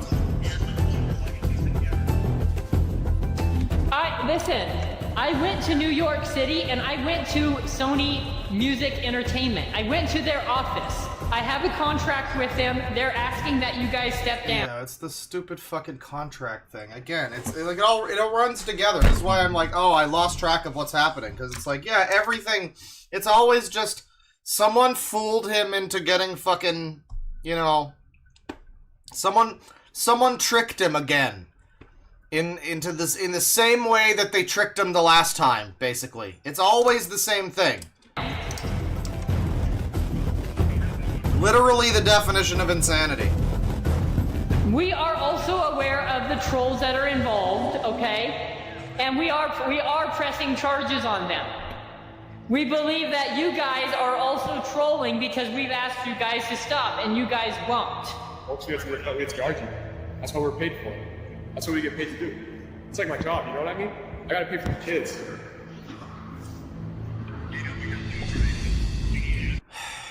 This is so obnoxious. How much longer is this? Oh, Jesus Christ. Okay, there's a Haagen-Dazs incident. That sounds good. Okay, what is it? You have 30 seconds.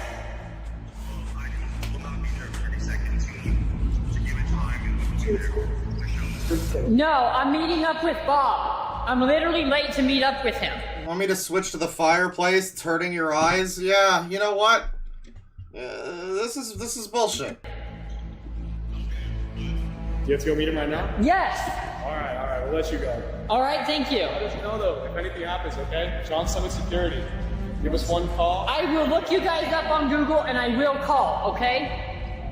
Alright. But until then, I ask you guys to leave. You saw how good we protect you. Don't lie about it. You were safe. You were safe at all times. But just to let you know, Bob will...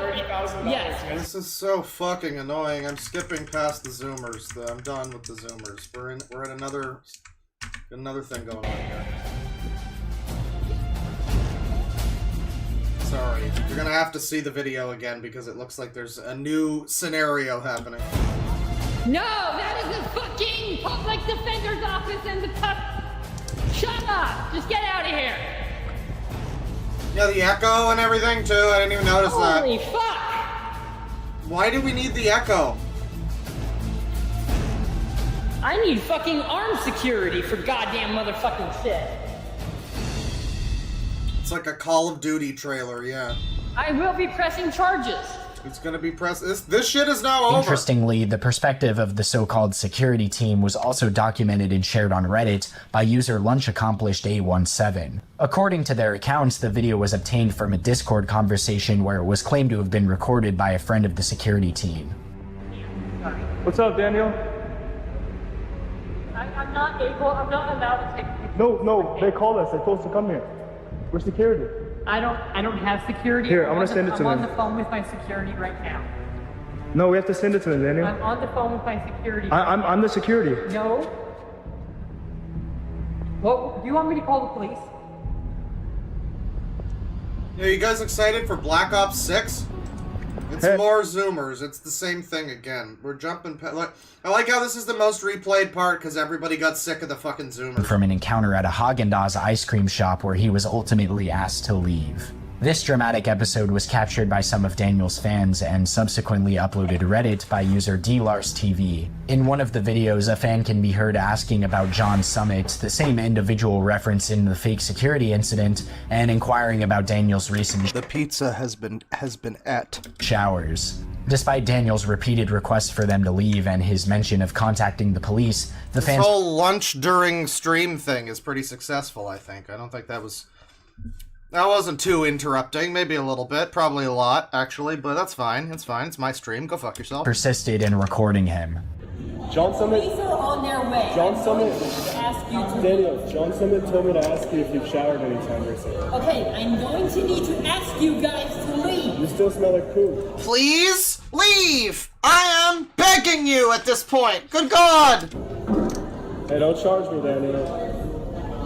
What can the Haagen-Dazs be? Like, what does that mean? He's gonna throw Haagen-Dazs at someone. That's what it's gonna be. sir is leaving the premises. There's a Haagen-Dazs smoothie thing. Another video captures Daniel from outside the store as a store employee approaches and questions the fans about filming. Initially, one of the fans claimed The expectant Daniel, just like, are you gonna open the door? Come on, I'm waiting. claimed that they were security, but upon further questioning, Daniel himself replied with an alarming statement confessing to being a pedophile. Oh my god, these fucking editing effects. It's so much extra effort on everything you edit just to make it look stupid. I'm security. No, I'm serious. Why are you taking pictures of this man? No. I'm security.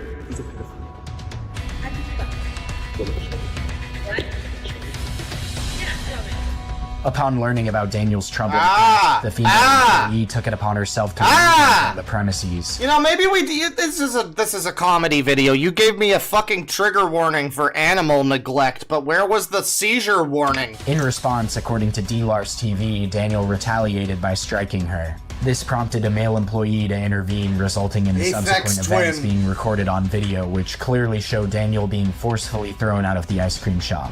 Hey! You want to start? Tell me to bring it. Okay, I'm on the phone. Get out now! You have a lawyer for your fucking arrest. Daniel Gerard Larson. Leviathans are editing this video. That's why it looks like shit. They don't have hands or thumbs. Holy shit.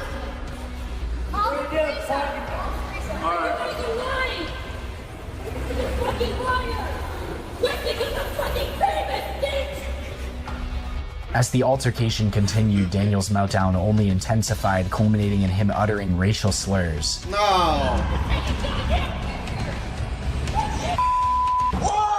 Whoa! There's no call for this sort of language, not outside of Discord. Not outside of Halo Night, Daniel. What are you doing? His behavior eventually escalated to self-harm and destruction of private property. Hey, Daniel, stop. Daniel, stop. No! Daniel, just get out of the store. Come on.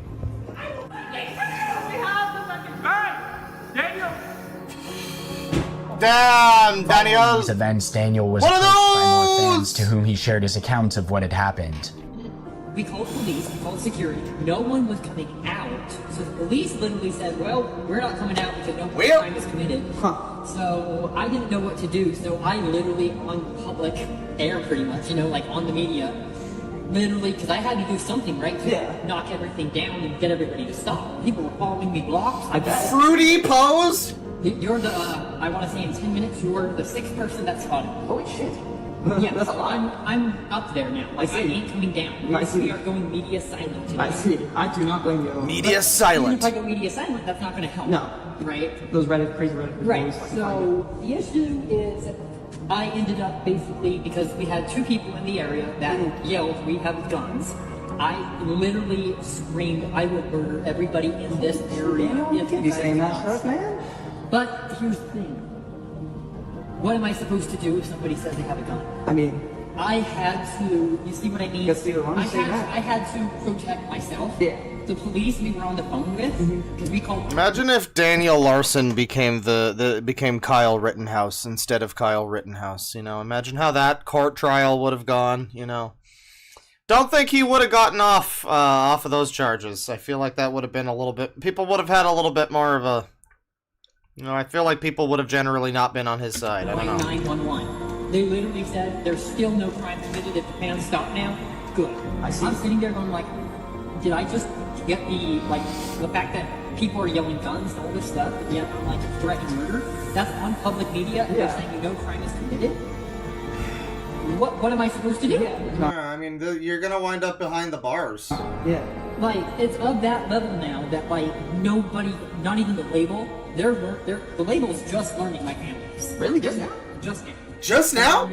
The next morning, Daniel took to TikTok to address the situation, starting by refuting D-Lars TV's claim that he had assaulted the employee. He also expressed how the events of May 25th had deeply affected him, as that day held significant meaning for him due to his grandmother's birthday.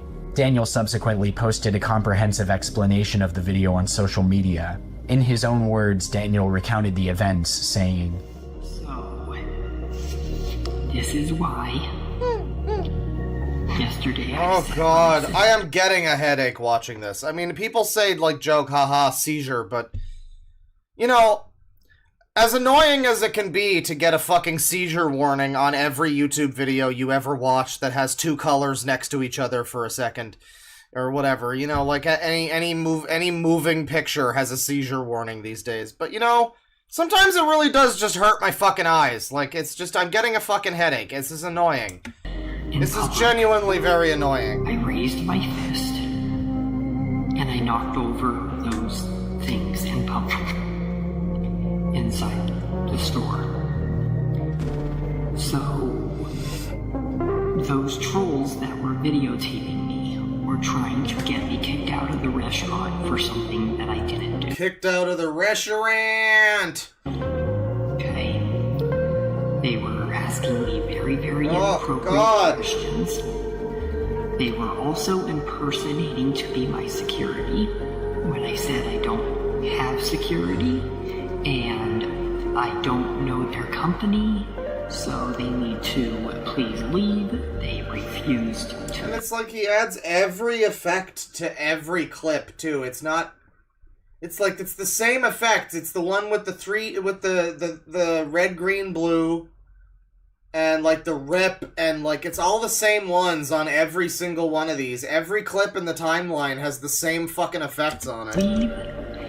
And they basically started creating a scene to where other people in the location started What's this spooky theremin music? Yeah, what is going on?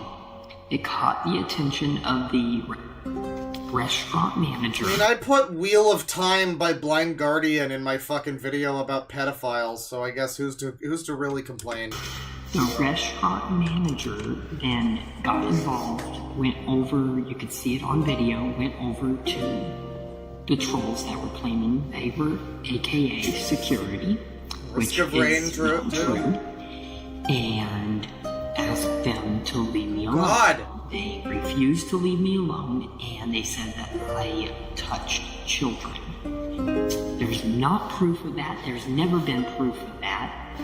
It's all been a lot of things you've said, though. I guess nothing about touching children, but wanting to. Okay. So what they did was they got on their phone, they showed this person, literally the subreddit, the Daniel Larson subreddit, this manager at this restaurant. The manager believed it, came back in, asked me to leave. When I said why, I didn't do anything, they said that I was a pedophile and that I touched children live. Yeah, this video was edited by Nobunga, that's correct. Publicly. I don't think it was as bad in the first one. I don't remember it being this fucking intense in the first one. To where everybody in the entire location could hear. Okay? At that point of time, there was about 10 cameras from people in the location, 10 cameras on me. Yeah, why is there Oblivion music? One of the people.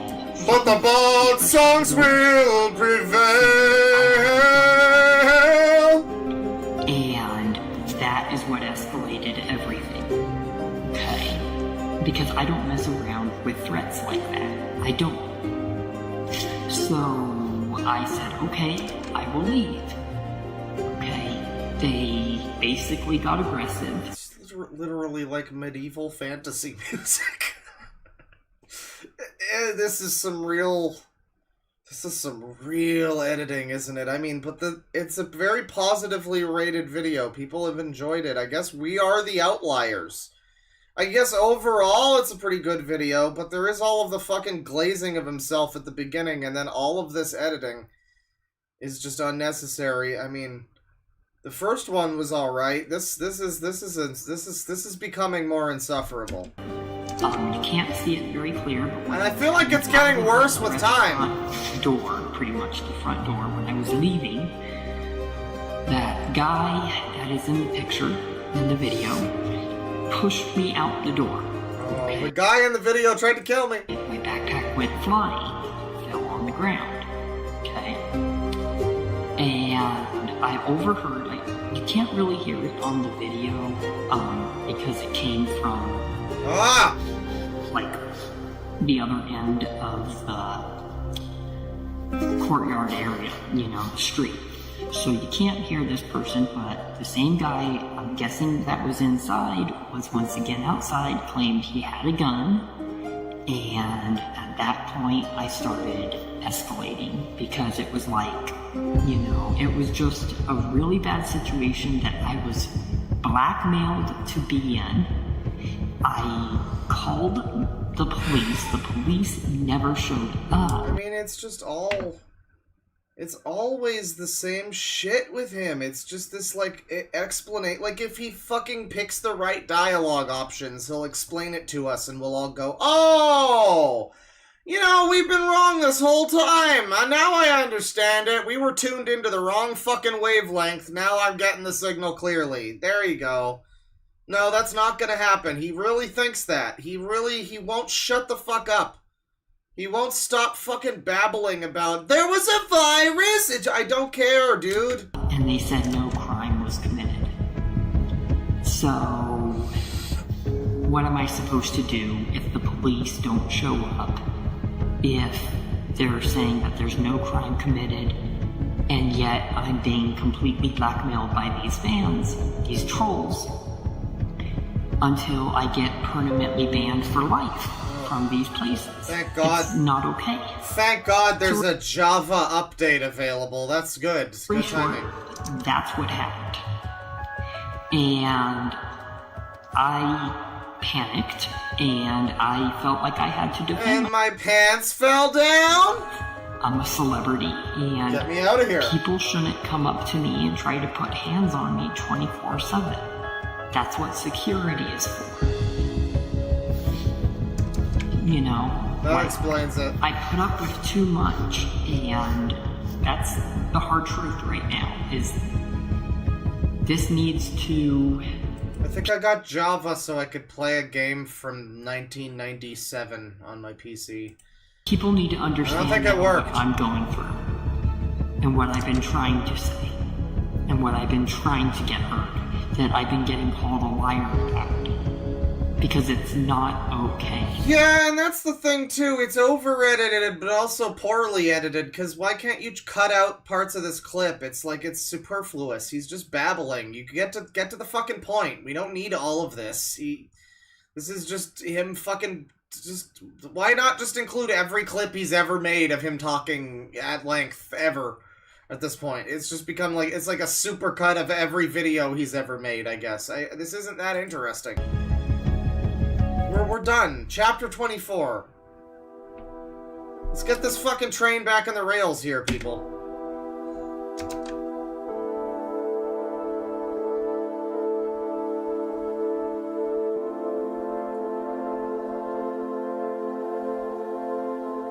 Cameo. Oh, good. Yeah, I really On May miss Katie and 31st, Tyler right 2023, now. Daniel Larson took a momentous step towards expanding his online presence and income by venturing into the world of Cameo. The decision was heavily influenced by his devoted fans who had observed the success of other celebrities like World of T-Shirts had achieved on the platform. Eager to seize the opportunity, Daniel excitedly announced the launch of his very own Cameo page on his YouTube community page, generating a wave of anticipation among his loyal followers. I'm sure no one will ever abuse this with him. No one's gonna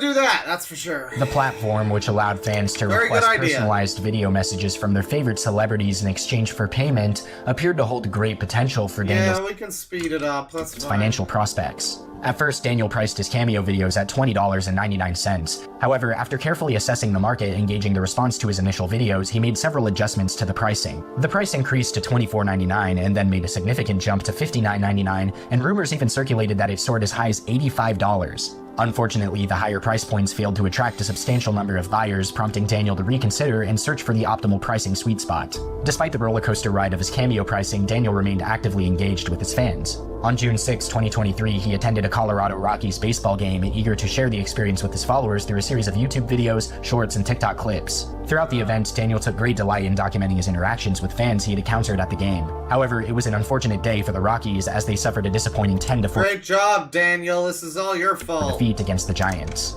As Daniel's Cameo page gained traction and his popularity soared, he continued to fine-tune his pricing strategy. On June 16, 2023, a Reddit user by the name of u/TMZ_news posted a video allegedly sourced from Grace VanderWaal's Instagram Not again. account. The video, created through the use of AI, featured a fake Grace vehemently Oh, the AI is really gonna fuck up a lot of crazy people, isn't it? I mean, we think a lot about how AI is gonna affect, you know, the justice system, the ability to take anything seriously ever, like whatever.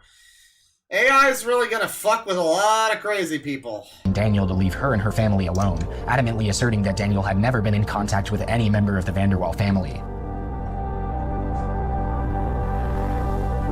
This is a message to Daniel Larson. Please leave me and my family alone. You are not in contact with me and have never been. Daniel addressed this unsettling video on the community. Oh, that's good. Yeah. I mean, but that's great though. I kind of like that as trolling though. It's hands off enough where I'm like, yeah. I mean, that's a little bit funny. I don't know. Community section of his YouTube page. Give him a fake Grace VanderWaal.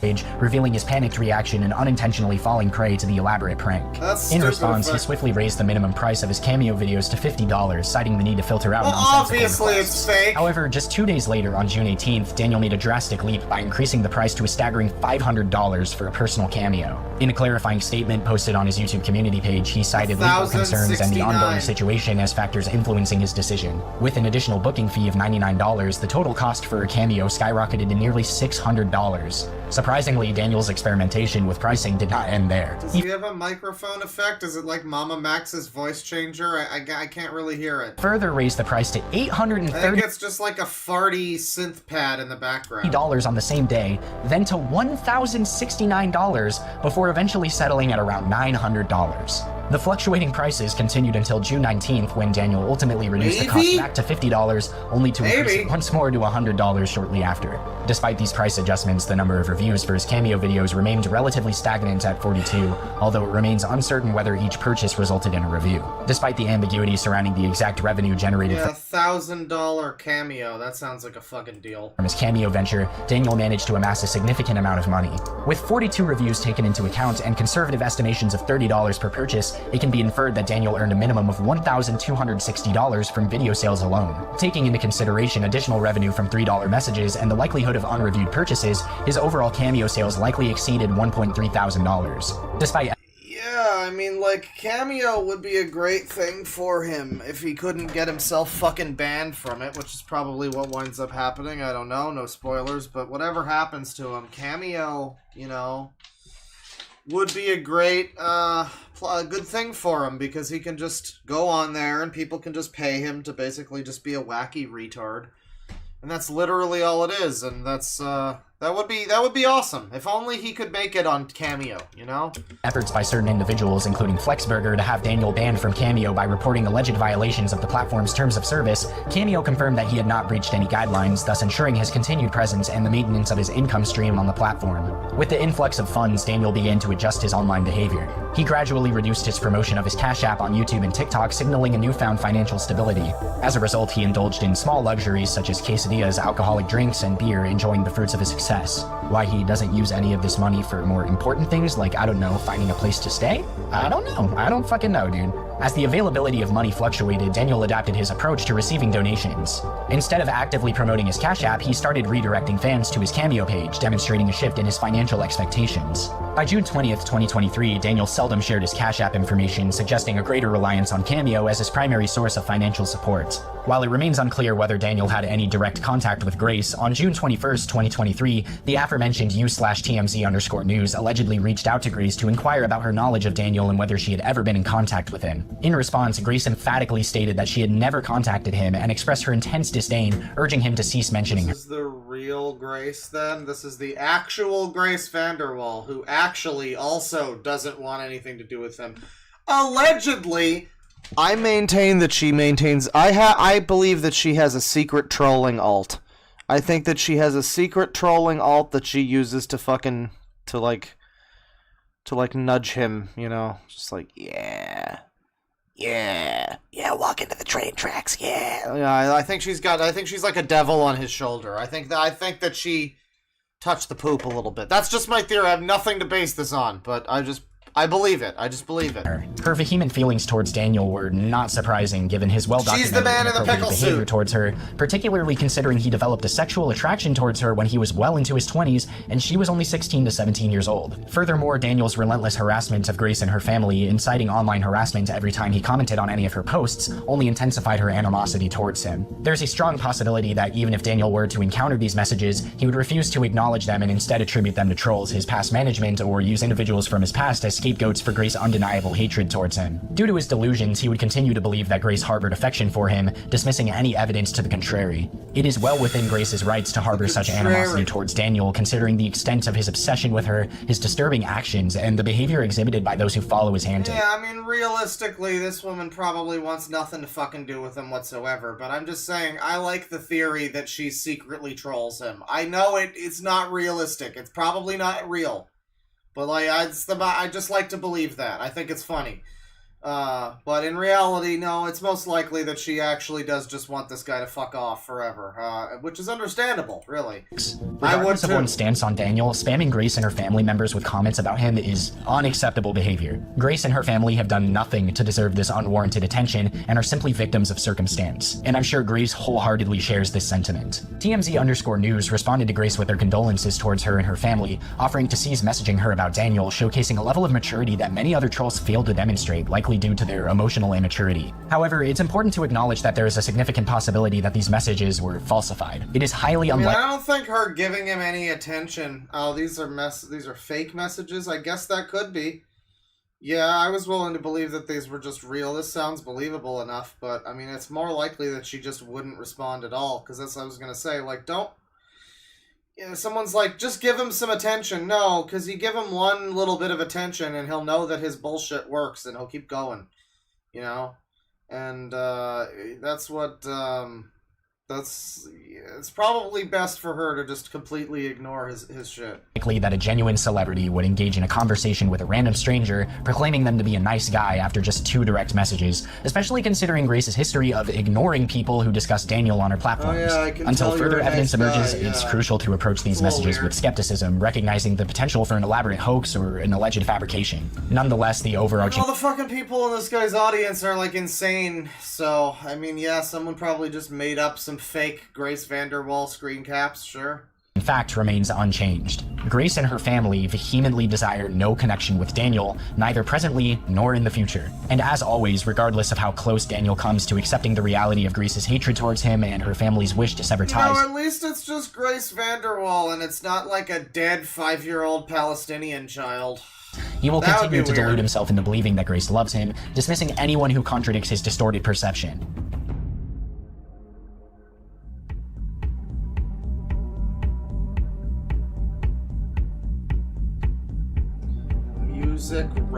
On July 9th, 2023, Daniel made a significant decision that would send shockwaves throughout the online community. He adopted a dog named Music from the Longmont Humane Society in Longmont, Colorado. However, the news of Music's adoption... So it's not him making funny new music. This is the animal neglect chapter, I see. ...adoption by Daniel sparked a wave of outrage on the subreddit. Many users vehemently voiced their concerns about Daniel's ability to take care of himself, let alone an animal, given his financial struggles, violent tendencies, and history of damaging property during meltdowns. It was evident that Daniel was ill-suited to be a responsible pet owner, and the subreddit members demanded that Music be returned to the shelter for her own safety. The outcry grew so intense that the Longmont Humane Society felt compelled to issue a public statement addressing the situation. In their statement, they acknowledged the concerns raised by the community and assured the public that they were taking the matter seriously. They stated that they were collaborating with local law enforcement to investigate the allegations of falsified records and the well-being of Music. The God, this editing. So they gave him a dog. They shouldn't have probably fucking given him a dog, and now people have... I would say that's a good thing to let them know they probably gave him a dog and they shouldn't have, yeah.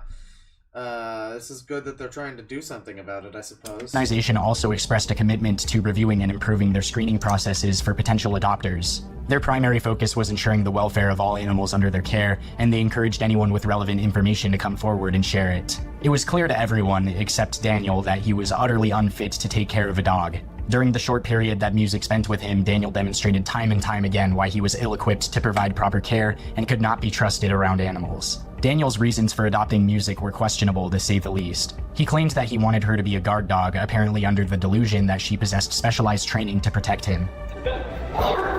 Hey. She's a German Shepherd. It's her job. She's like I said, she's got the guard doggish attitude. Yeah.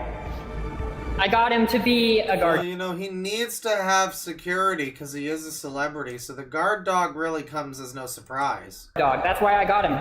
Adding to the concern was the fact that Daniel frequently misgendered Music, often referring to her as a male. This lack of awareness about the dog's gender raised doubts about Daniel's ability to even meet Music's basic needs, let alone provide proper medical care if required. Additionally, the only water Daniel provided for Music came in the form of small cups from fast food chains like Starbucks and McDonald's, which was grossly insufficient for a dog, What about a pup especially one cup? as large as Music. In terms of food, Daniel's efforts were equally inadequate. He claimed to have a bag of dry food for Music, likely provided by the Longmont Humane Society. However, according to Daniel, Music refused to eat. This refusal to eat was often Did assigned. he say misgendered the dog? Did he misgender the dog? He misgendered the dog. I'm surprised we didn't get a transphobia warning. Of stressing dogs. Furthermore, in the videos Daniel uploaded featuring Music, the dog could be seen whimpering audibly with her ears pinned back, indicating anxiety and distress.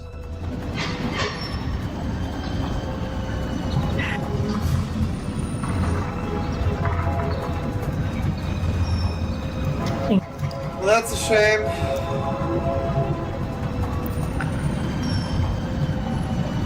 That's a woke dog. Well, yeah, no, he doesn't understand the The dog's only gender. food Daniel Yeah. claimed to have given Music was a puppuccino, that- which is Oh god, it's not a pup cup, it's a puppuccino. Yeah, that part I get. Sure, yeah, he doesn't know what the fuck the dog's sex is. He doesn't know how to fucking deal with the dog. Well, isn't it easy enough to check if a dog's got a penis or not? I mean, that's like a... You know, it kind of sticks out there. I guess maybe not. small cup of whipped cream. This raised serious concerns about Daniel's ability to meet Music's nutritional needs and ensure her overall well-being. In a YouTube comment, Daniel even mentioned considering giving Music nachos, which is a really dangerous choice, as certain ingredients in God. nachos, such as jalapenos and onions, are incredibly toxic and sometimes fatal to dogs. Daniel's actions and comments made it clear that he posed a significant threat to Music's health and safety. The community's outcry caught the attention of Ox, who took it upon himself to rescue Music. Ox made a post requesting Daniel's location so that he could intervene and save the dog.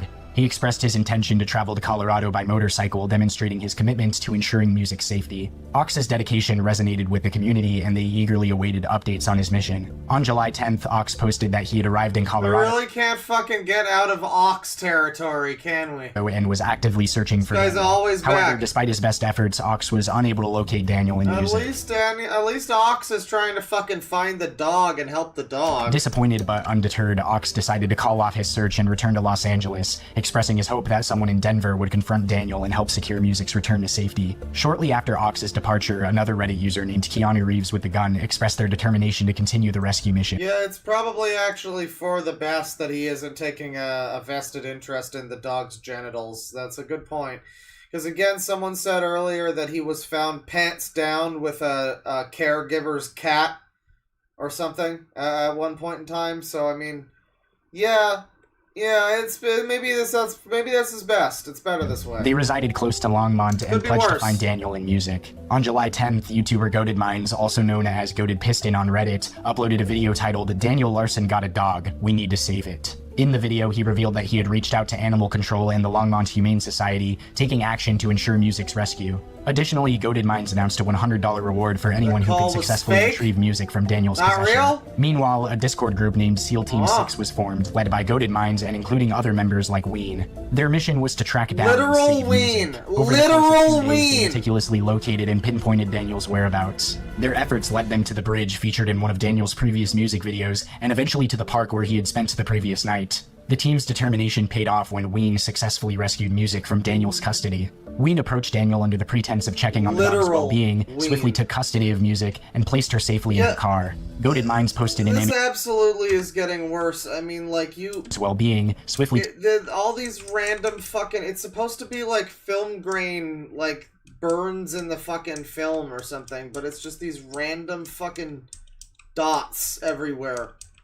This is so dumb and bad and dumb. Swiftly took custody of Music and placed her safely in her car. Goated Minds posted an image of Music on Reddit accompanied by the caption "Music is safe," providing visual proof of the dog's rescue. In response to requests for additional evidence, Goated Minds later shared a video featuring Music. Ween also posted updates on Reddit reassuring everyone that Music was doing well and expressing gratitude for the support received. While Music was safely on her way back to the Longmont Humane Society with one of the animal caretakers, Daniel resumed activity on his YouTube community page. Yeah, no, we have to shout out the literal person named Ween, who actually saved the dog from Daniel. Good job, Ween. You wouldn't have I mean, I guess the name was ironic. Maybe they knew. They were like, you know what, I'm gonna be the counter Ween. So my name is just gonna be Ween. I'm gonna actually save... I guess it's kind of weaning him, but it's saving the dog from him, so it's weaning for a good cause, really. He claimed to have just been released from police custody and mentioned facing new criminal charges. He desperately sought the community's help in retrieving the dog, implicating World of T-shirts into the dog napping situation. In a state of distress, Daniel recounted his experiences, often repeating fragmented details in a convoluted and disordered manner, making it challenging to decipher the chronology of events. In the midst of this tumultuous period, Daniel engaged in a call with Goated Minds, who recorded the conversation and later uploaded it to YouTube. The recording provided insights into Daniel's erratic behavior and his incoherent ramblings about the events that had transpired. It became clear that Daniel had thrown a fit, causing a destruction inside of a Walmart, leading to his apprehension by security guards and even a motorcyclist who restrained him. Daniel did not come out of the situation unharmed, as he had a very visible injury on his eye, likely as a result of self-harm. Throughout the evening, Daniel continued to upload videos addressing the ongoing situation. In one video, he threatened Bob, demanding that he create a social media account and publicly deny any allegations against Daniel. Yeah, was World of T-shirts really going to be the one who personally came and stole your dog from you? You know, if World of T-shirts steals your fucking animal from you, I think he deserves it at that point. It seems like he would have a hard time doing such a thing, just based on what I saw of him. Don't think he's built for that. If he does it, you know what? Let him have it. Let him have it. Okay. Let him go for it. Fucking lying about shit. Bob, I need you to go live right now. I know the band, Wayne. And put it out there right fucking now that I am not lying or I will kill you. Yeah, he beat his own ass. My Right. life is in danger right now. In another video, Daniel expressed his intention to take the matter to the Supreme Court, lamenting that security companies refused to believe his claims. His distress was palpable as he made repeated calls to emergency services. Well, okay, so this is 6/11/2023. That's true. If we get to 9/11/2023, I know that's like, I guess that's wrong. I wonder if something's gonna happen on a September 11th for Daniel. I feel like that could be. I don't know if we already passed a September 11th where he had a meltdown or something, but I feel like that should be. I feel like that should be Daniel Larson, meltdown on September 11th. That feels perfect. Including just like the game Portal Runner for the PS2, which came out September 11th, 2001. Play it. It's a good game. It's terrible. One in which he falsely claimed to have a bomb. It was evident that Daniel's mental state was deteriorating rapidly.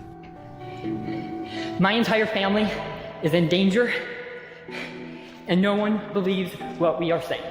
My entire family is now famous.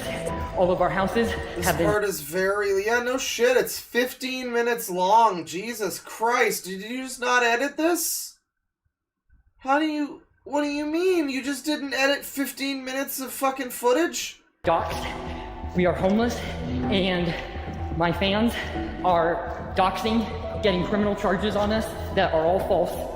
We will take this all the way to fucking Supreme Court. We are not playing around.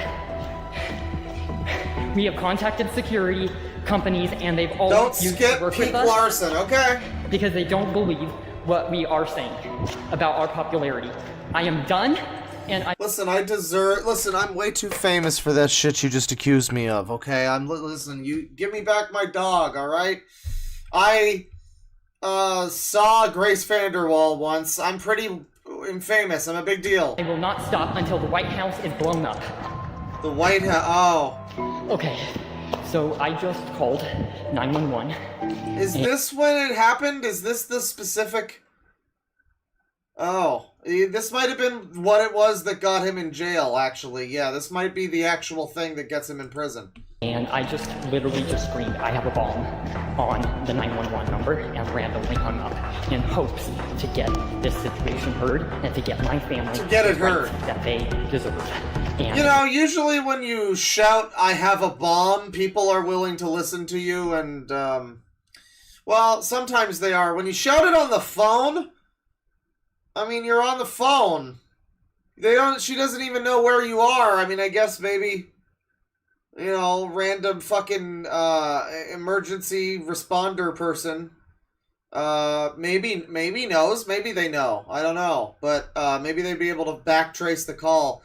But it seems, I mean, it doesn't seem like it's gonna do much for your family, dude. Security and protection. Family means Music, the dog, I guess. I'm sick and tired and Grace of fans assaulting, harassing, beating up my family, injuring people, stealing dogs, doxing, and stealing money, fraudulent shit, blaming it on me and my family, and then to make everything... My family, is he a system now? What other family? Who's the family? Worse.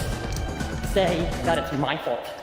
I'm done, I'm sick and tired of this, and I will, like I said, take it all the way until this gets heard. And if charges will be pressed, I will sue the entire U.S. government and Supreme Court. Right. Sue the entire U.S. government after your bomb threat doesn't work out. That's a good idea. So I just... in the U.S., that'll probably actually work. 911 again. Got a lot of loopholes trying like that. to still get security services or something, since I'm being spotted by fans on almost every single corner, and I'm being followed, and I got attacked earlier today. And the issues that have been going on, that people are posting to social media, I'm sick and tired of people saying is fake, because it's really happening. Is fake. So it's not virtual reality, it's not bullshit, it's really actually happening. It's not virtual reality, it's just you don't live in reality. I mean, your reality isn't virtual, it's just non-existent. And it's serious. I just subjective. called 911 for a second time in under an hour, and they still don't believe what I'm saying. This is bullshit for Colorado, and I'm about to literally try to take this to Supreme Court, or it's going to go down at the fucking hospital, because I am done. Daniel's last content for the night was a YouTube live stream where he filmed himself interacting with emergency medical technicians. That's so right. I am a singer-songwriter of Denver, Colorado, currently homeless, and I am known by most police officers, most hospitals, most people, I should say. And I'm getting spotted on almost every single street corner. I mean, you just instantly know the guy's crazy at this point, right? I'm always imagining the random person. They don't know about lol cows. They're like, you know, they live in simple world where things are nice. They don't know about people like this existing. You know, this is real life cryptid people. And so you find one of these people and you're just like, hey there, hey buddy. Oh, I'm a celebrity. Yeah, you probably already, I mean, I feel like you probably already clock in on what's going on here. By fans, by supporters. All my fans, they're swarming me. And the last couple of days... He really does look like the type of person who would be, you know, famous for the right reasons. Have been, like, actually attacked, threatened, and I have nowhere to go because I'm homeless. Thousands love him! I have called security companies. They are all refusing to work with me until I get housing. So I'm in even more danger being on the street, homeless, without security. And I'm starting to fear for my life. Yes, I'm in Golden, Colorado. It is the, I want to say 11th or 12th. Or like, yeah. Joe Biden. Joe Biden? What? That is going to be $1.50. You're not feeling safe, you're saying? I'm not feeling safe. This is just because of my popularity. I've tried getting motel rooms, and fans call the motel rooms and dox them, pretty much, and dox my room, and it's becoming super unsafe. And so I have been super unfaithful. Told not to go to motel rooms. Is that like the new bad faith? Without security present. It's just getting very unsafe for me to be unsafe in public. Like motels themselves, because they end up banning me because they get spam calls by fans because I'm the motel friend to ban me! The motel friend to ban me! That like I legitimately get spotted at the motels by other people there. Like that's how popular I am. And the fact is, I don't even disagree. This is probably the way his life is at this point, with all the fucking trolls, all the weens, you know, for every one person trying to rescue his dog, there's gonna be fucking 5 people that are, you know, that are doing basically what he's saying here and calling up all these locations, but I wonder how much of that winds up also just being his fault. Because we know that he's also, you know, revealed his own location and all of his fucking email addresses and everything. He's done that before, so, I mean... Yes, it's Larson, yes. 11/15/1998. I am not doing well. I am famous, and I have called multiple times before for popularity issues and people doxing me. This is not the first time I've called in. Yeah, this is not the first time that I've called in for issues. I am homeless. And I am trying to get security services, but they all don't want to work with me. I am homeless. Yep, yeah, I can tell. So I get housing, which makes sense. But I am, yes, this was from earlier. I've already went to the hospital earlier today and got that taken care of. Well, I tell you what, Dan, we got some good news for you. We got an ambulance right here ready to take wherever we need to go. So if you want to talk to these gentlemen here, they sure. Can around, Hey, what's going on, dude? Hi, I'm Daniel. I'm Jason. Hi, nice to meet you. What's going on today? Just so... What's going on, big guy? Yeah. Can I go in the ambulance? Yes. Yeah. No, you guys can search me down. You guys can do whatever. I don't care. Put the backpack behind you. I don't. You can pat me down. Yeah. Have you got any needles, any guns, bazookas, anything like that I need to worry about? No. Fantastic. I appreciate you. Let's go to bring your hands back and not under arrest. This is just how it happened. Okay?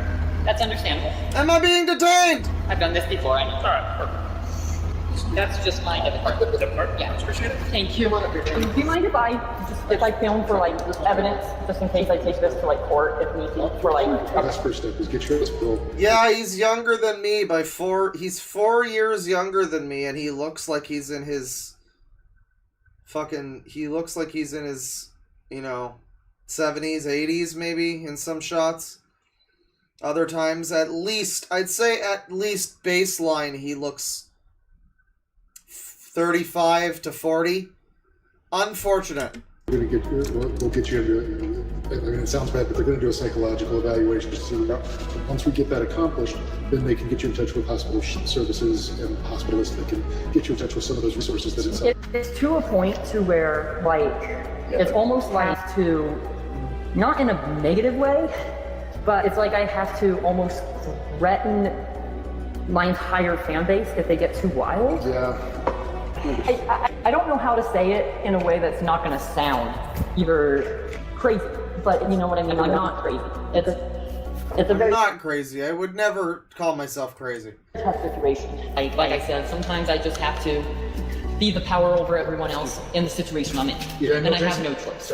Were you over at the School of Mines this last week sometime? Yeah, I was. Was there an incident with some damage on a wall or an elevator or something? Yes, there was a issue with another person that escalated, and it caused like a fan altercation, and it ended in like kind of assault towards me. Oh, fucking reverb, yeah, and all this, just, the music. And is that what happened to you? It's just not making it easier. Like, the TikTok itself would be fine to watch, but it's like, this is...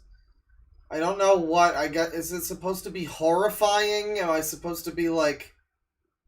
I don't know what I'm expected to feel from this editing. It's just from a different issue. But that's what happened last week, it was last week. What kind of damage was it? It was... The wall. Just the wall? Yeah. The wall just got messed up? Yeah, and what I did is after the fan left, after like kind of just punching me one time, and then verbally assaulting me, I called 911 then. I called the crisis center. Okay.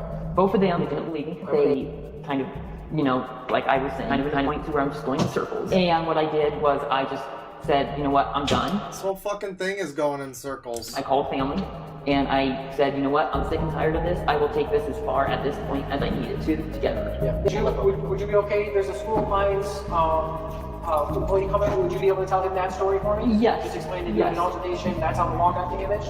All right, we got somebody here supposed to ask you a few questions. Hey, Daniel, I'm Officer William Lansby. Hi. Well, contact me to ask you about some damage that was done to one of our walls. Yes. Do you know what I'm talking about? Yes, I do. Can you tell me what happened? So, I was, about last week, I got dropped off by a friend in the parking lot. Damaged more of the fucking property. Did he? Is that what happened? Damage to the walls? Did he destroy another place? And was walking through Motherfucker! the building where the stairwell is. And I'm a singer-songwriter. I already kind of talked to them about everything, gave them I've seen your YouTube. Yes. So I got spotted by a troll. And, you know, like a fan, but on purpose trying to cause issues. Okay. And a fan. Yeah, he a fan. That's been happening a lot lately. And said some verbal stuff, tried to assault me. And I freaked out. I called the crisis line. They didn't believe me. When I talked to them, they thought he was crazy. Because some people are still not believing my popularity, which I'm trying to get heard right now. Some people just don't believe my popularity. That's a great outlook. I actually really like his outlook. I mean, maybe it's a toxic positivity type of thing, because now he's crazy and he won't take no for an answer that he's not famous. But yeah, you know, some people just don't appreciate my popularity.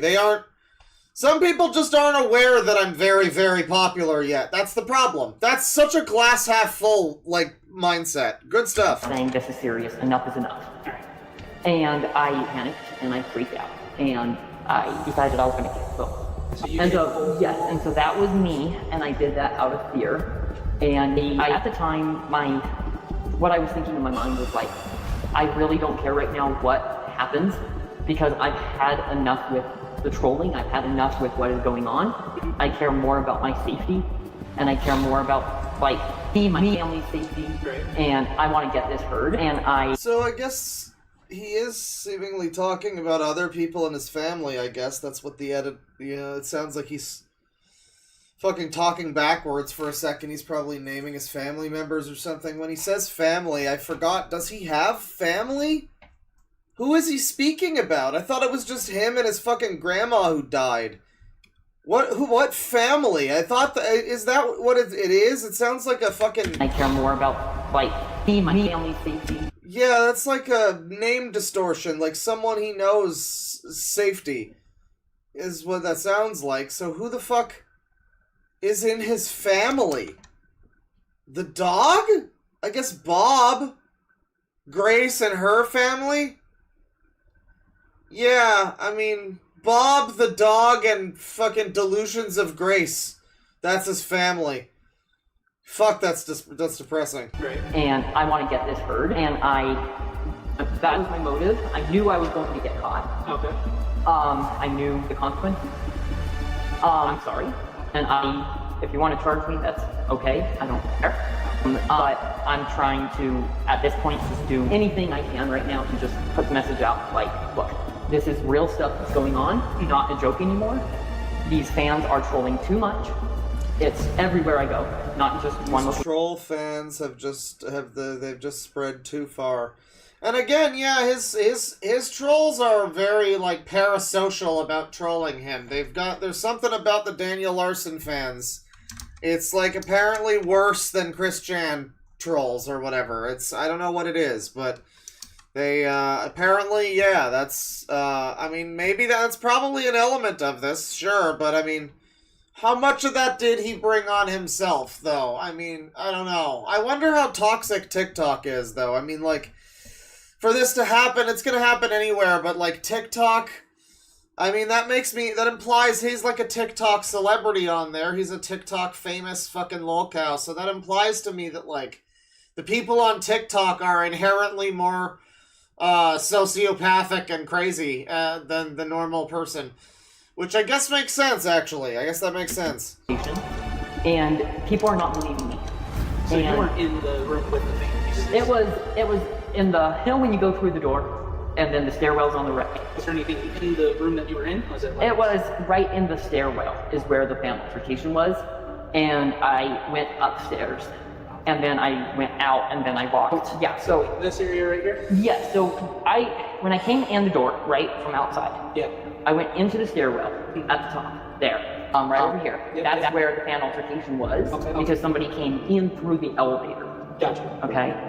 So somebody came in through the elevator, the fan altercation happened in the stairwell. They continued to go down after. I came back up about half a flight of stairs, back into here, and I was just like, dude, what am I gonna do? Now, I'm tired of this happening.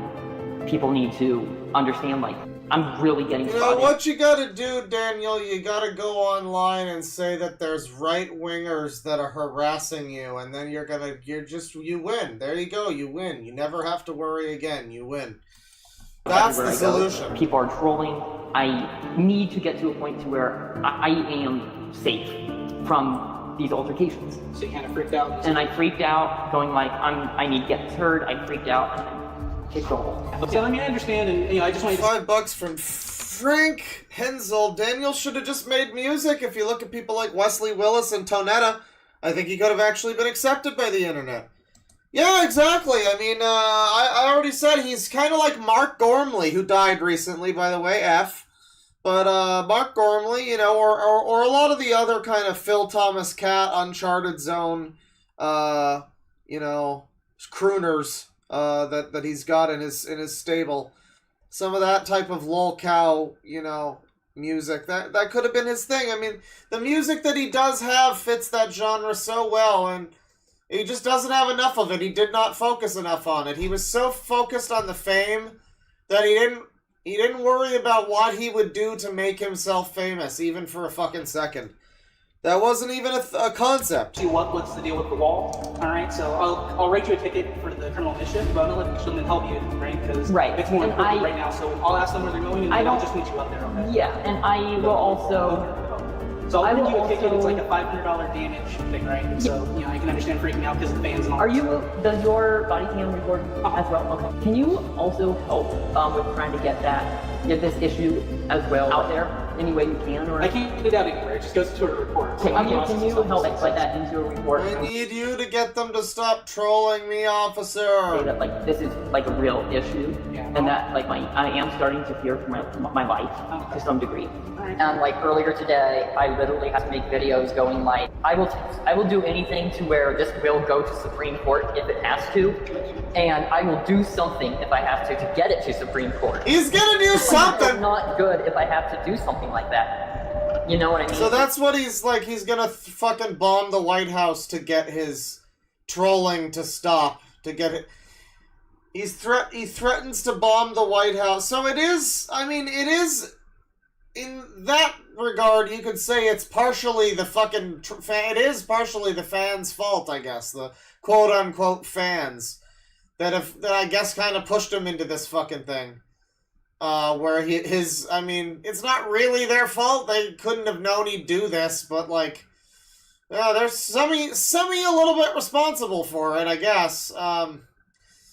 You know, him just deciding, you know what, this'll make them take my case seriously. If I blow up the White House, then they'll force my trolls to stop being mean to me.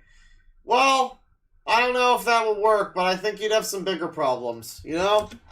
Of that severity of a level. My wife talking to officers, okay. He has not posted anything since. He is believed to be under psychiatric hold at the center where he awaits numerous criminal charges. The exact nature of his criminal charges remain unknown. In the midst of these dramatic events, it became increasingly apparent that Daniel's situation was spiraling out of control. The uncertainty surrounding his future loomed, raising questions about potential arrests, imprisonment, or involuntary psychiatric commitment. That's such another good image of Daniel here. This is a very fierce, fuckable, fabulous kind of Daniel. The cycle of mayhem, madness, and destruction that defines the Daniel Larson story seems to persist unabated. As the dust settles, the next Where steps did all those other teeth come from? Is this remain AI? leaving everyone to These speculate. are AI versions of Daniel Larson. Why does he have AI Daniel Larsons? Where did this... Maybe it's just an AI cleanup, but it looks like... It looks like the TikTok logo is also not real English, and then it gives him extra teeth, too. That's fake Daniel Larson. What's going on here? What is this video? Speculate about what awaits Daniel in the days to come.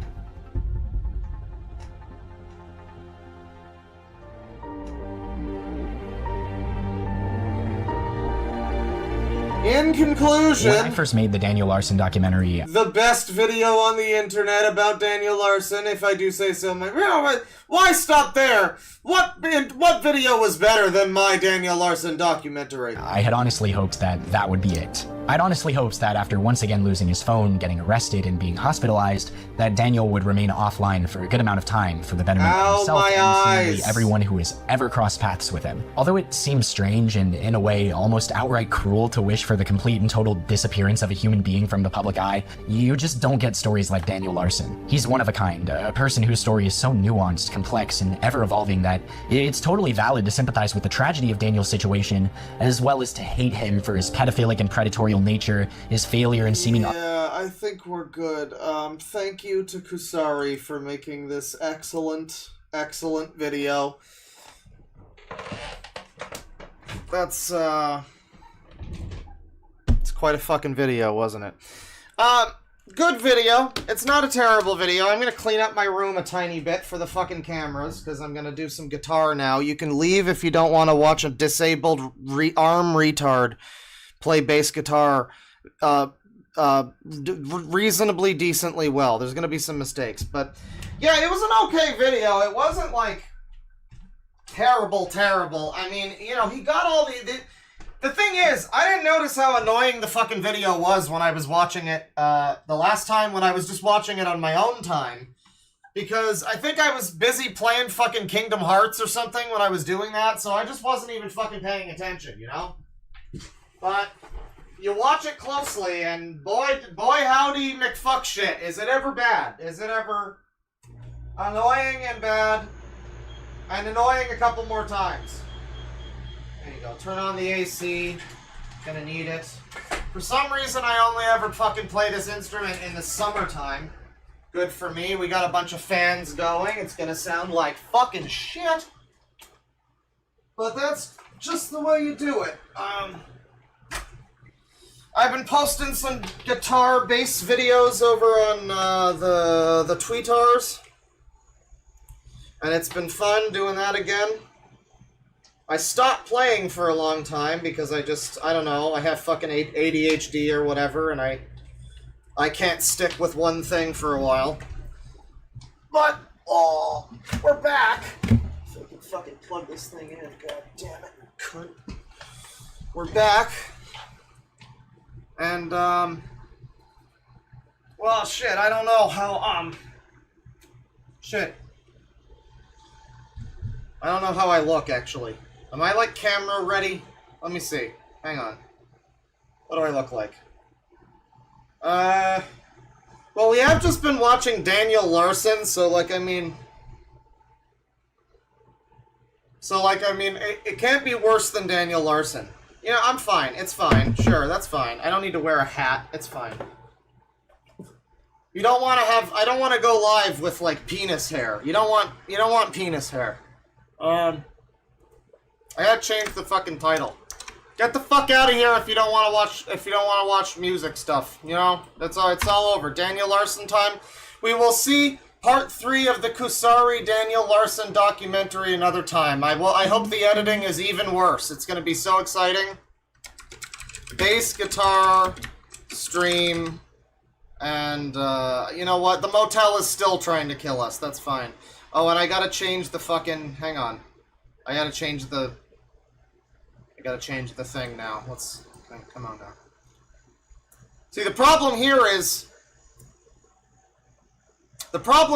this is going to fucking nuke the stream for copyright, so I'll have to re-upload the Daniel Larson segment as like a clip or something. I think that should be okay. You know, we want to have the whole thing up on the channel, so...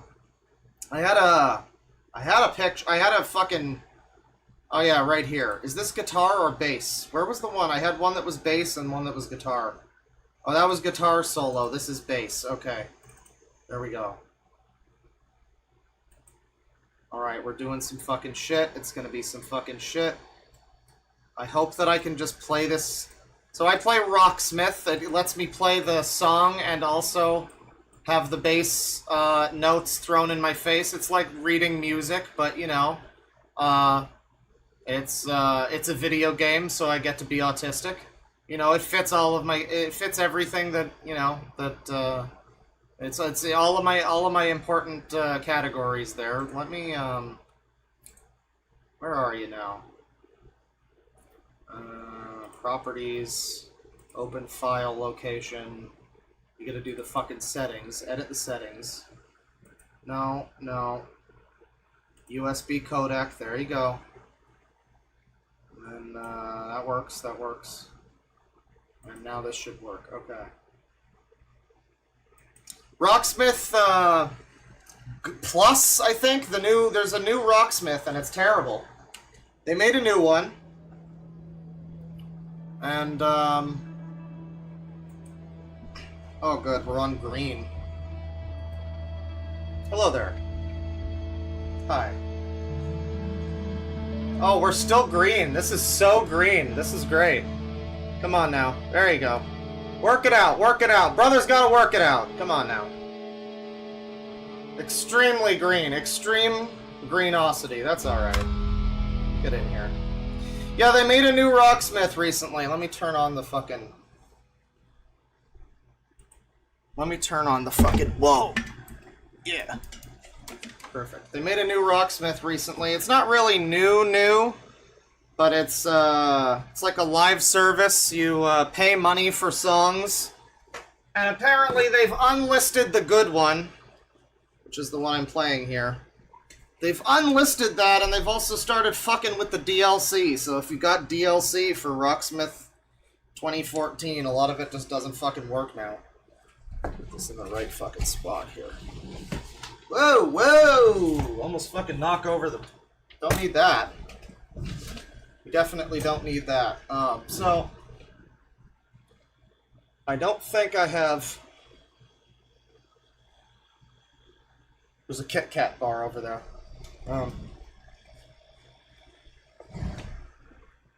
Yeah. There we go. Where's the fucking game? Let's get it going here. Yeah, they made the new Rocksmith. It's very unfortunate. It looks like a pile of shit. It looks like a huge pile of shit. It's a live service. Rocksmith. And apparently some of the DLC for the old game is no longer functioning, so that sucks ass. You hate to see it. But, I think it's working for me. They haven't updated the old... Okay, I have to fix this now. They haven't updated this version of it yet to, like, completely break everything. They probably will. There we go. Alright. I think we're all set. God, that's gonna be some loud, annoying fucking background noise. Auto. Yeah, grab Rocksmith, dude. What are you doing? Capture. There you go. Not gonna do it, huh? Wow. Where is it? Oh, I'm in front of Rocksmith. Very cool. How'd that happen?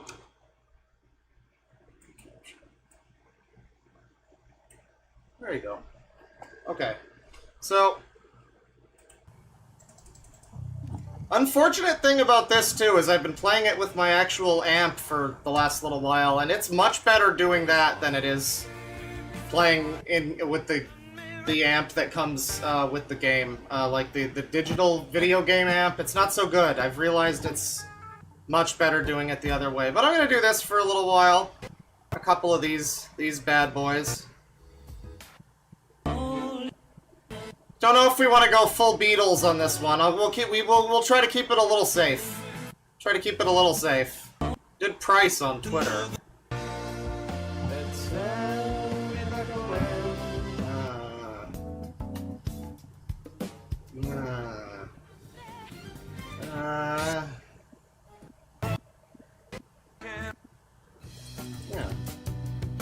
Alright, we're starting with Radiohead, so you know I'm an F-slur. There you go. We gotta do this every time? God damn it. I really prefer playing this on my amp. It's just like, hey, tune up! Alright, you're good? Alright, great. I guess it's actually more annoying that way. It tells you to do it every time. If you play it on the real amp that's down there, it's much better sound. Here, the sound's always... It's not a great virtual amp. It's not great, but it works. It gets the job done. So if we get copyright blocked, that's just gonna happen. Where's the fucking chat? It's over here? Alright, cool. Someone is telling someone else in chat to never speak to them again. I'm a fundamentalist? Sure. I'm a Rich Evans fundamentalist. Well, if I did split the connection, it would just sound shit on mic.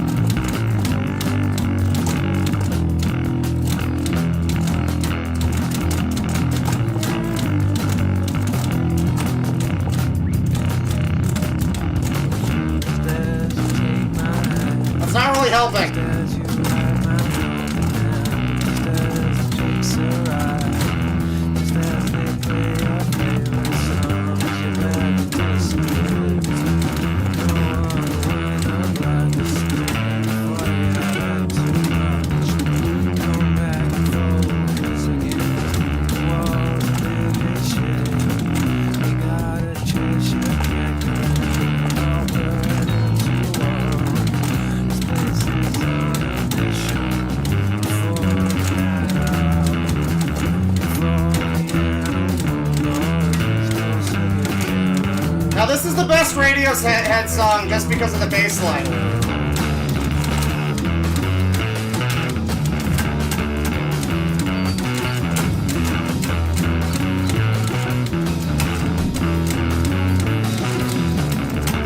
I'm fucking it up. I did not practice.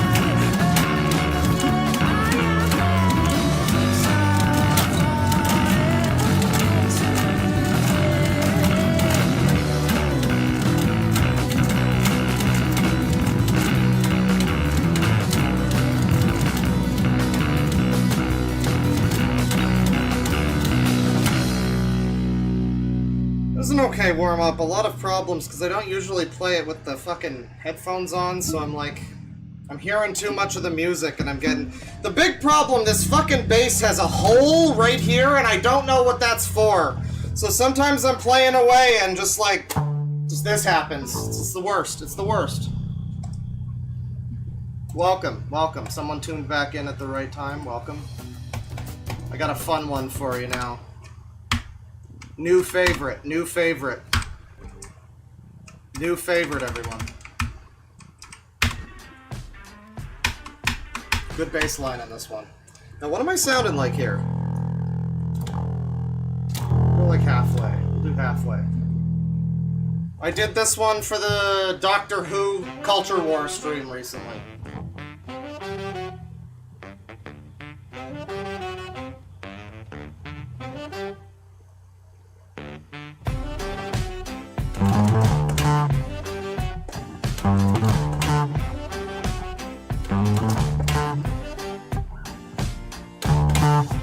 Who'll be my Valentine? Fuck.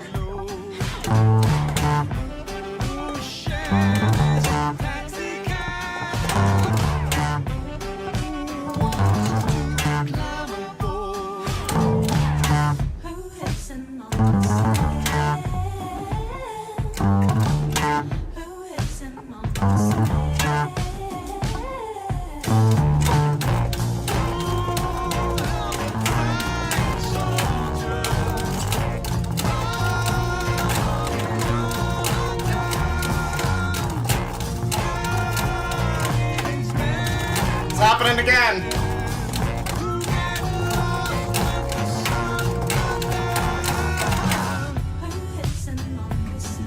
Missed those ones.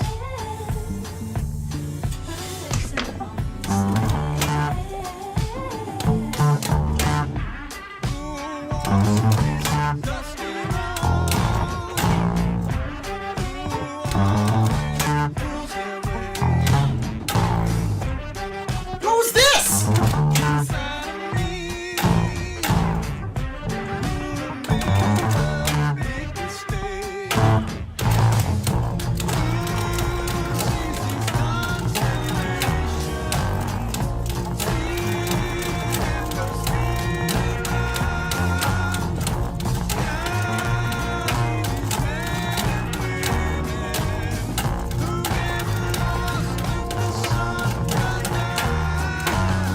Who is an honest man?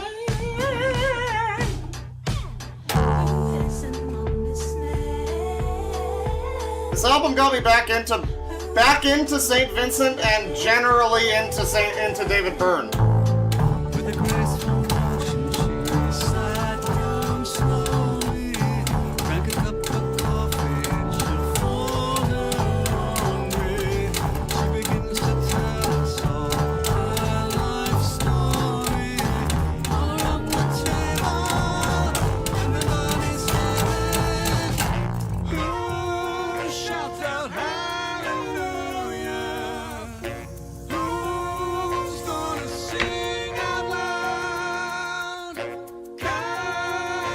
This is Who by David Byrne and St. Vincent.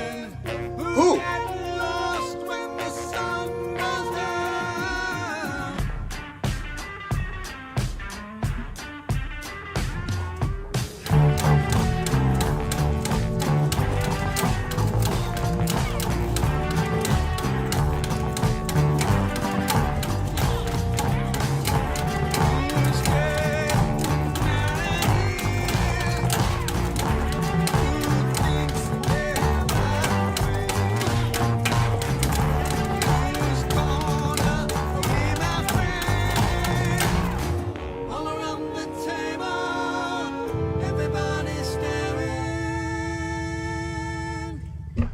Good song.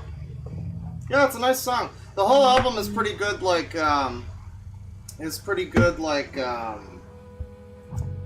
in orchestral pop, I guess, orchestral rock, art rock, whatever you call it. It's pretty good. It's pretty good. The album cover is funny because it just very slightly fucks up St. Vincent's face so she looks like she's got a goiter. I like it. Seinfeld slap bass. I can't do the slap bass, unfortunately. That's not happening. Wait, I'm on recommended? That's wrong. Come on now. Can't do the slap bass. That's not possible. Not for me.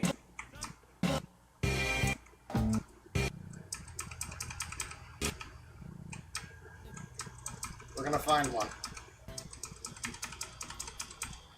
I did this one on Twitter too. It's a good one. Do we want to get finish on people?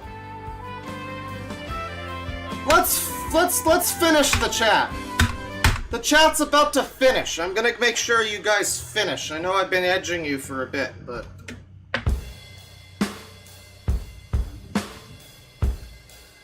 Weeb the Band. That's not a name, I'll take it.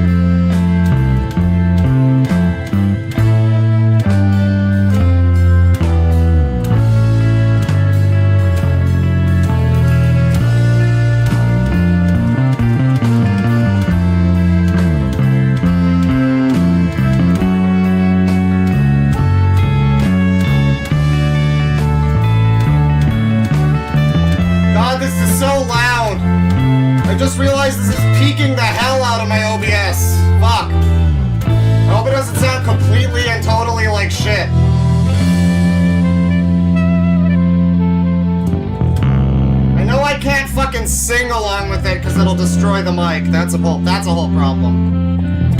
Thankfully, I also don't speak Finnish, so that helps. Sounds good? Okay. That's good. That's good.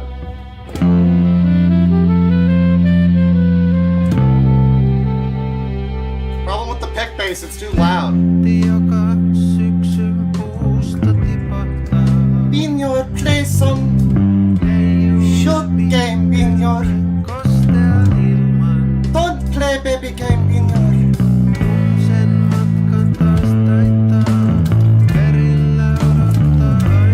you want to RP?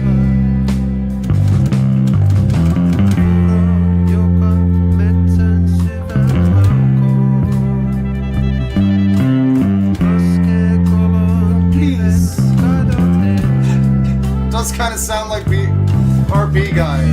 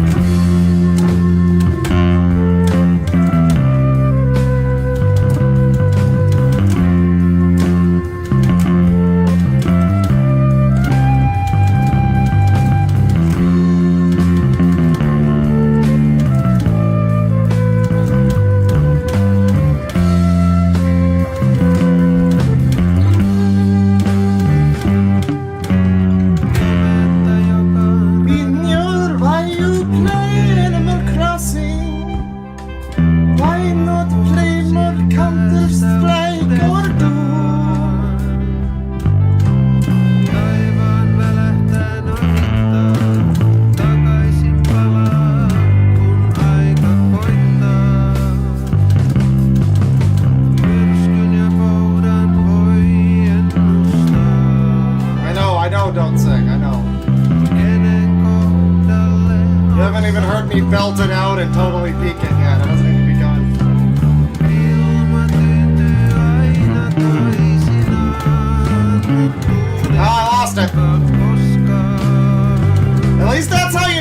faking. I wouldn't leave that in if this was fake. Of course, I would say that if this was fake. You know, this whole guitar thing is really just a grift.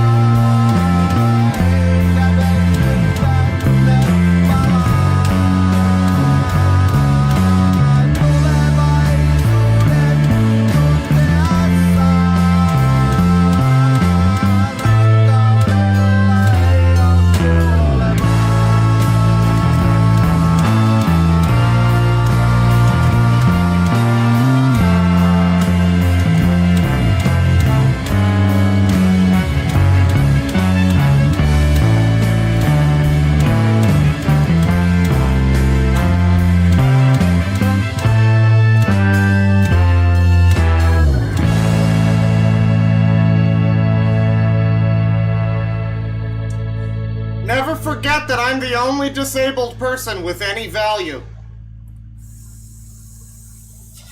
Thank you. Aina Vihanta. Sure. Masterful performance. I got that from those lyrics, yeah. Primus isn't happening. There's no... I'm not doing Primus. I can't do Primus. I'd love to do Primus. It would be great if I could do Primus. It's not really happening.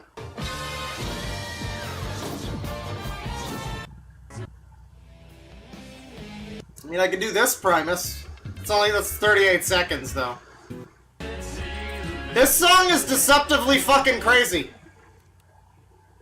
This song's fucking... blurs too easy. At least all that I've heard of it. This song, though, is fucking crazy. Doesn't sound like it would be.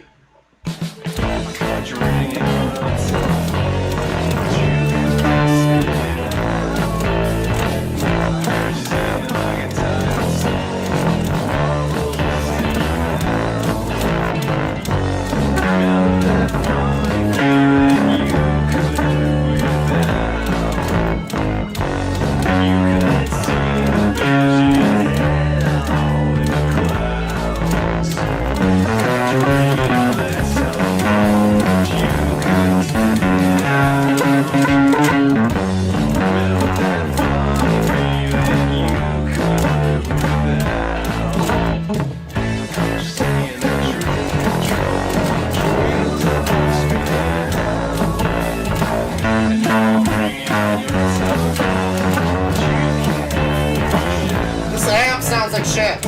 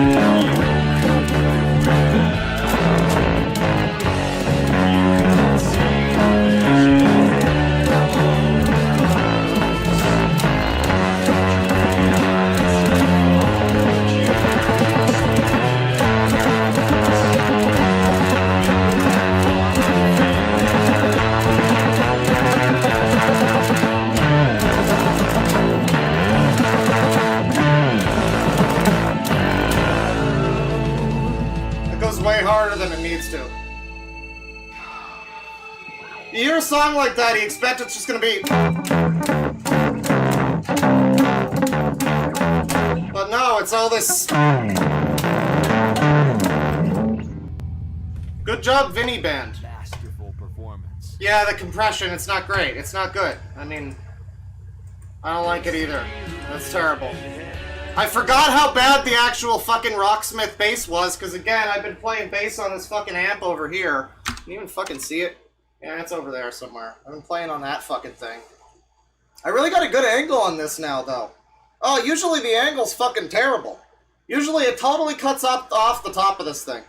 I guess now my head is being chopped off over here, but only if I go this way. That's good.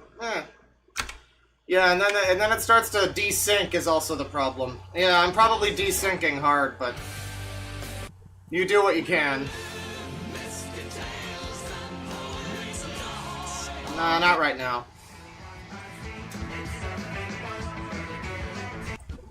Sure. Oh, dear God.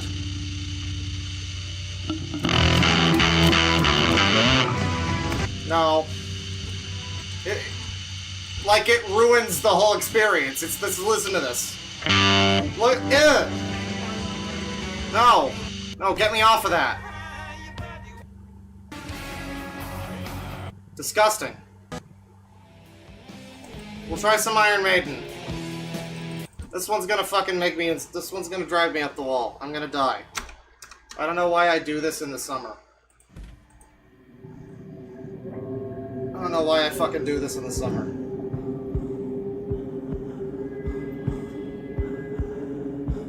What caused that buzz? Bass and the amp thing in Rocksmith is fucking terrible. It's like software digital amps that usually sound bad.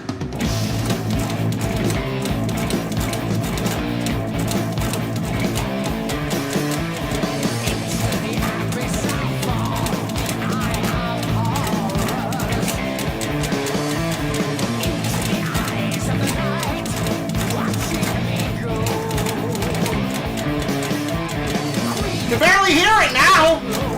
Listen to this!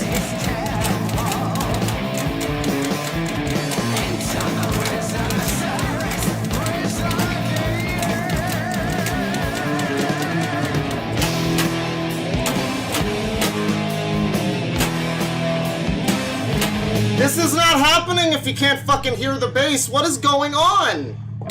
Oh, it's so terrible! It's so terrible! This sucks. I remember one thing, you gotta turn down the fucking music so that you can even hear the fucking bass. Let's put it to 69. There you go, nice. That'll hopefully help. Come on now. A little bit.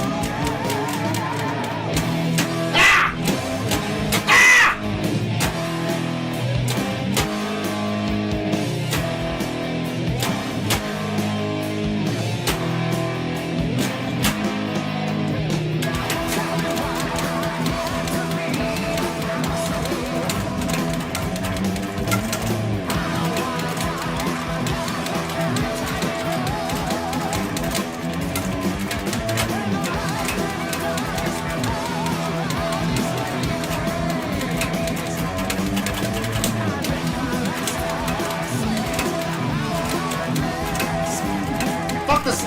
Fuck this! Fuck this!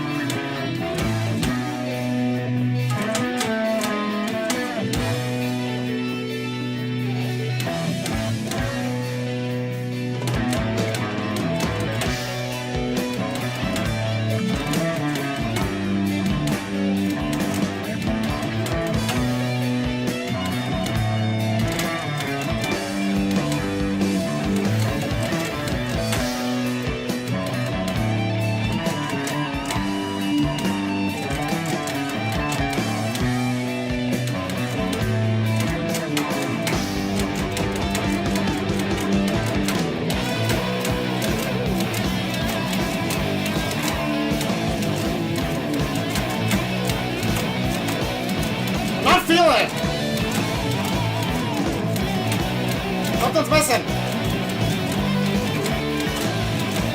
Oh right, it's the fucking bass amp. Sounds like shit. That's right.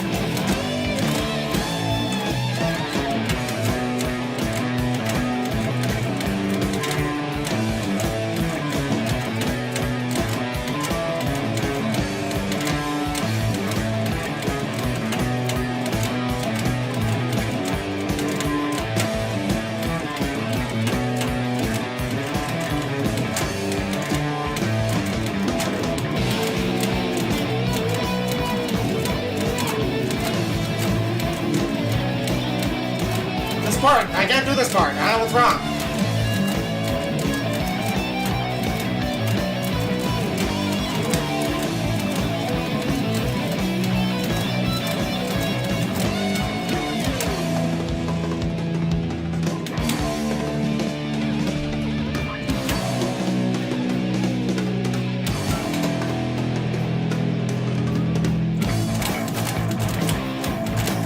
Can't we just know the rest of the song finishes this way? Oh boy.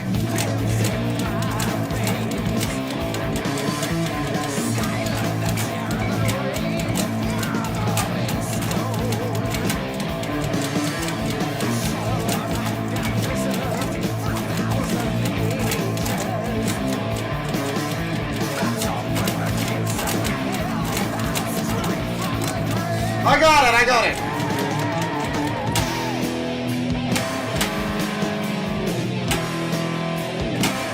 I'm just doing the two notes. The two screens technology.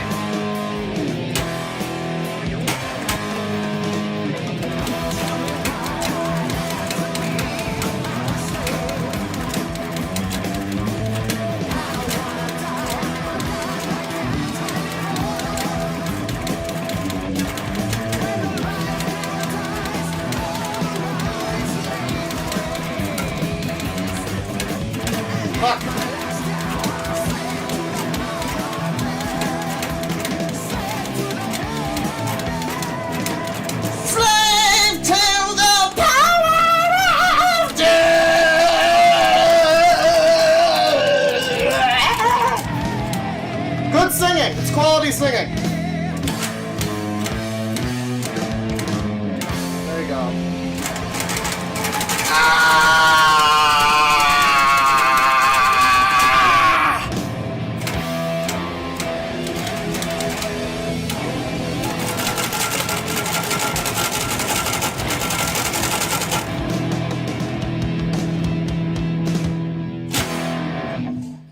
There you go.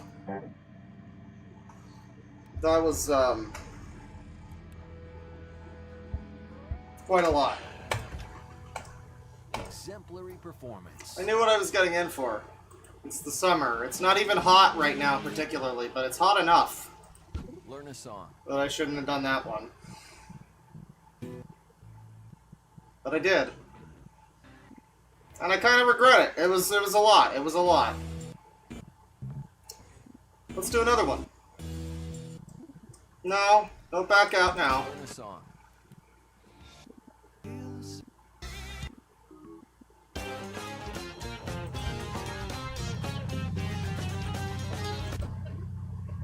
Bad as shit, meaning good. Thank you. Fuck you, I mean, meaning thank you.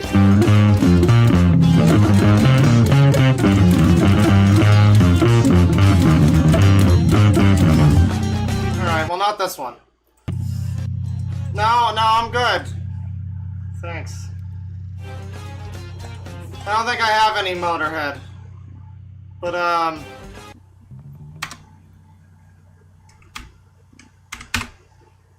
gonna do this one. This one which doesn't show up properly by count, even though it's one of the ones I play a lot of. Let's do 10 minutes of progressive rock! Yay! I'm gonna die!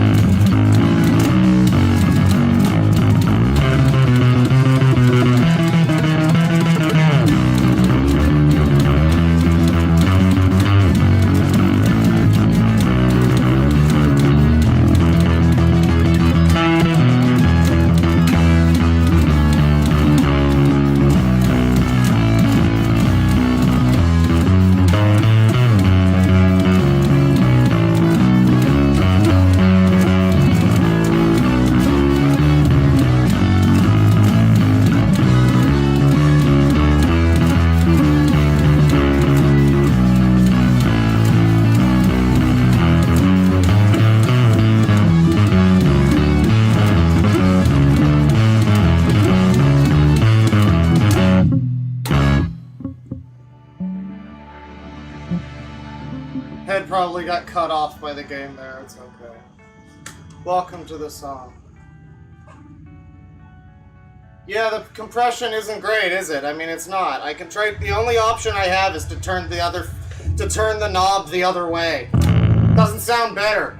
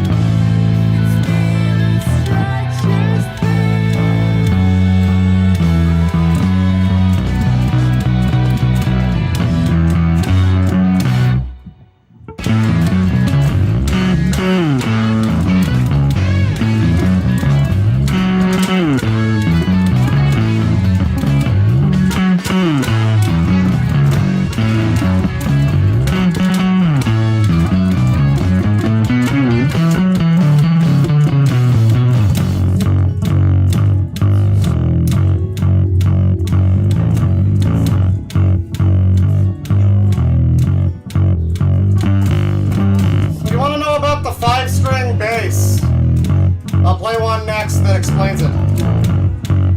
I'll explain all about it.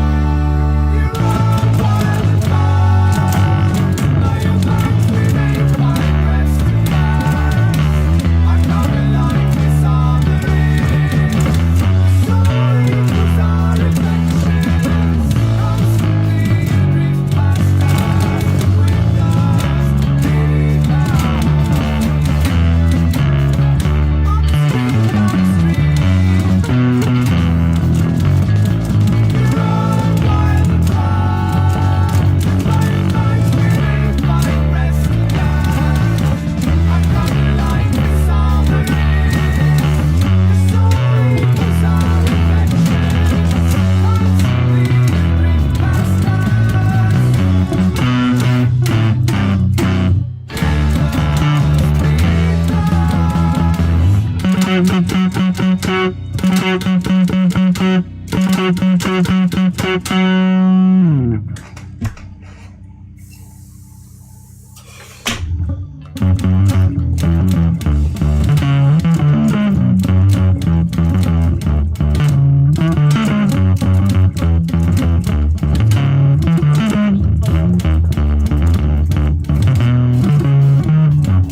not doing very good.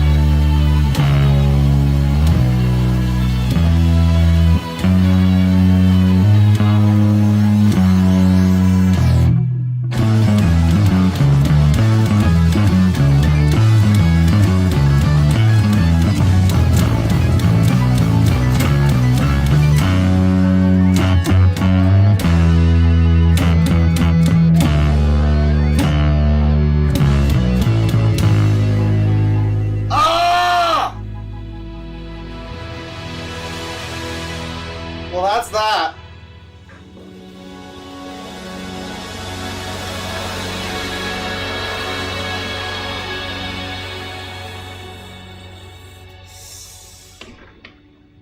Thank you, everybody, for watching.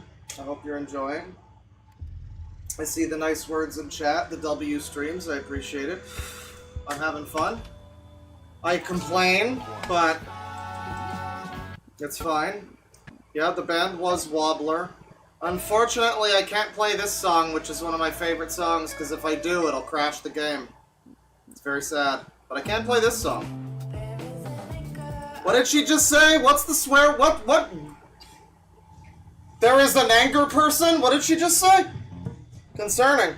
Concerning stuff. Discuss.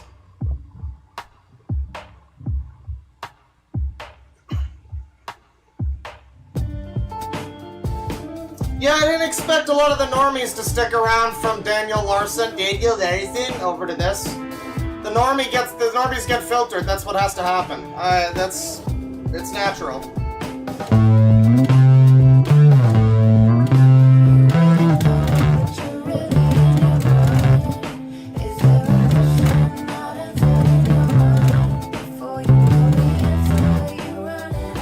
Normies. The N-word.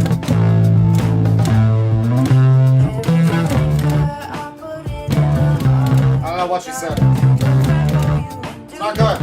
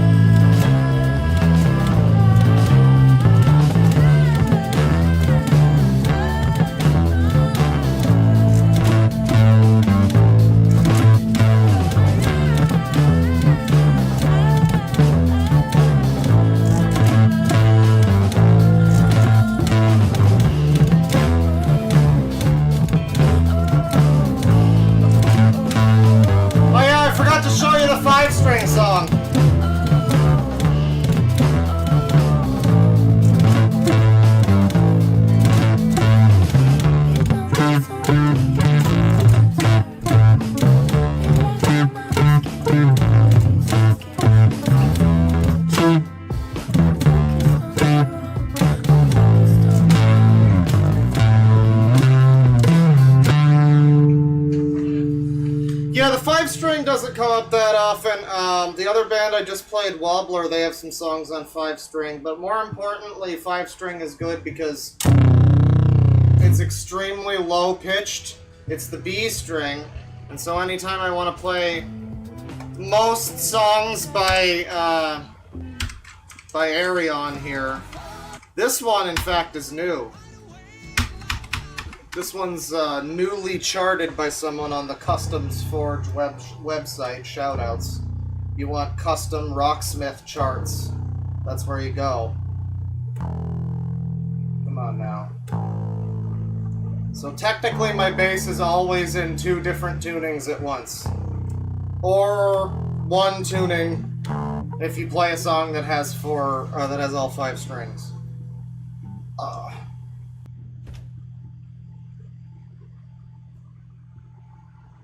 Metal under picking arm caused string wear compared to a nylon. I don't know, man, but what I know is I gotta fucking change this thing soon. We're down to the nub. I'm worried about changing it. I think I'm gonna fucking break it or something. I don't know. It's gonna be a whole thing. Oh, all of these have been custom.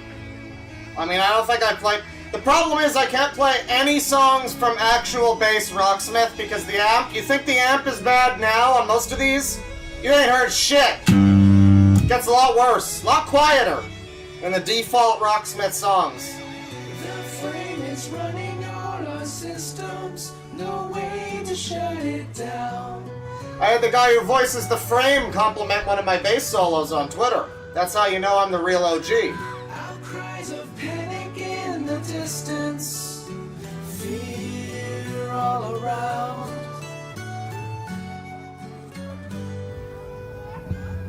No satellites, no radio, no TV. Can't even use my phone.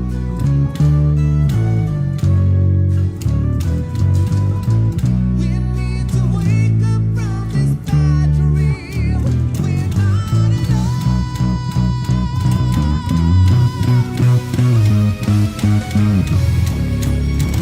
I've seen the future and a dream. I've seen a sea of machines. I've seen a realm beneath the waves. Another time, another space. The frame is closing all the shadows, isolated from the world. But there's still time to heal the damage. This I've seen the future in a dream. I've seen a sea of machines. I've seen a realm beneath the waves.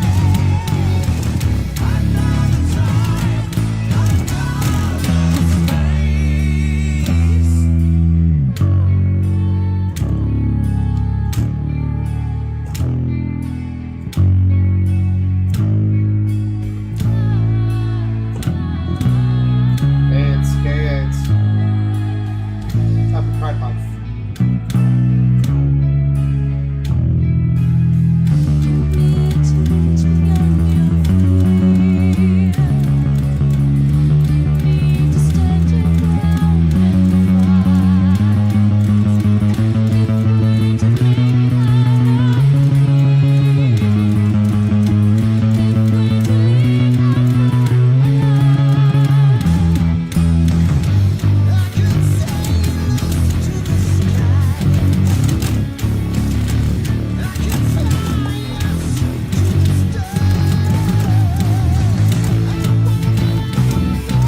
Our race, huh?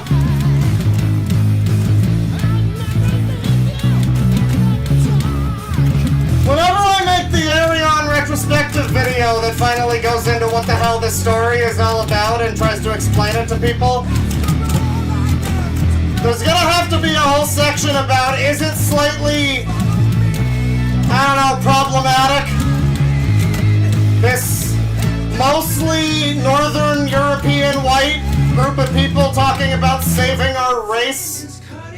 Probably not. It's more than anything probably space alien cult bullshit. It comes across like literal, like Ashtar shit. Like, I would not be very surprised to find out that Arjen Lucassen, the guy behind this band, was a legitimate follower of Ashtar.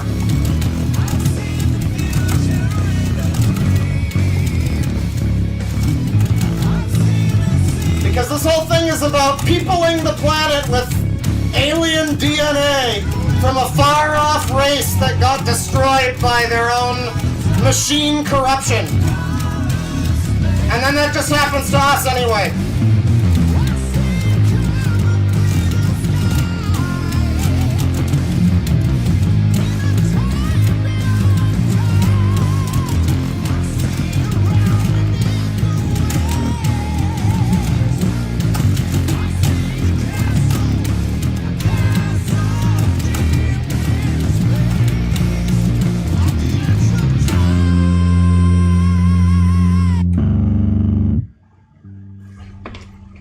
Some of them are Norwegians. They're mostly Dutch. I think the Dutch are okay. I don't know what the Dutch ever did to anyone. Norwegian, that might be a problem, yeah.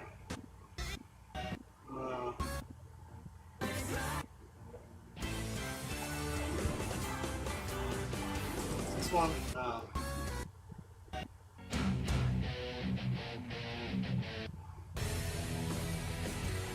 This one?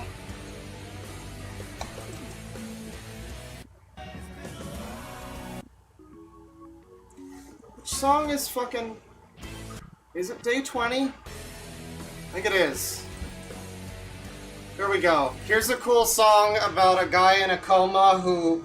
His emotions force him to wake up out of the coma and realize that he loves his wife and forgives his best friend for cheating with his wife on him, or something. And then it turns out it's all a computer simulation. Spoilers. It's meant to make the alien people that their planet got destroyed by machine... Stop that. The alien Y people, they need to feel emotions, so they use this. This isn't the right song! No, it is, it is.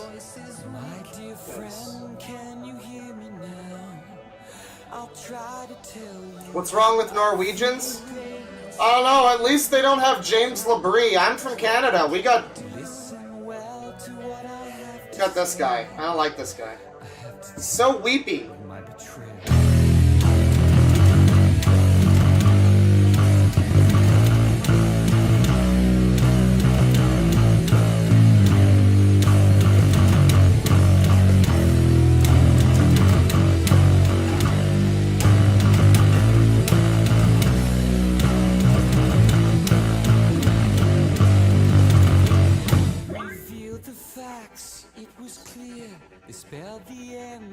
This is the end of the whole storyline, chat. I'll play the next one for you. I'll play the first song in the story after this.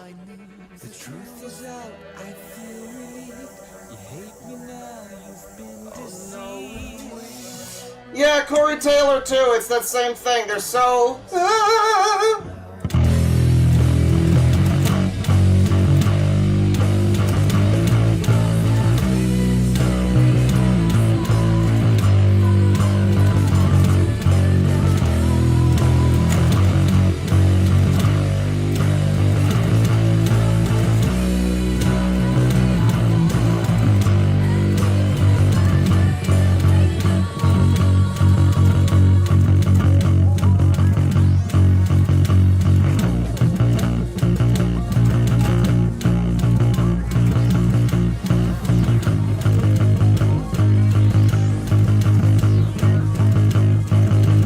spare you guys the pain of listening to me sing the next part. Don't worry.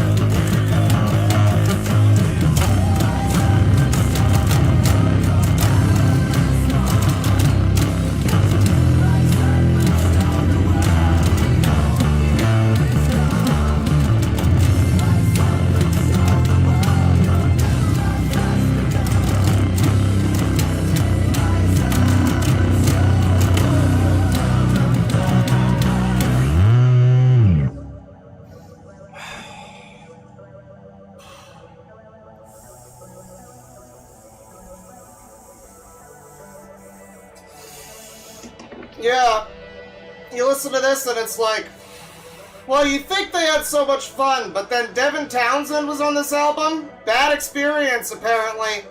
Never did another Ayreon thing. I'm gonna say it's his fault. I mean, he seems like a really chill guy in all the podcasts and stuff, but like, he's the one guy who has a problem with Lucasen, apparently. I don't know. That's some kind of issue on this album. I don't know. Yeah, Devin Townsend's great. It's Canadian, too. I don't know what his problem is with Ayreon. I heard somewhere he didn't have a good time doing this album.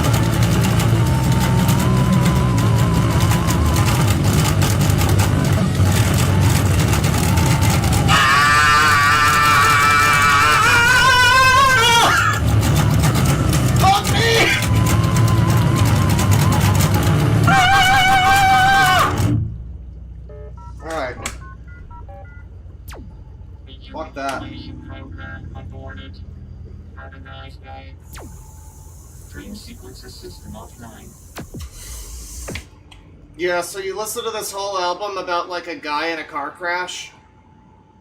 Emotion. And, like, his wife cheats on him because he's not around. I remember. And he fucks over his best friend because he's a piece of shit. The whole thing turns out it's just a computer simulation so aliens can remember what it's like to feel emotions because they're so disconnected and dehumanized from their own feelings because of technology and phones. Not necessarily phones. This was actually before cell phones, but, like... Yeah. This is part 1 of that story, by the way. We got a whole long intro, actually. Here's part 3 of that story. We got nothing in that one. Alright, here's part 19 of that story. Yeah, this works. This is the one from right before that. Yeah, we're good. We don't need to do this now. Fuck off. Fuck out of here. Just skip the fucking tuner. We don't need the tuner. We did the tuner. It's tuned. Technology in general. We are the aliens. Our DNA. This is the one I wanted to pick before. Our DNA is alien DNA from the Y aliens from Planet Alpha. The Forever. Or no, they're from Planet Y. They're from Planet Y. They're the Alpha from... Forever is also part of the name. I don't really remember it. I'll figure it out.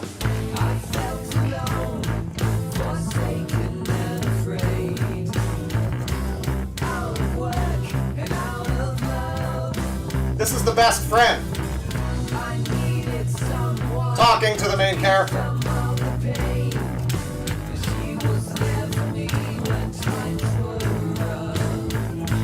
Now meet the wife. Drama! Emotions! I remember.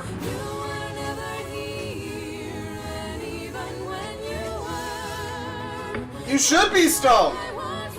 Wife is Marcella Boville.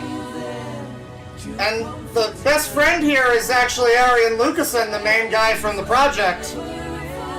He doesn't sing enough, I like his voice.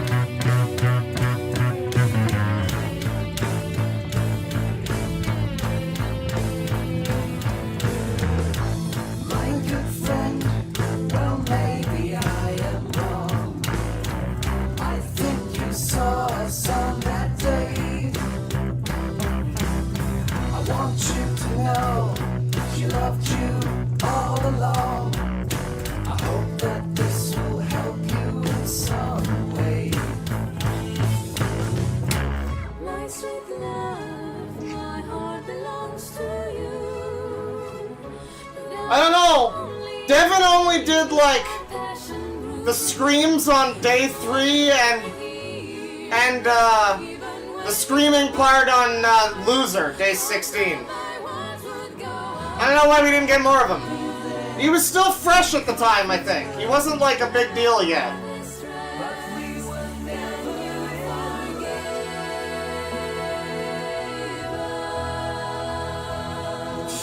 This wouldn't be a blockbuster movie. There's no... Well, unless you could tie it into the MCU, that could be the alien part. It could be like Counter-Earth or something. I don't know. You know, they could figure it out. Just make it like a marriage story, light love story, emotions drama, and then at the end, BAM! Fuck you! It's Marvel! Eat shit!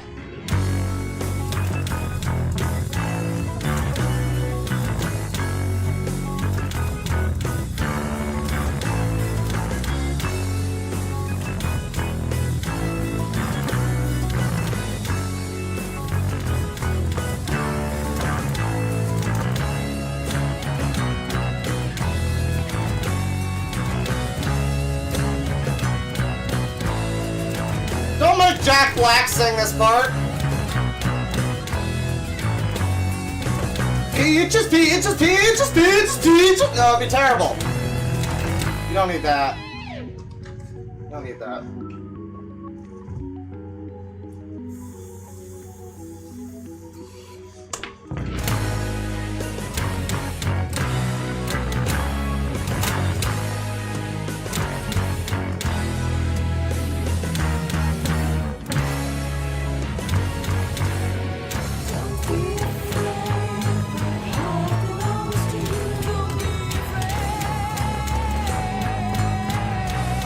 Most of these other voices, by the way, are his emotions. This is love and passion. I'll be there to comfort her. I'll come back to life. That's a good-ass song. Some nerd-ass shit, but it's a good-ass song. I mean, it's already dorky before you find out it's about aliens and shit. That just really sends it over the edge.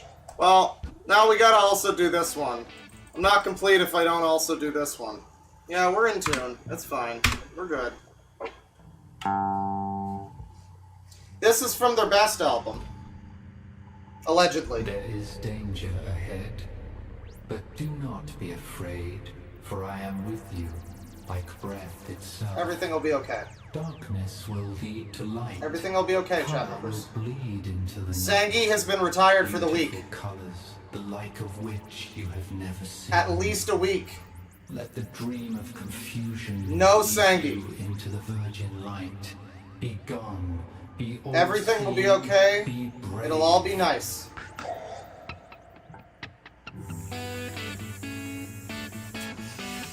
At least the whole week. At least. Maybe longer. That's my promise to you.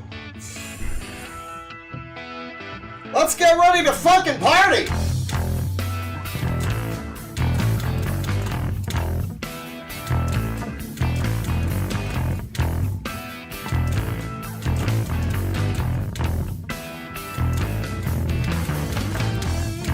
Not doing so good.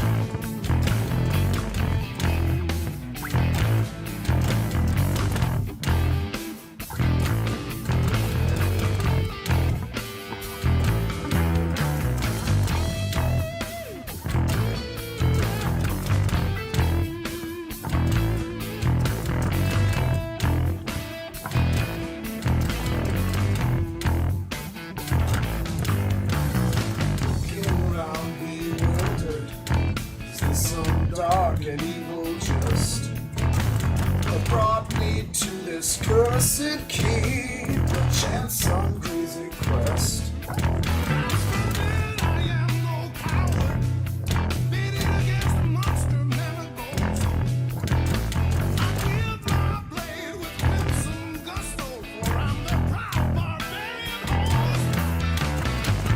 Hey dude, you're so uncool, but hey, that's alright. There's no need to get uptight. Get those lighters going, come on. Eyes reflect the stars and the smile lights up my face. We're on an amazing flight in space.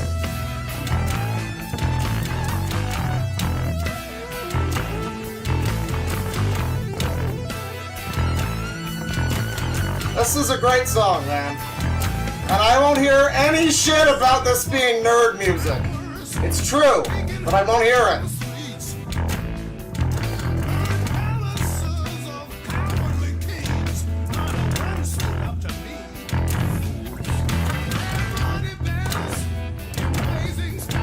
Banished battle axe and broadsword.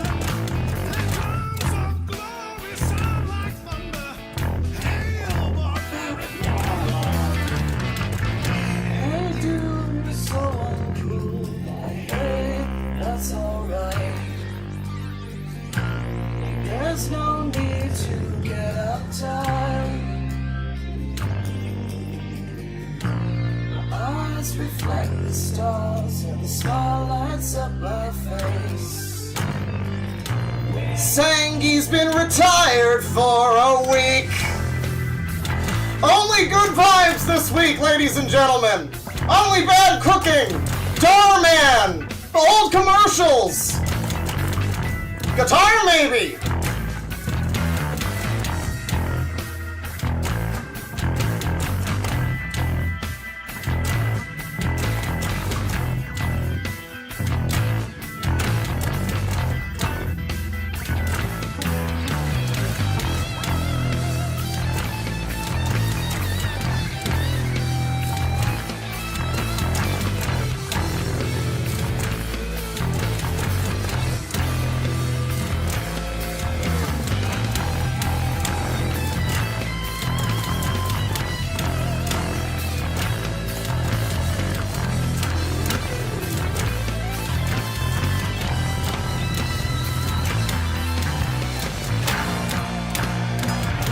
Black Stallion, grim determination. I found the kingdom where I chose to settle down. Righteous men would hang me, but I'll give them hell to pay.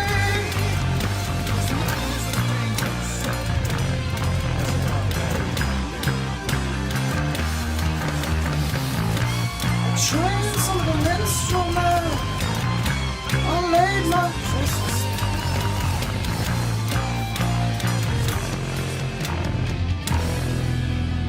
No one knows what he says there when he trails off. Something about for a barbarian warlord, but it doesn't sound like that. Nobody really knows. It's always transcribed wrong.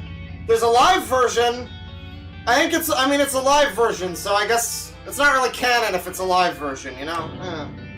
The lyrics are important. This is also part of the story. This album is the one where the aliens, that's the voice in the beginning, the narrator guy, that's Forever of the Stars. He's one of the aliens. He abducts a bunch of fucking people from the Earth, like a future man, an Indian.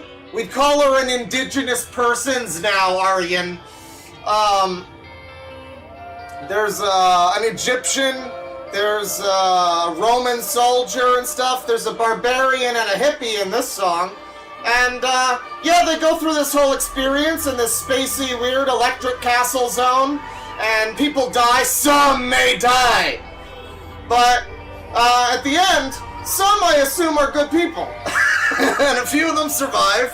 And, they don't really have any character arc because they all forget what fucking happens at the end. But the Forever guy, he experiences life and humanity and human history and stuff, and human determination through the people, through these humans, these skibbity humans. It's so much lore!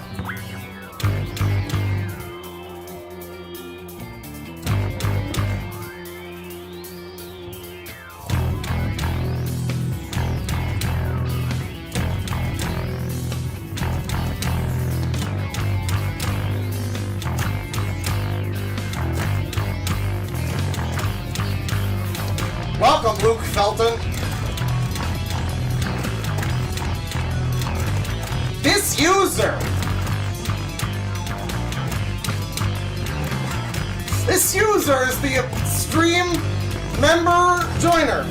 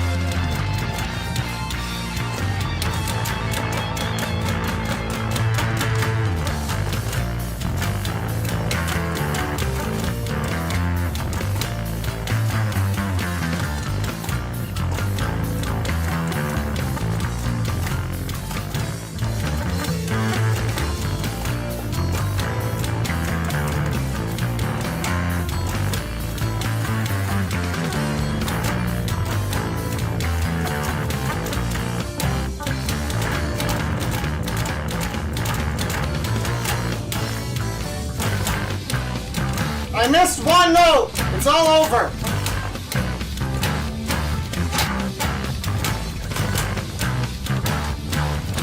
Put my arm down a little.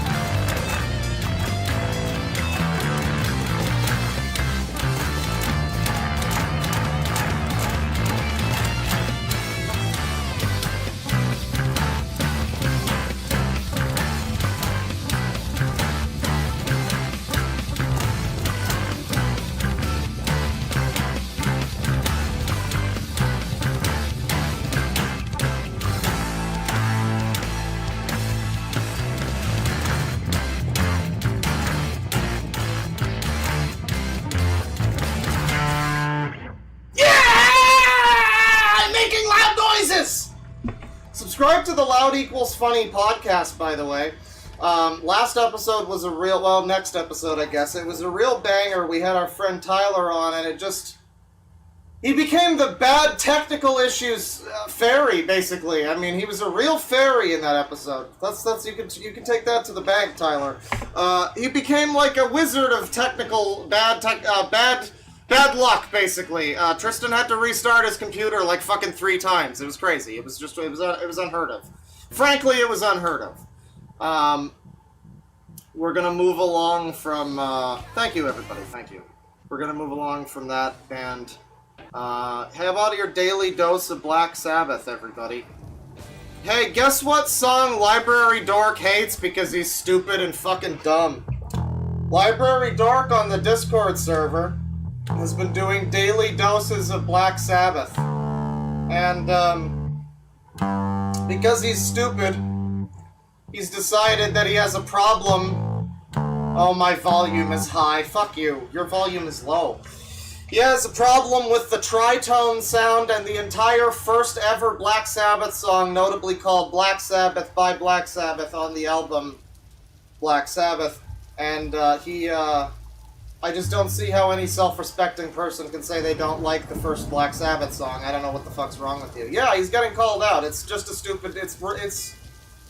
It's like saying you don't like... Oh, I'm into... I don't know, fucking whatever, classical music, and I can't stand Beethoven. What are you doing? Well, not even Beethoven. Like, he likes Beethoven. It's like, no, I just can't stand the one most famous, like the most famous ever Mozart piece. Like, come on. Not even the most famous, but like the first. Seminal.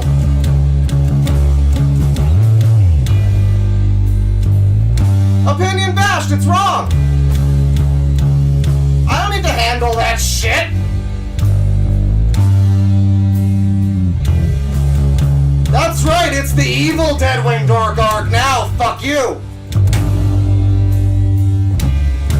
Yeah, see, he hates this sound.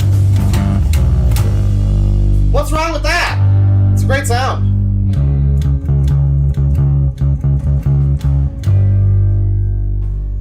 Can't ban me, fuck you.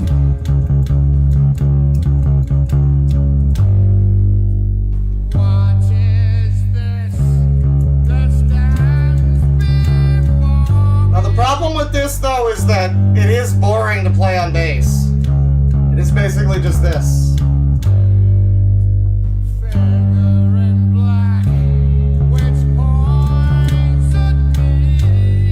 It's like the evil metal sound. He says he doesn't like it. What the fuck?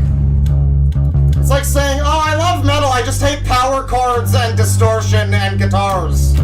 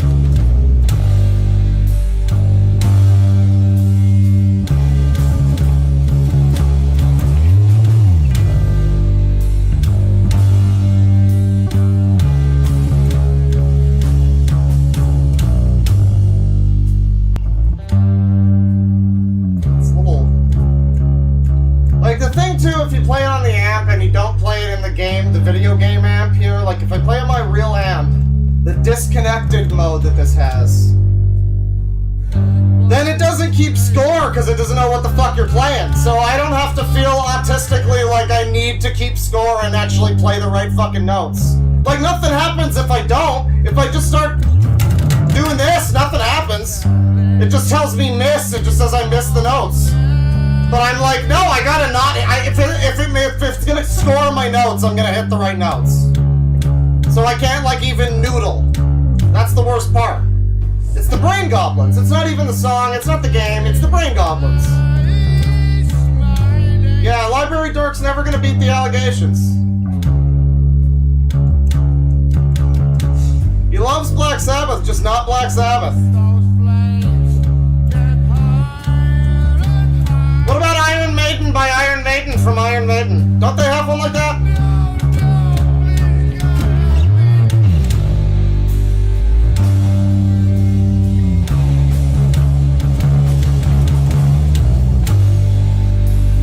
This is the good version of Rocksmith, yes. Not that new cucked fucked shit. They fucked it up! They done woked it up! I don't think it's woke. But it's not good. Meanwhile, Doctor Who is woke and it is good.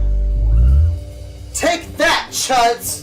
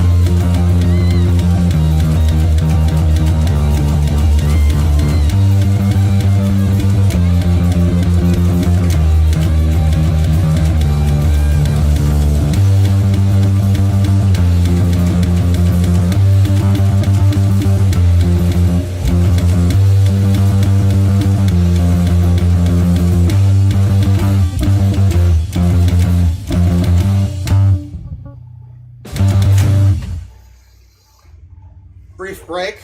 Tiny break.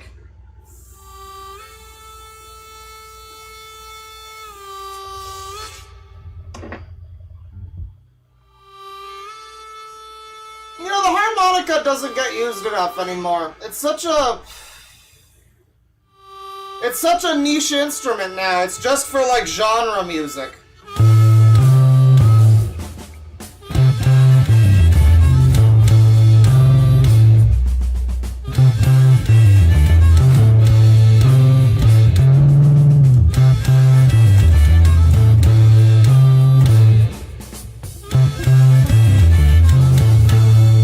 I'd love to have a vape harmonica. That sounds like a great idea. It should make that happen. That wouldn't be impossible, right? Like, just you smoke through it. Like, it would be a reverse harmonica, I guess. I don't know. Are there any reverse wind instruments?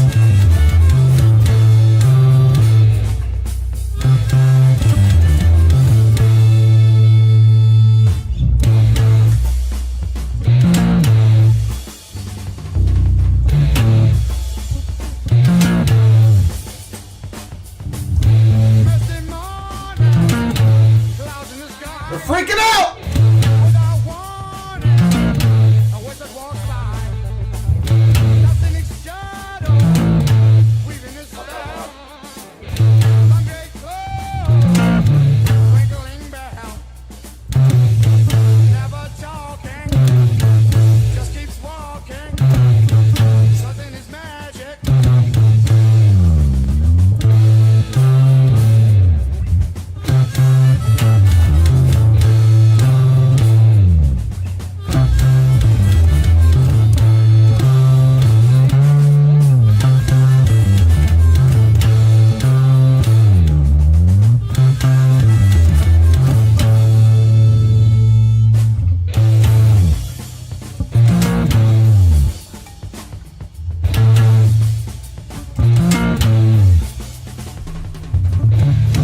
Fuck! Stay on target!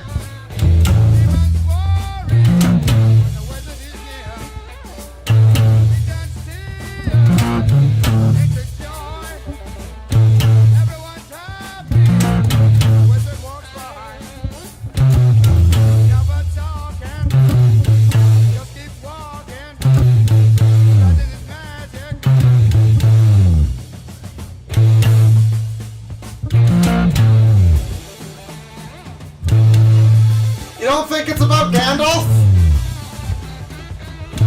I can see it.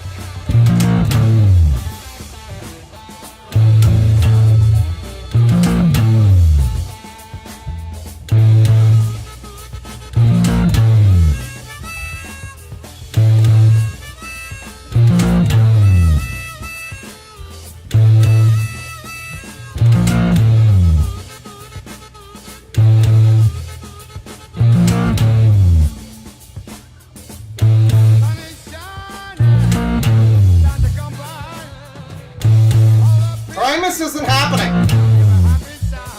It's just not. I can barely do this.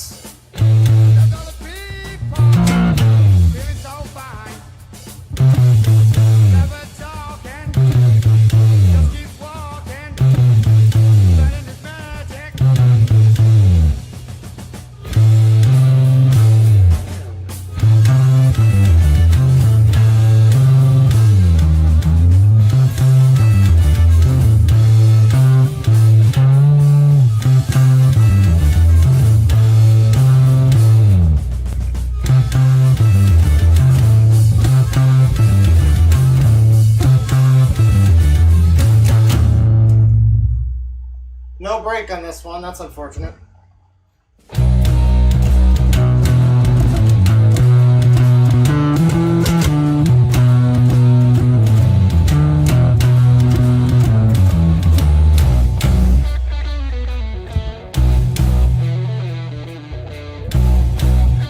Arion, start with the final experiment.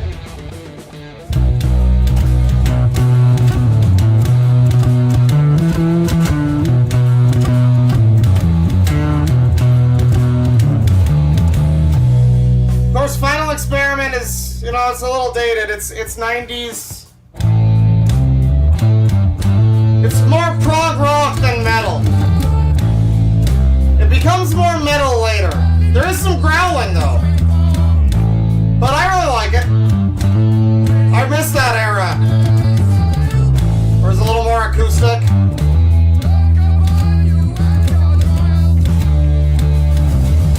And then the second album is unrelated entirely. Actual Fantasy.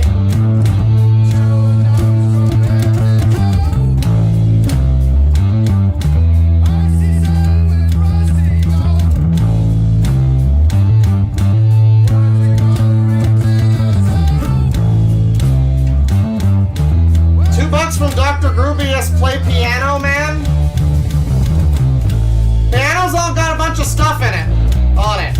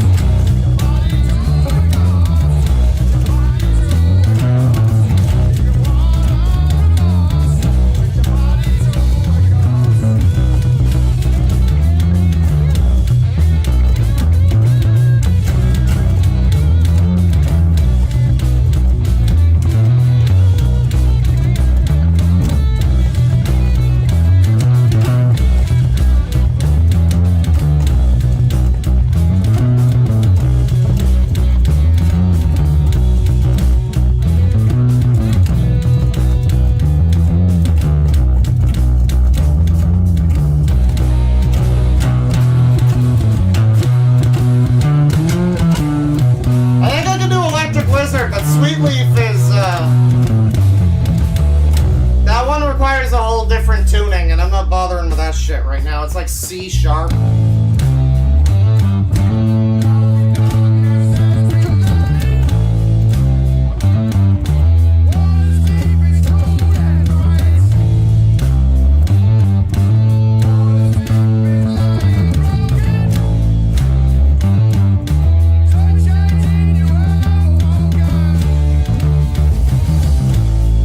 Actually, no, it's Electric Funeral, the Sabbath song I'm thinking of. I think I had... Somebody made, what's it called? Funeralopolis by Electric Wizard for this game. But it sounded like shit, and I don't think I have it anymore. They literally made it like 10 years ago. So, yeah, it's not very good. The game came out in 2014. 2014, I think. No, it was 2014 edition, and it came out in 2013 like the sports games do. That's right, that's right. Well, apparently I did a little better than last time, so that's always nice to hear. Electric Funeral! Electric Funeral! Let's do it.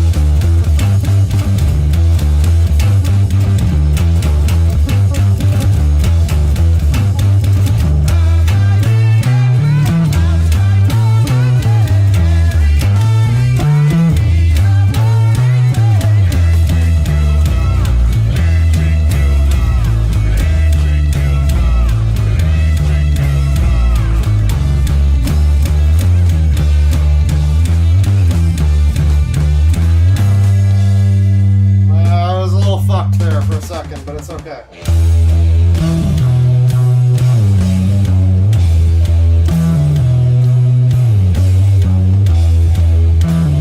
By the way, don't forget to guard our descendants or whatever.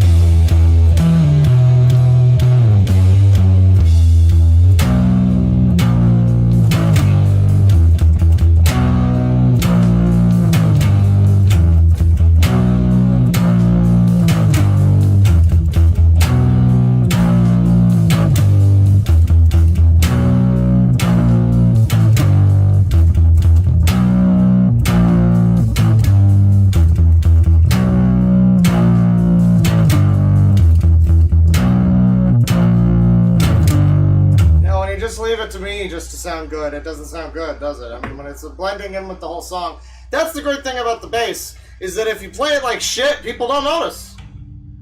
Basically, I mean, you know, if you play the electric, if you play that fucking thing badly, everyone's gonna hear it. And it's a lot easier to play it badly.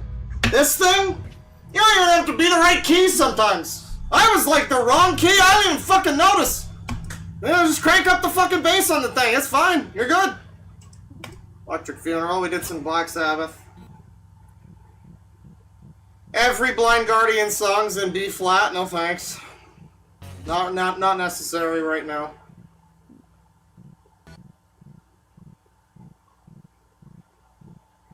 I don't see why I'm doing this. Well, we could do this one, but no. I don't see why I'm doing this. Let's go to the good ones.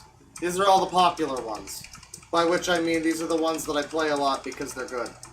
And a lot of the ones that I don't play a lot, they aren't that good.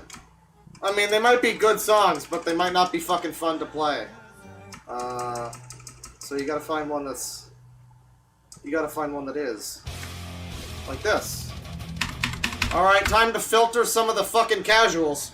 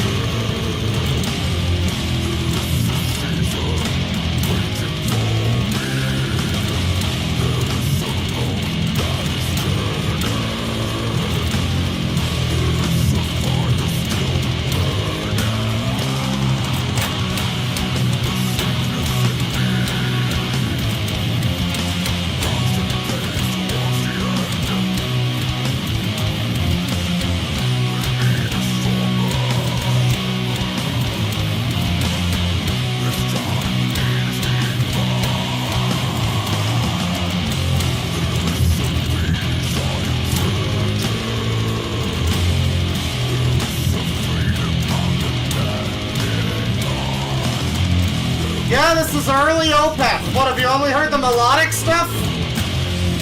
I mean, it's like mid-era Opeth, I guess. This is from the dual album where the other half was the most melodic album they ever made. Half of it sounds like a fucking Dido song, but also depressing. And then the other album on the same day was this one, which sounds like this.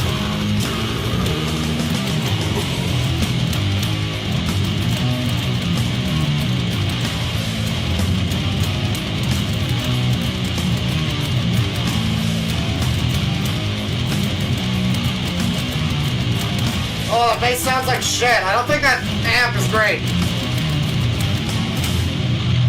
Oh, it's not great. It's not so good.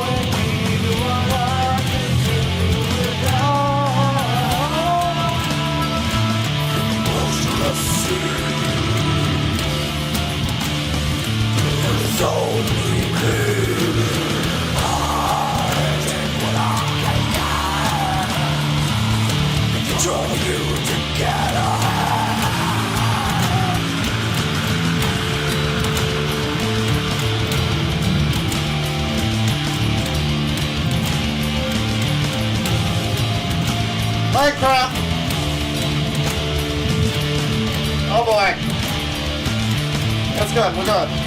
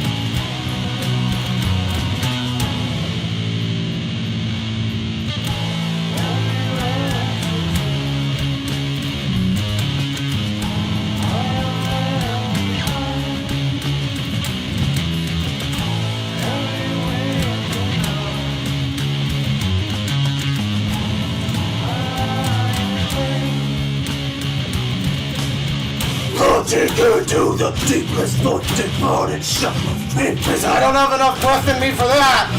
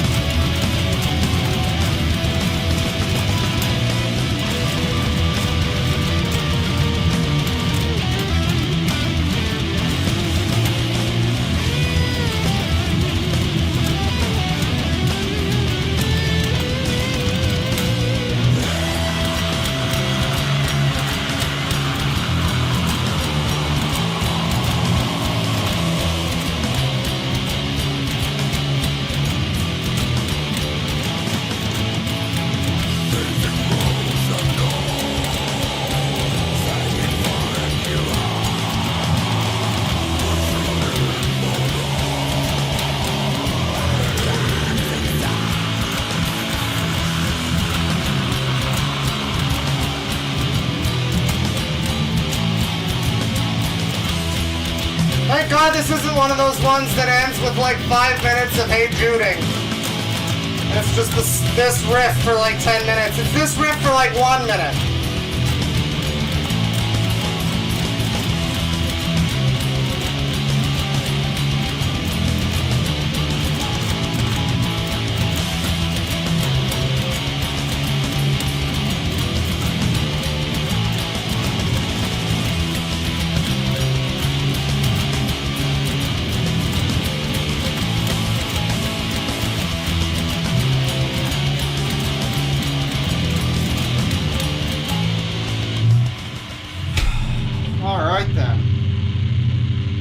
Overextended a little trying to do the growls, but it happens. It happens. You gotta pace yourself. Masterful performance. Masterful performance of that. Yeah. 355 from XL Postman. I don't really have that much Slayer. I have some. It's mostly an E flat is the problem. 567 from Silly Palm. So a smokable woodwind instrument called a vape ocarina and a British band named Intrinsic Negativity. And my work here is truly Yiddished. Thank you. Yeah, I could see that, sure. Intrinsic Negativity, that's my, I mean, I'll steal it from you, that's gonna be my band name. I mean, I have some Slayer, I guess, you know, I got some, but it's all gonna be in, the problem is it's all gonna be in, oh boy. Look how much of this is... Okay, there's a lot of scrolling past that. Yeah, it's all in E flat. It's all in E flat. I don't really want to fucking tune down. Although I guess if I do, that lets me fucking do, Carnival 9. You know, I really like doing Seasons in the Abyss, but,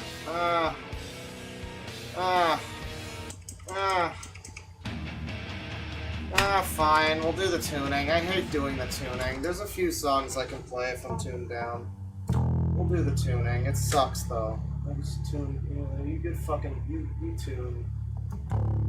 You fucking tune. What a fucking tuner.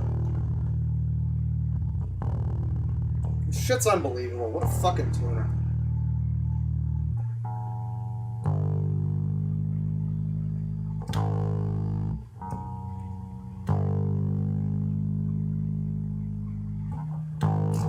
You're out of tune. I'm out of coon.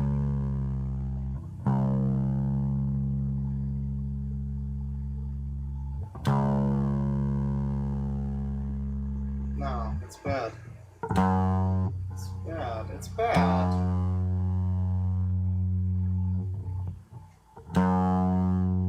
It'll have to do. It'll have to do. I'm not sitting here doing this all day. There you go. Your fucking B fucking flat, fucking E flat, whatever it is. I don't give a shit. Hang on. I gotta refresh the shit. Hang on. It's not the tumor.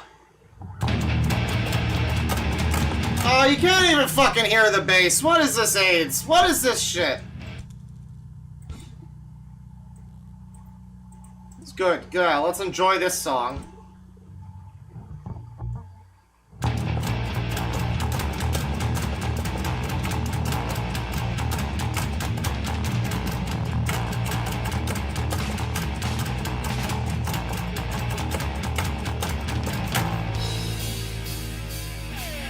Six.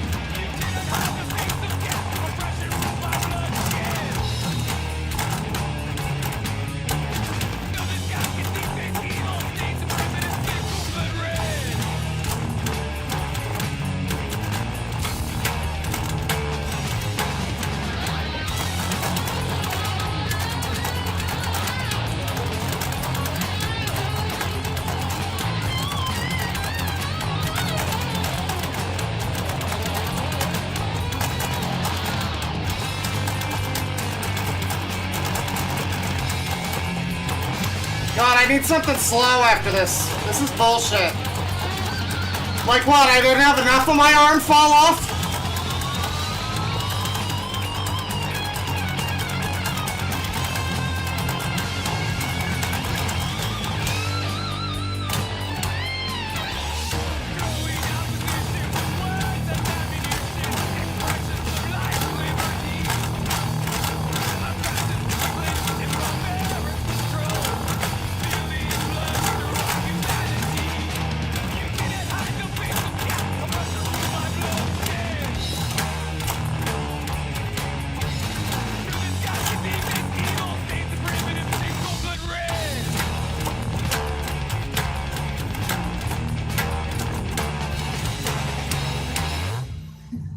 It's more or less about the song. I mean, like, I can't do a lot of those, like, when it gets really fast like that, it starts to get fucking annoying. Let me see.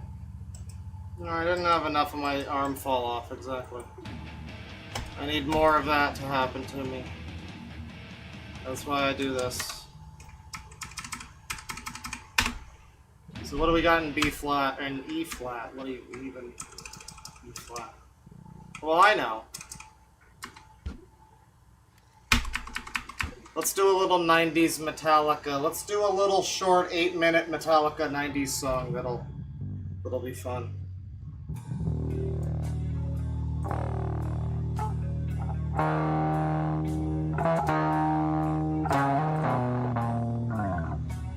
Alright, this one's more reasonably volumed.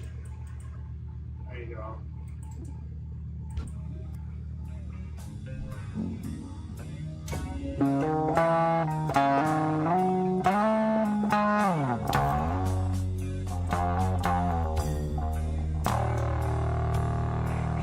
Jizz and blood! Jizz and blood!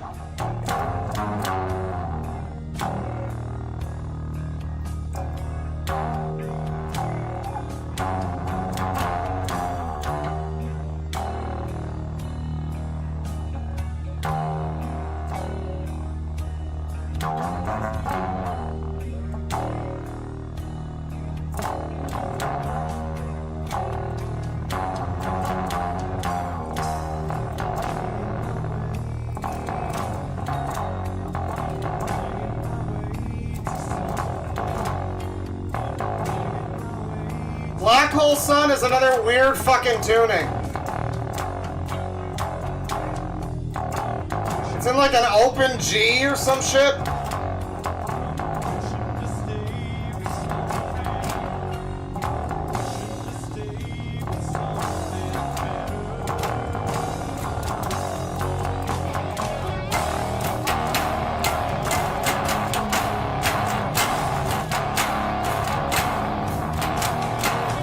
Oh, that sounds so bad.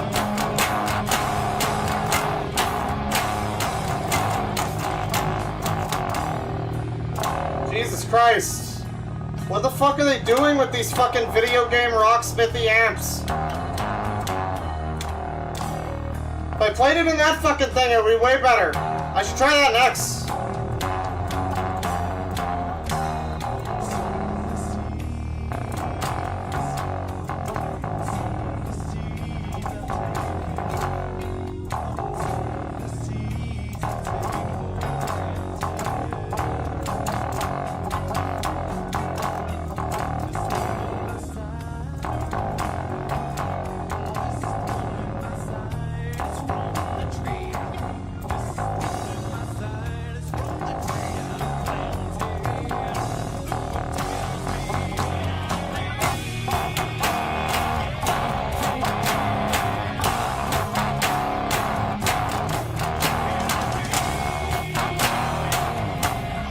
Something's wrong with this bass, man.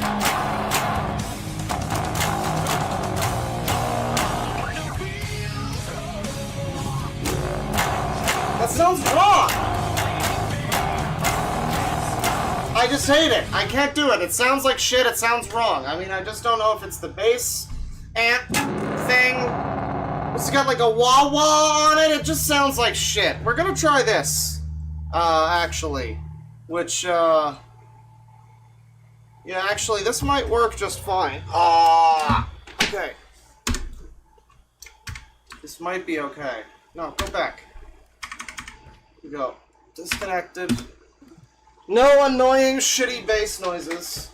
And then, yeah, fuck you.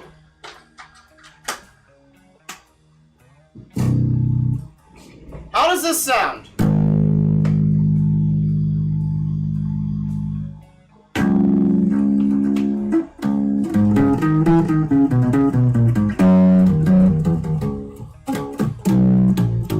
Much better? Better? Then we're all good to go. Louder and bussin'. Better, faster, and more bussin'. All right, well, that one's, it's fine. We don't need to do that one. That's fine. We did most of that one. Most of these are fast ones, too, is the problem. Yeah, I really shouldn't have fucking tuned down. We'll do King Nothing. I like this one. We're peaking.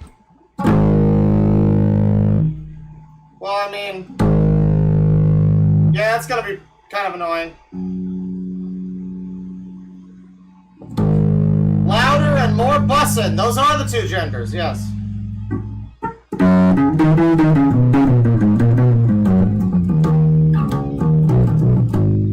Yeah, I guess that's better. I can kind of still hear it, you know.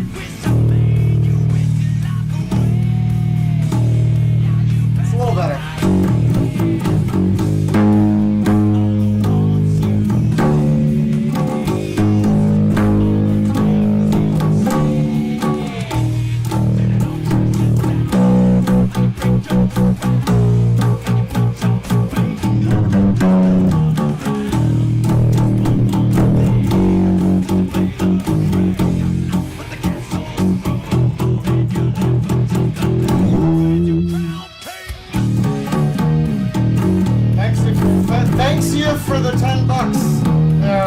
Friendship.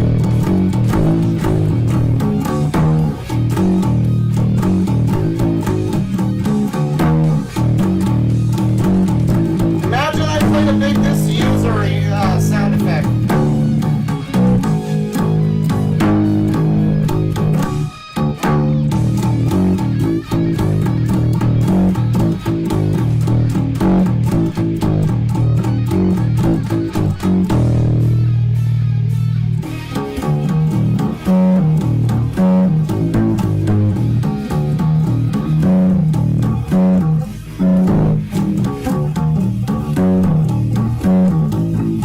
The sniper is just watching me to protect me.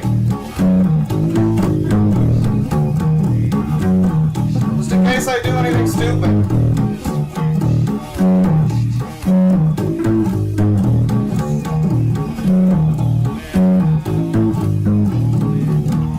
Mr. President, get down!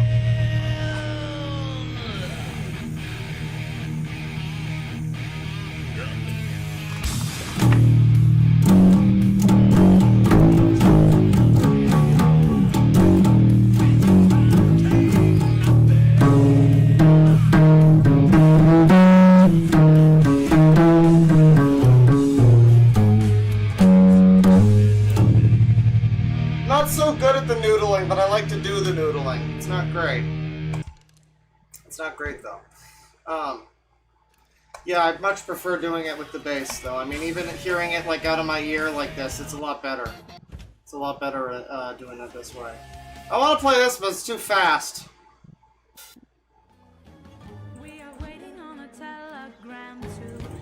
I don't even think I've heard this song. Let's do this one.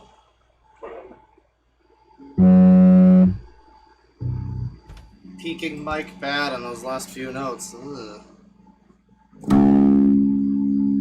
I'd like to get a good volume on this. I mean, like... I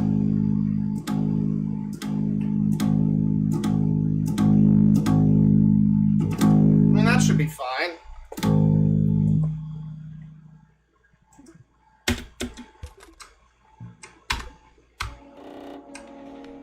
Gotta make sure it's hard. I don't want to play the easy baby version. Yeah, it has been hours. I'm gonna call it in soon. I was fueled extra by my pizza. I wasn't planning on going long again today. Definitely not. But then I had a pizza, so that was really all I needed to keep going, frankly.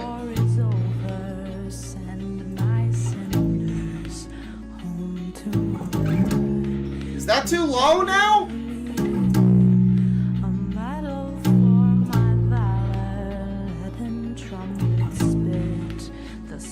Of power, they say. On your side when nobody is, 'cause nobody is.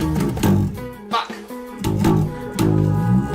Sit right here and sleep while I still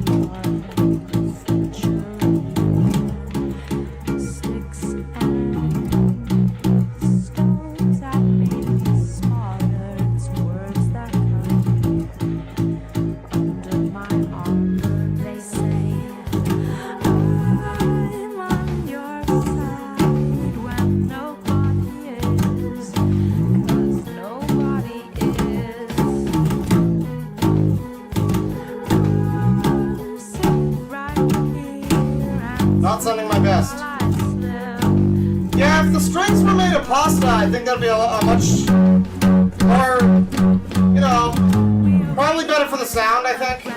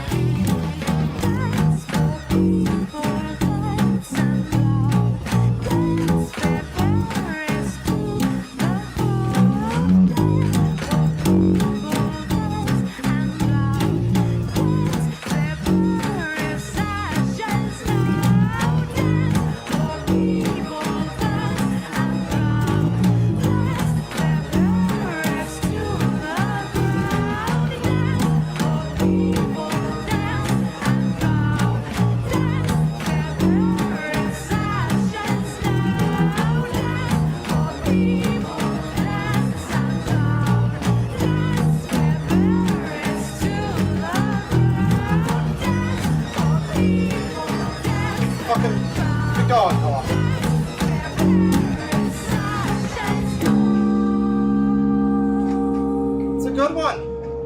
Yeah, I don't think I ever listened to this whole fucking. This is her first album, I think. I never listened to it. I really like Actor. Actor is like a 10 out of 10. No skips. Maybe a 9 out of 10. But it's no skips. This one's good.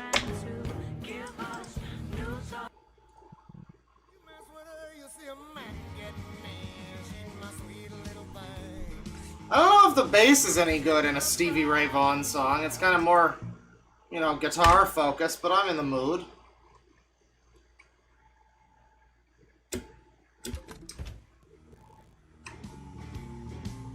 Oh yeah, the stream's gonna get blocked. I'm gonna probably re-upload the Larson on its own.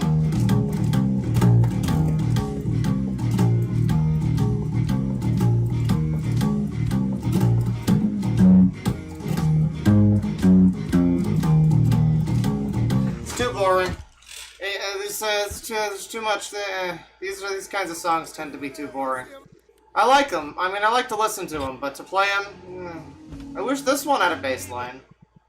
That one's a good one. You could do this one about a school shooter. I don't think that's really what it's about, but it kind of is. Kind of is. Also, there was one earlier from, I said, Frenchie, thank you. $10, Frenchie French, thank you. There was, 323 XL Postman, Black Hole Sun next. Can't do Black Hole Sun next. It's in a fucked up tuning. And then there was, $2 from Drastic Badger. You look extra handsome today, Claw. Thank you. Appreciate it. E-flat tuning, we're in that. Don't gotta do anything extra. Mr. Bungle? I don't think I have any of that, but I could look sometime.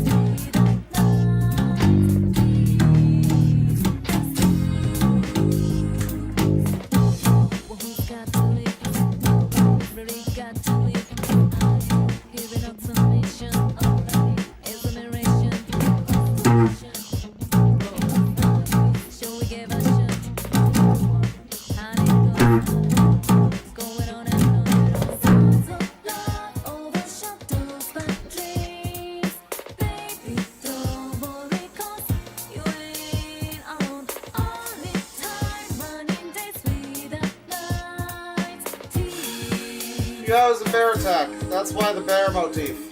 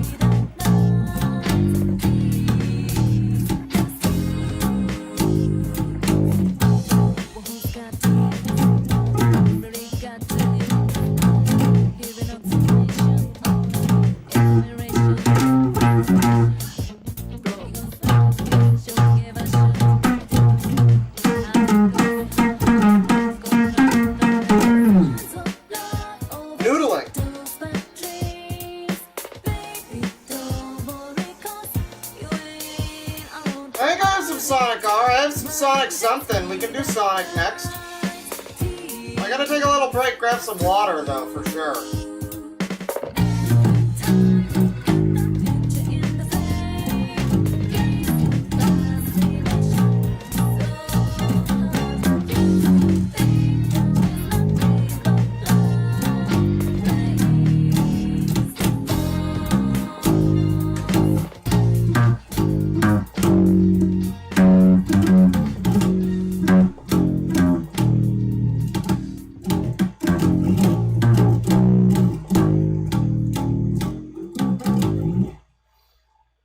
Indeed.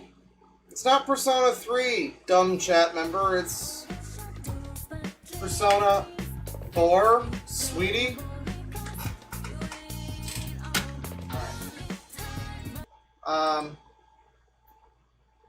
I'll be right back. I'm gonna grab some water. I'll be back. We'll do a little more music, and then I'll probably stop. I don't know, in like half an hour, I don't know. The thing is, time flies when you're playing 40-minute fucking prog rock songs, so it kind of gets away from you. But I'll be back. I'll be right back.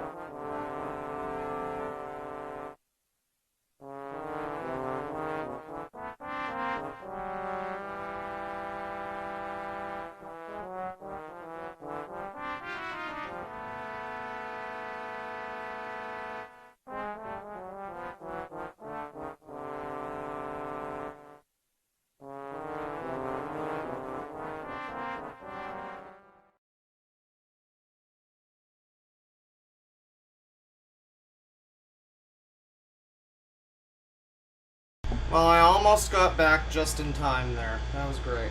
I saw the thing just as it was ending. Almost perfect. How you guys doing, chat? Spooky ghost! Spooky ghost!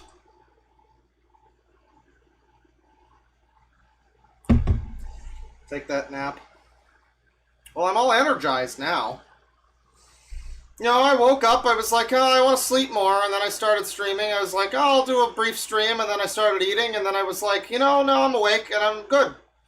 So, but I'm still also just only going to go for, like, you know, another half hour or something. Another 2 or 3 45-minute progressive rock songs, that's fine.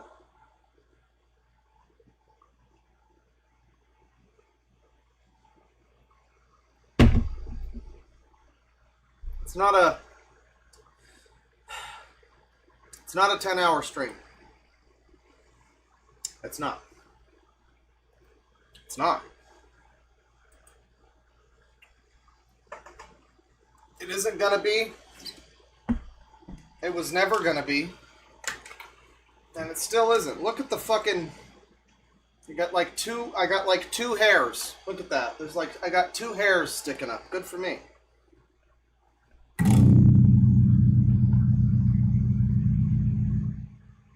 Let's get some music going. Yeah, all of these are too fucking fast, or I don't want to play them. Too fast, or I don't want to play them. That's the problem. All these B flats, they're too fast. I wore out my arm. I'm not tired, really, but my arm is falling off. So I want to do the chill ones. But all the chill ones, I mean... anything I want to play, anyway.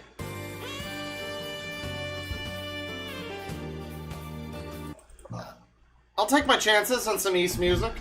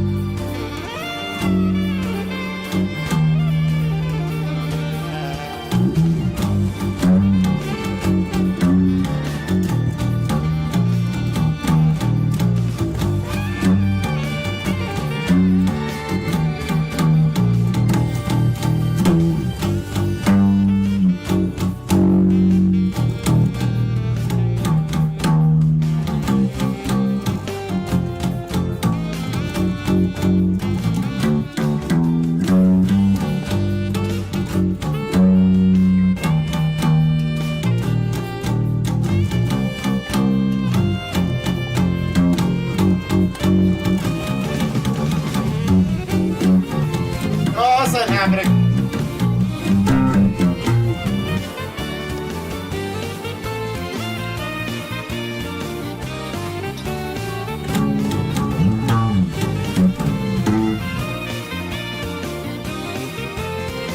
Well, that's a good song. You should go listen to the music from the East games from Falcom Games. They're good. I can't play that. Not right now. That's not happening. That's what I'm saying. They're all too fast. They're all too fast. Let's play a good, nice, slow one by a cool band like Emerson, Lake and Palmer here. Let's do a nice, slow one from this band. This is a good slow one. Again! Toppy Kafdad!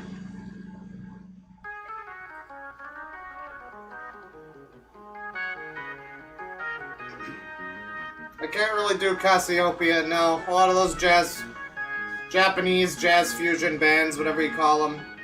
Not really.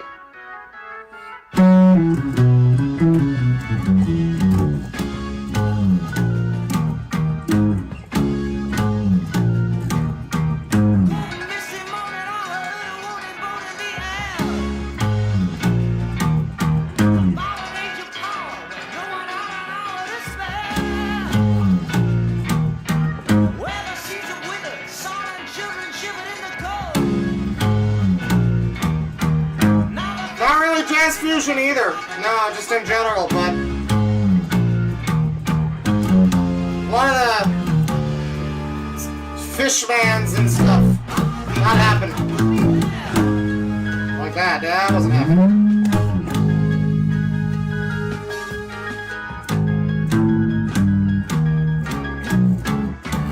Oh god. Got beans in it.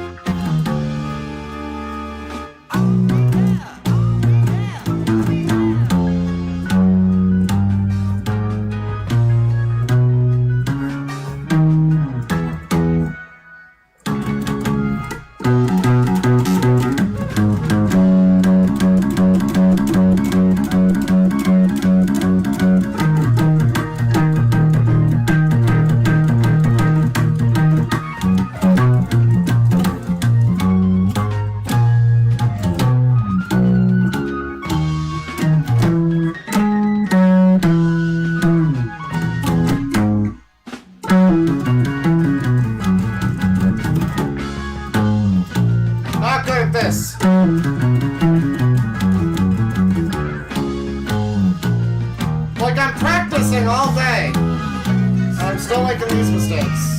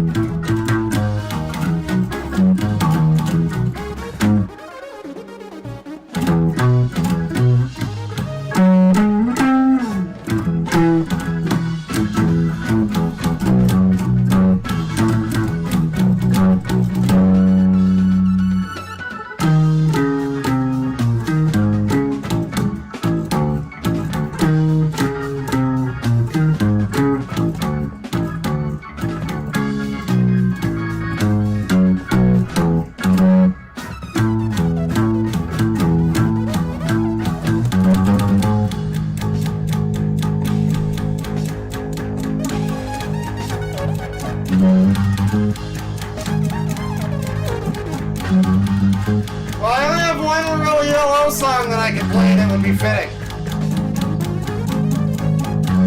By fitting, I mean like, that I know and enjoy.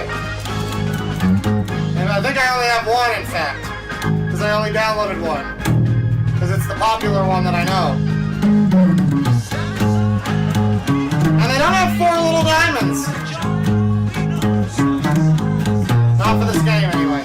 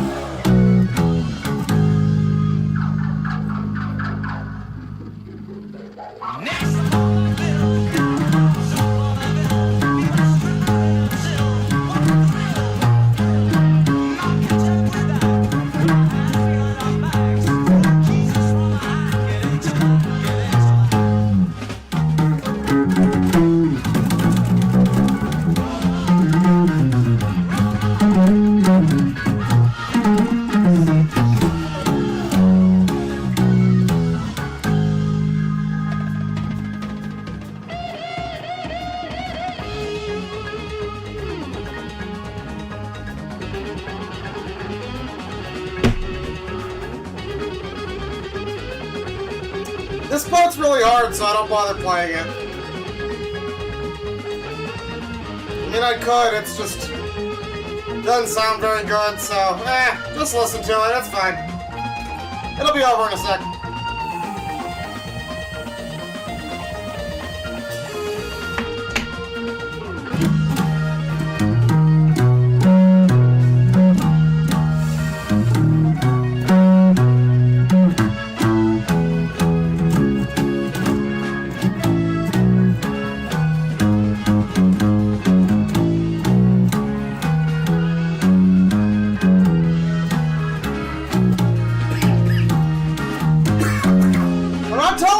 What I'm boofing, they don't sponsor me!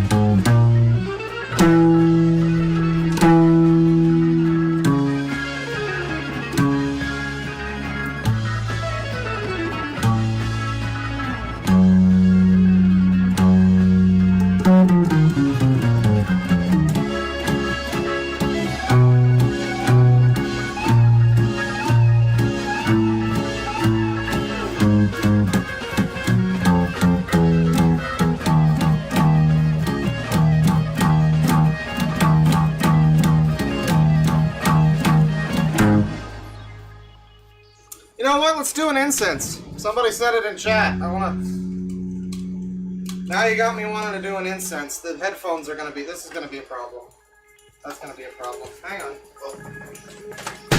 Yeah, I'll pick them up. Grab a fucking phone. I'm not gonna beat the... No, I'm not gonna beat the... It's gonna be back before I talk. Oh, I'm going too slow. Oh, Jesus Christ, chat. Oh my god, it's gonna start without me. Start the burning. Start the burning! Oh god! No! No! Oh, I missed the cue!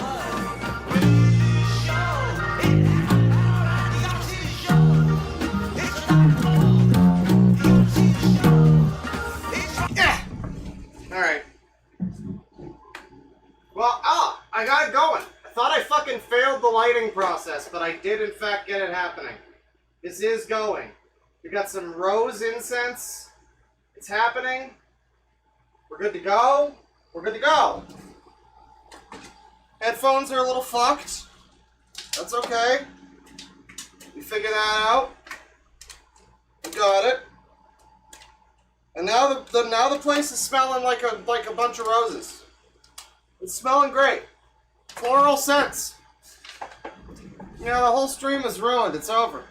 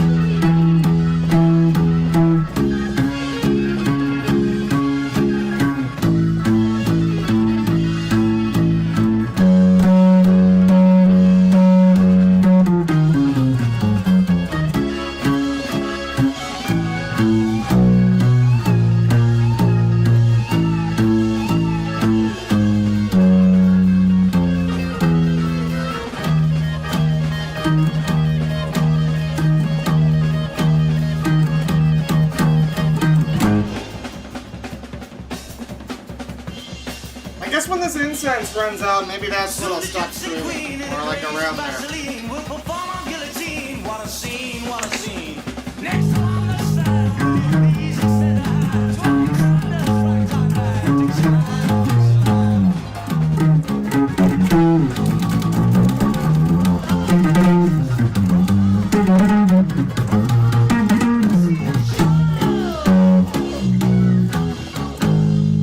I fucked most of those up.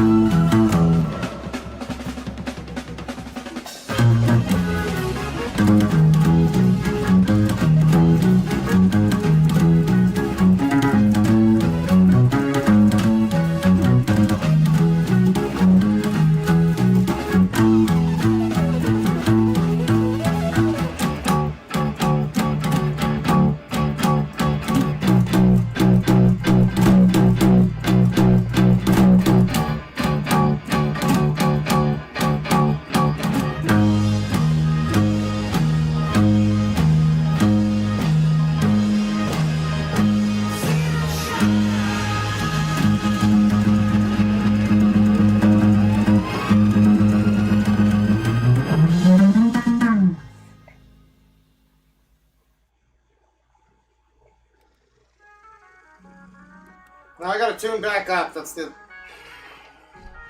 sucks. I don't want to have to tune again. God damn it.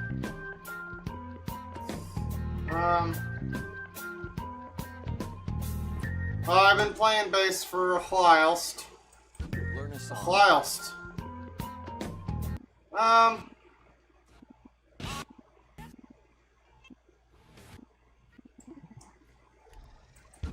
song. You know what? Let's get blocked. Let's get blocked. Problem is, I'm gonna have to break out my tuner too to. It's a whole fucking process. What a fucking tuner.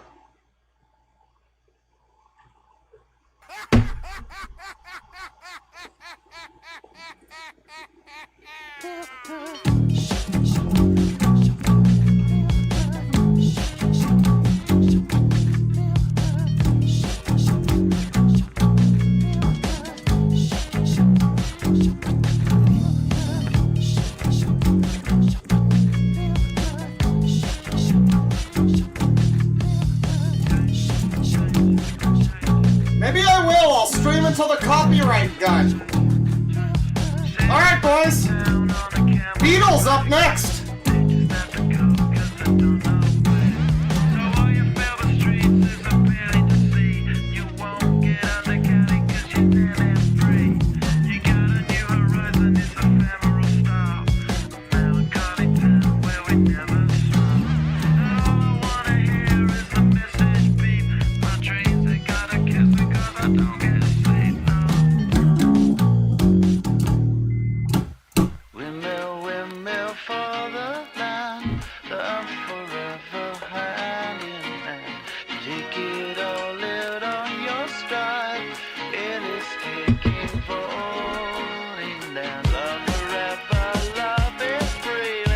White boy dance, yeah! You guys see Sam Lake do that white boy dance for Remedy at that game show? He was just like, he went full white boy. He looked like Carlton. It was great.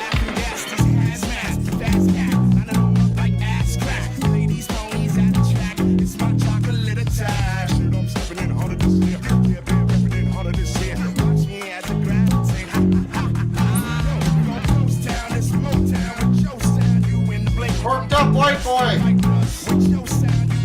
No tattoos though.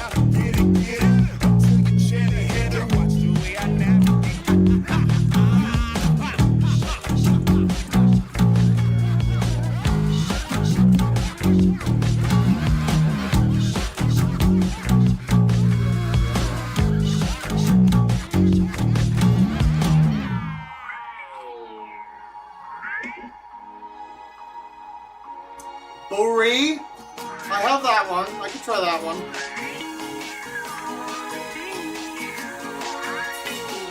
I mean, and not because you're calling me a pussy. You don't have to, like, challenge me to play Jethro Tull. I think that one's pretty hard, though. Yeah, that's a tricky one, from what I remember. I just wish they had the full 40-minute Thick as a Brick, or at least the 20-minute, one half. They don't have anything. They got like a 5-minute radio edit. It's gay. It's good. It's literally homosexual. Happy Pride Month. And I just don't vibe with the 5-minute radio edit lifestyle. It's fine. You can do it. I'm just not into it. I don't want to hear about it. I don't want to see them in parades. Oh, insane.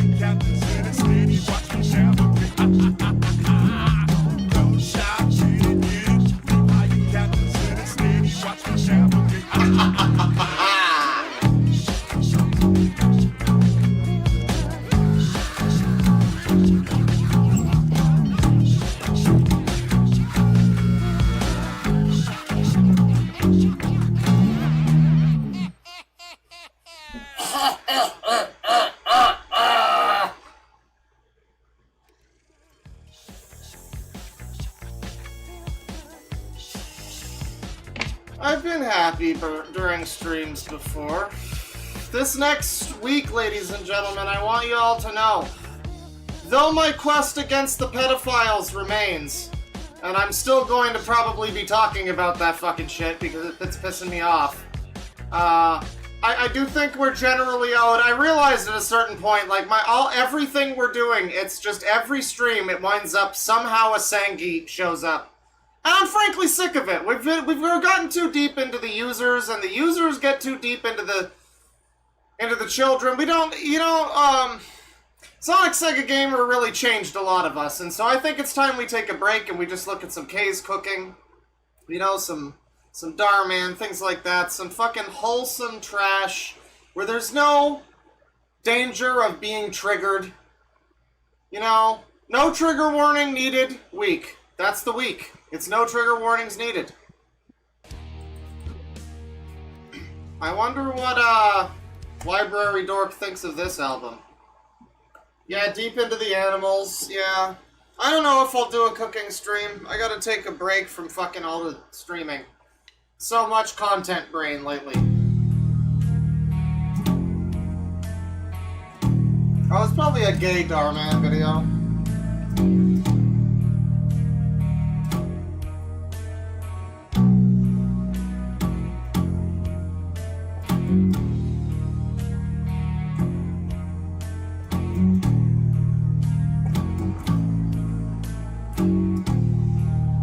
porn?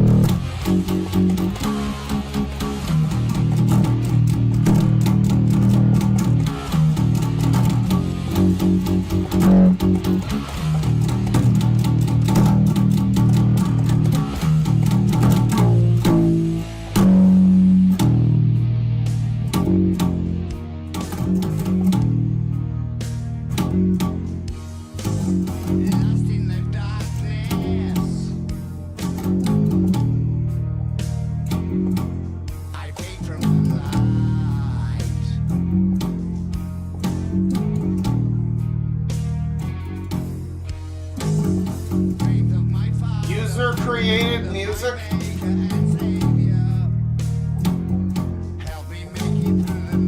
Well, I mean, if there was a way that people could jam with me on over the interwebs with no latency, that'd be pretty cool. Get just like a drummer guy coming in, you know? Have a few people do like a full band kind of deal. Can have people pop in and just bring their flute or whatever. But I don't think there's too much that would be able to do that without latency.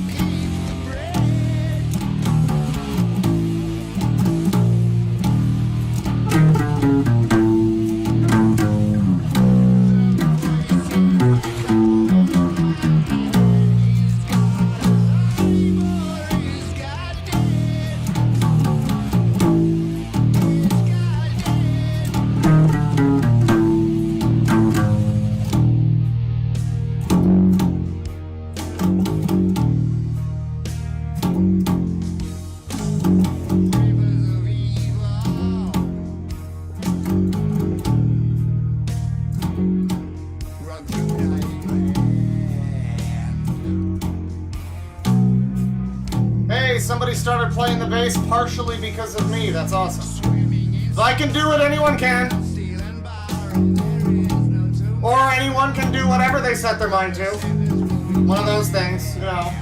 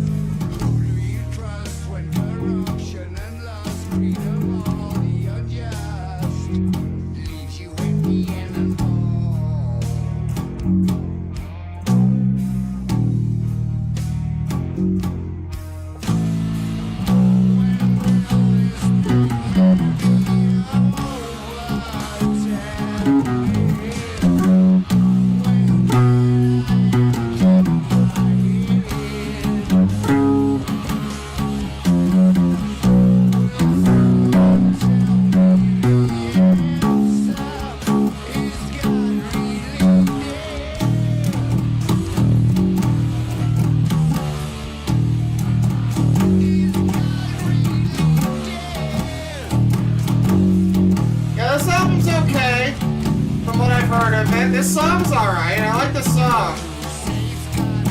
But it is late stage Aussie. So you can hear the auto-tune. It's auto-tune Aussie.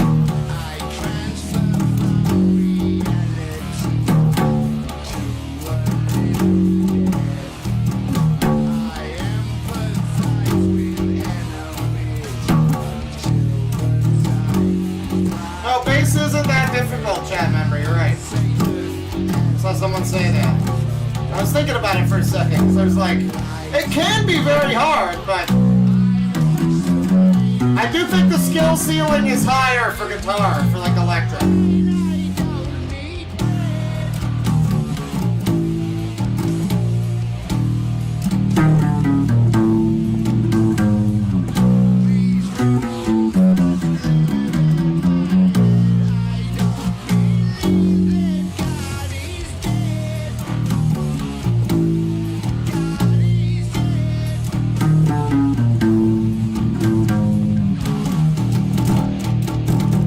like a rollback netcode thing for like jamming with people. I don't know how that would work. But like fighting game netcode, where there's like there's no latency whatsoever.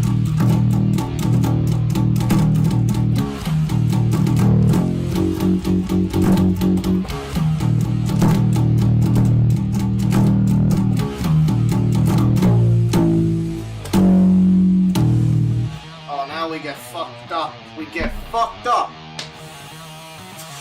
Nah, bro, that's him. That's the Joker.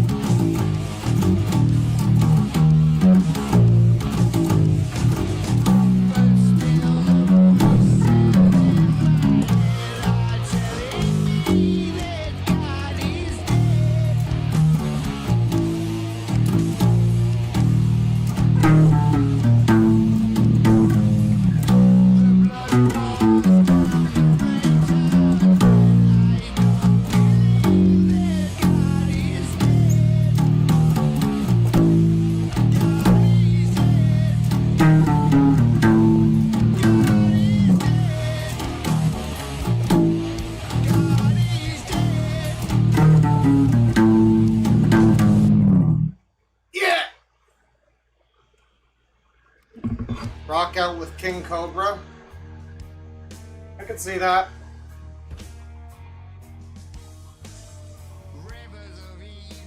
I don't know if I've ever seen King Cobra rocking out with anyone. He's always kind of alone when he rocks out. So, I mean, so am I guess. So, you know. Seems like it would be a pretty good crossover, sure. Where's the other... Oh, where's the other fucking... The other Slayer one I wanted to do.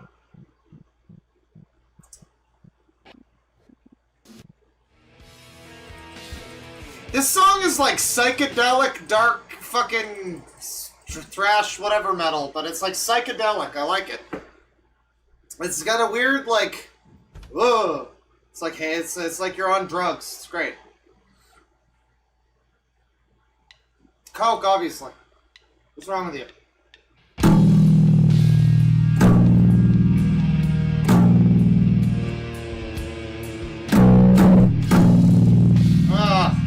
What's with these? These don't sound right. It's like too heavy on the upper note.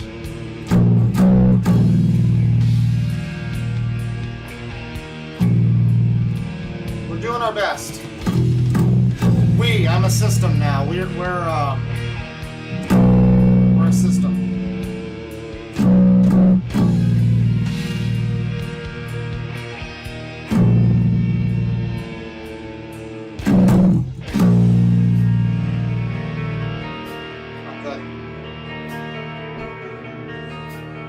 Dr. Pepper and the Joyers.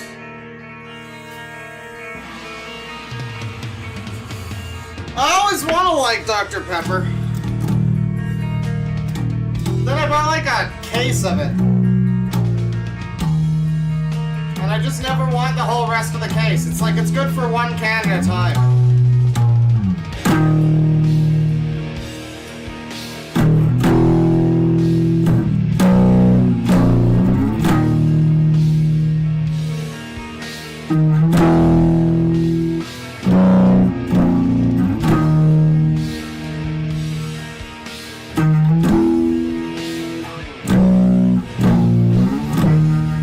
Maybe as a, yeah.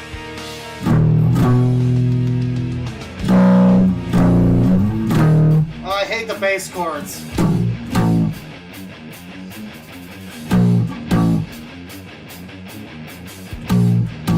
I'm variously angry!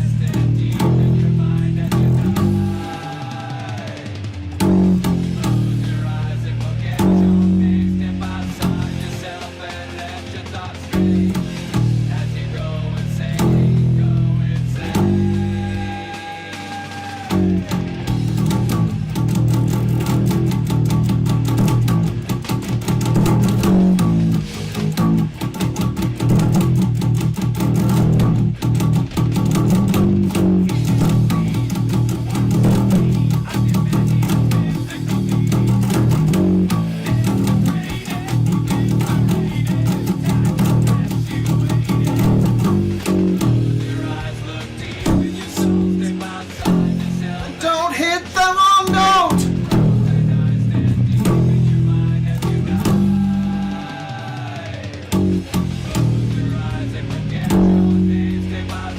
I mean, maybe it's not that psychedelic. Don't judge me. I think it sounds a little 60s. It's I don't listen to a lot of psychedelic metal. I'd like to. This kind of sounds like it.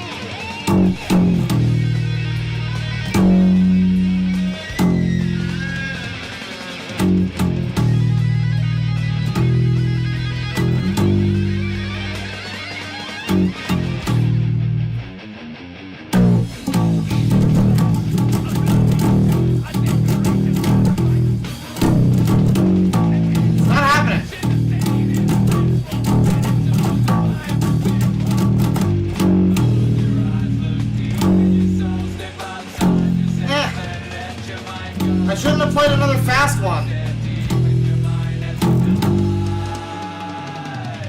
I was committed to the slower ones.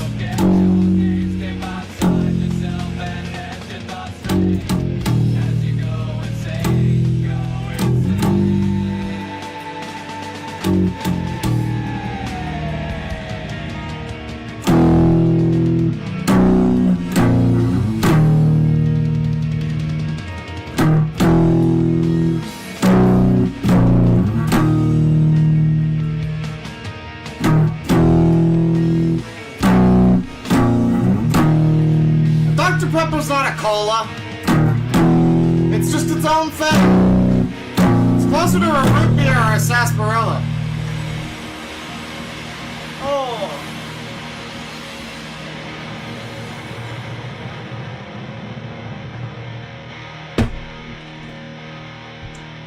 I don't think I've ever had Mr. Pibb. I've heard of it. You know what's really great is the Wendy's drink mixing machines, because you get to mix like a bunch of different flavors together. You can do like 3 different flavors of Coke. And I mean, they all kind of taste the same. But it gives you the feeling like you've got choice.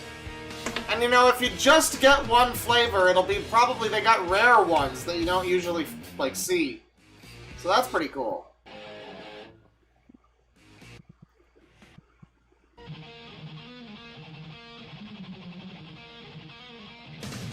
No, I'm good.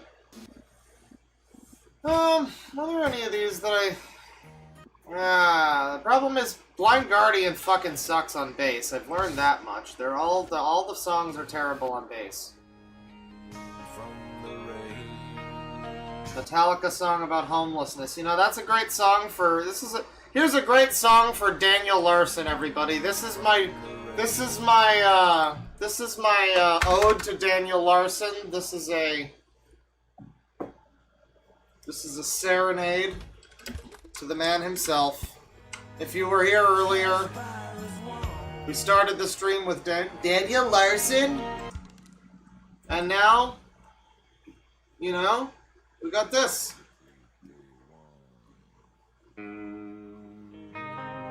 It's a soundtrack. We don't have it. I don't think any of his songs are available in Rocksmith, but that would be pretty cool if someone could make them.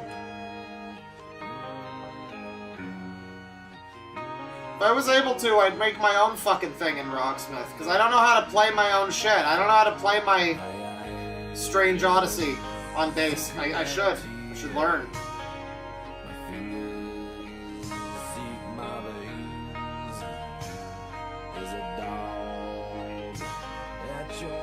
And her name is Music.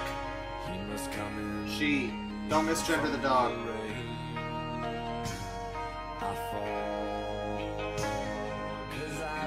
Grandma let go, really.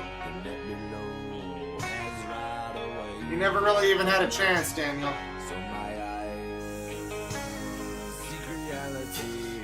But you're never gonna find them.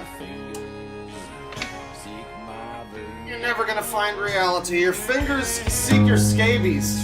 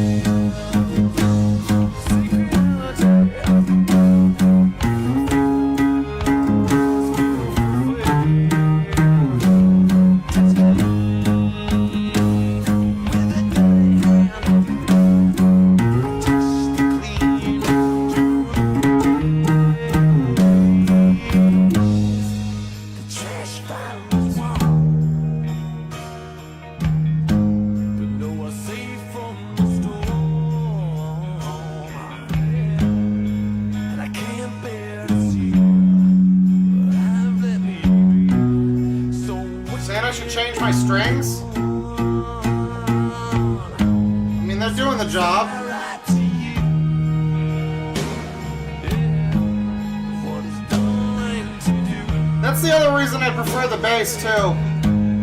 Always constantly paranoid about breaking strings on the fucking guitar, and then when I do, I'm too lazy to change them.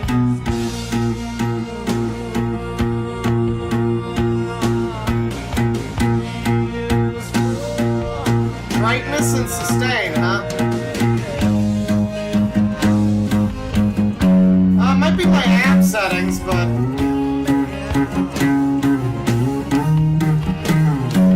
I had somebody tell me that my action on my strings was too high. But, like, I've had the thing looked at by guitar techs, and they've never changed it, so... Maybe they just didn't know what the hell they were doing. I certainly don't know what the hell I'm doing.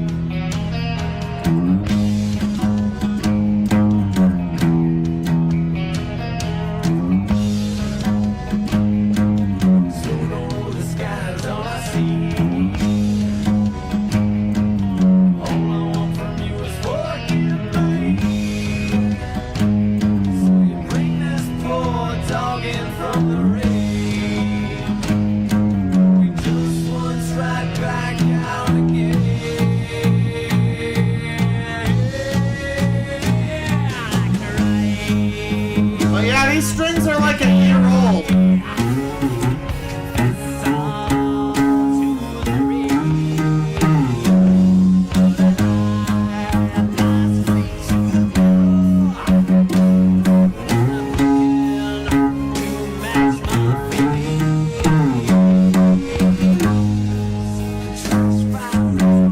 Well, the song is Master of Puppets by Metallica.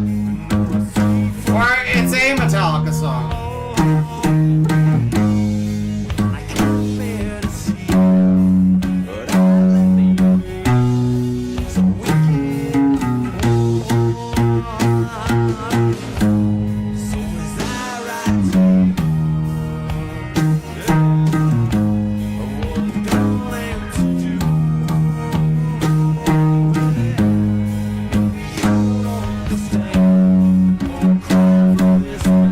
Corrosion, huh?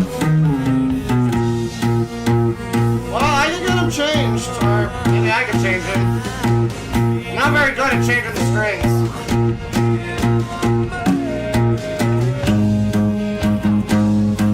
But then the problem is that they don't break, so then they just do get old, so like... Maybe I just don't give a shit. I think if I decide to like record any real music, like make an album where I play bass on it, then I'll probably get the strings changed.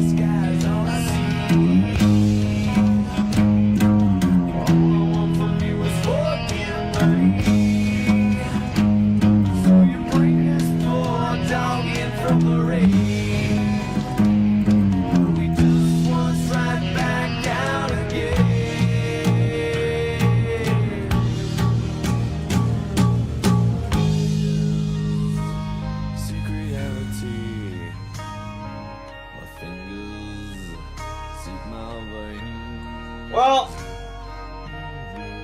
the incense has run dry, more or less. It's pretty close. And I'm getting pretty tired, so I think I'm gonna call it here. That was your ballad for Daniel Larson. Daniel Larson?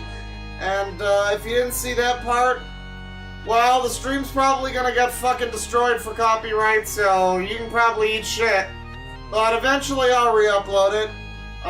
Probably whenever I do part 3 of Daniel Larson, I'll re-upload it. If not, Library Dark will probably have it, but, yeah, I guess that'll be it. Take it easy, everybody. Oh, good, it doesn't fade out when I click on the thing. That's unfortunate. Well, fuck you, take it easy, and, eat shit, fuck off.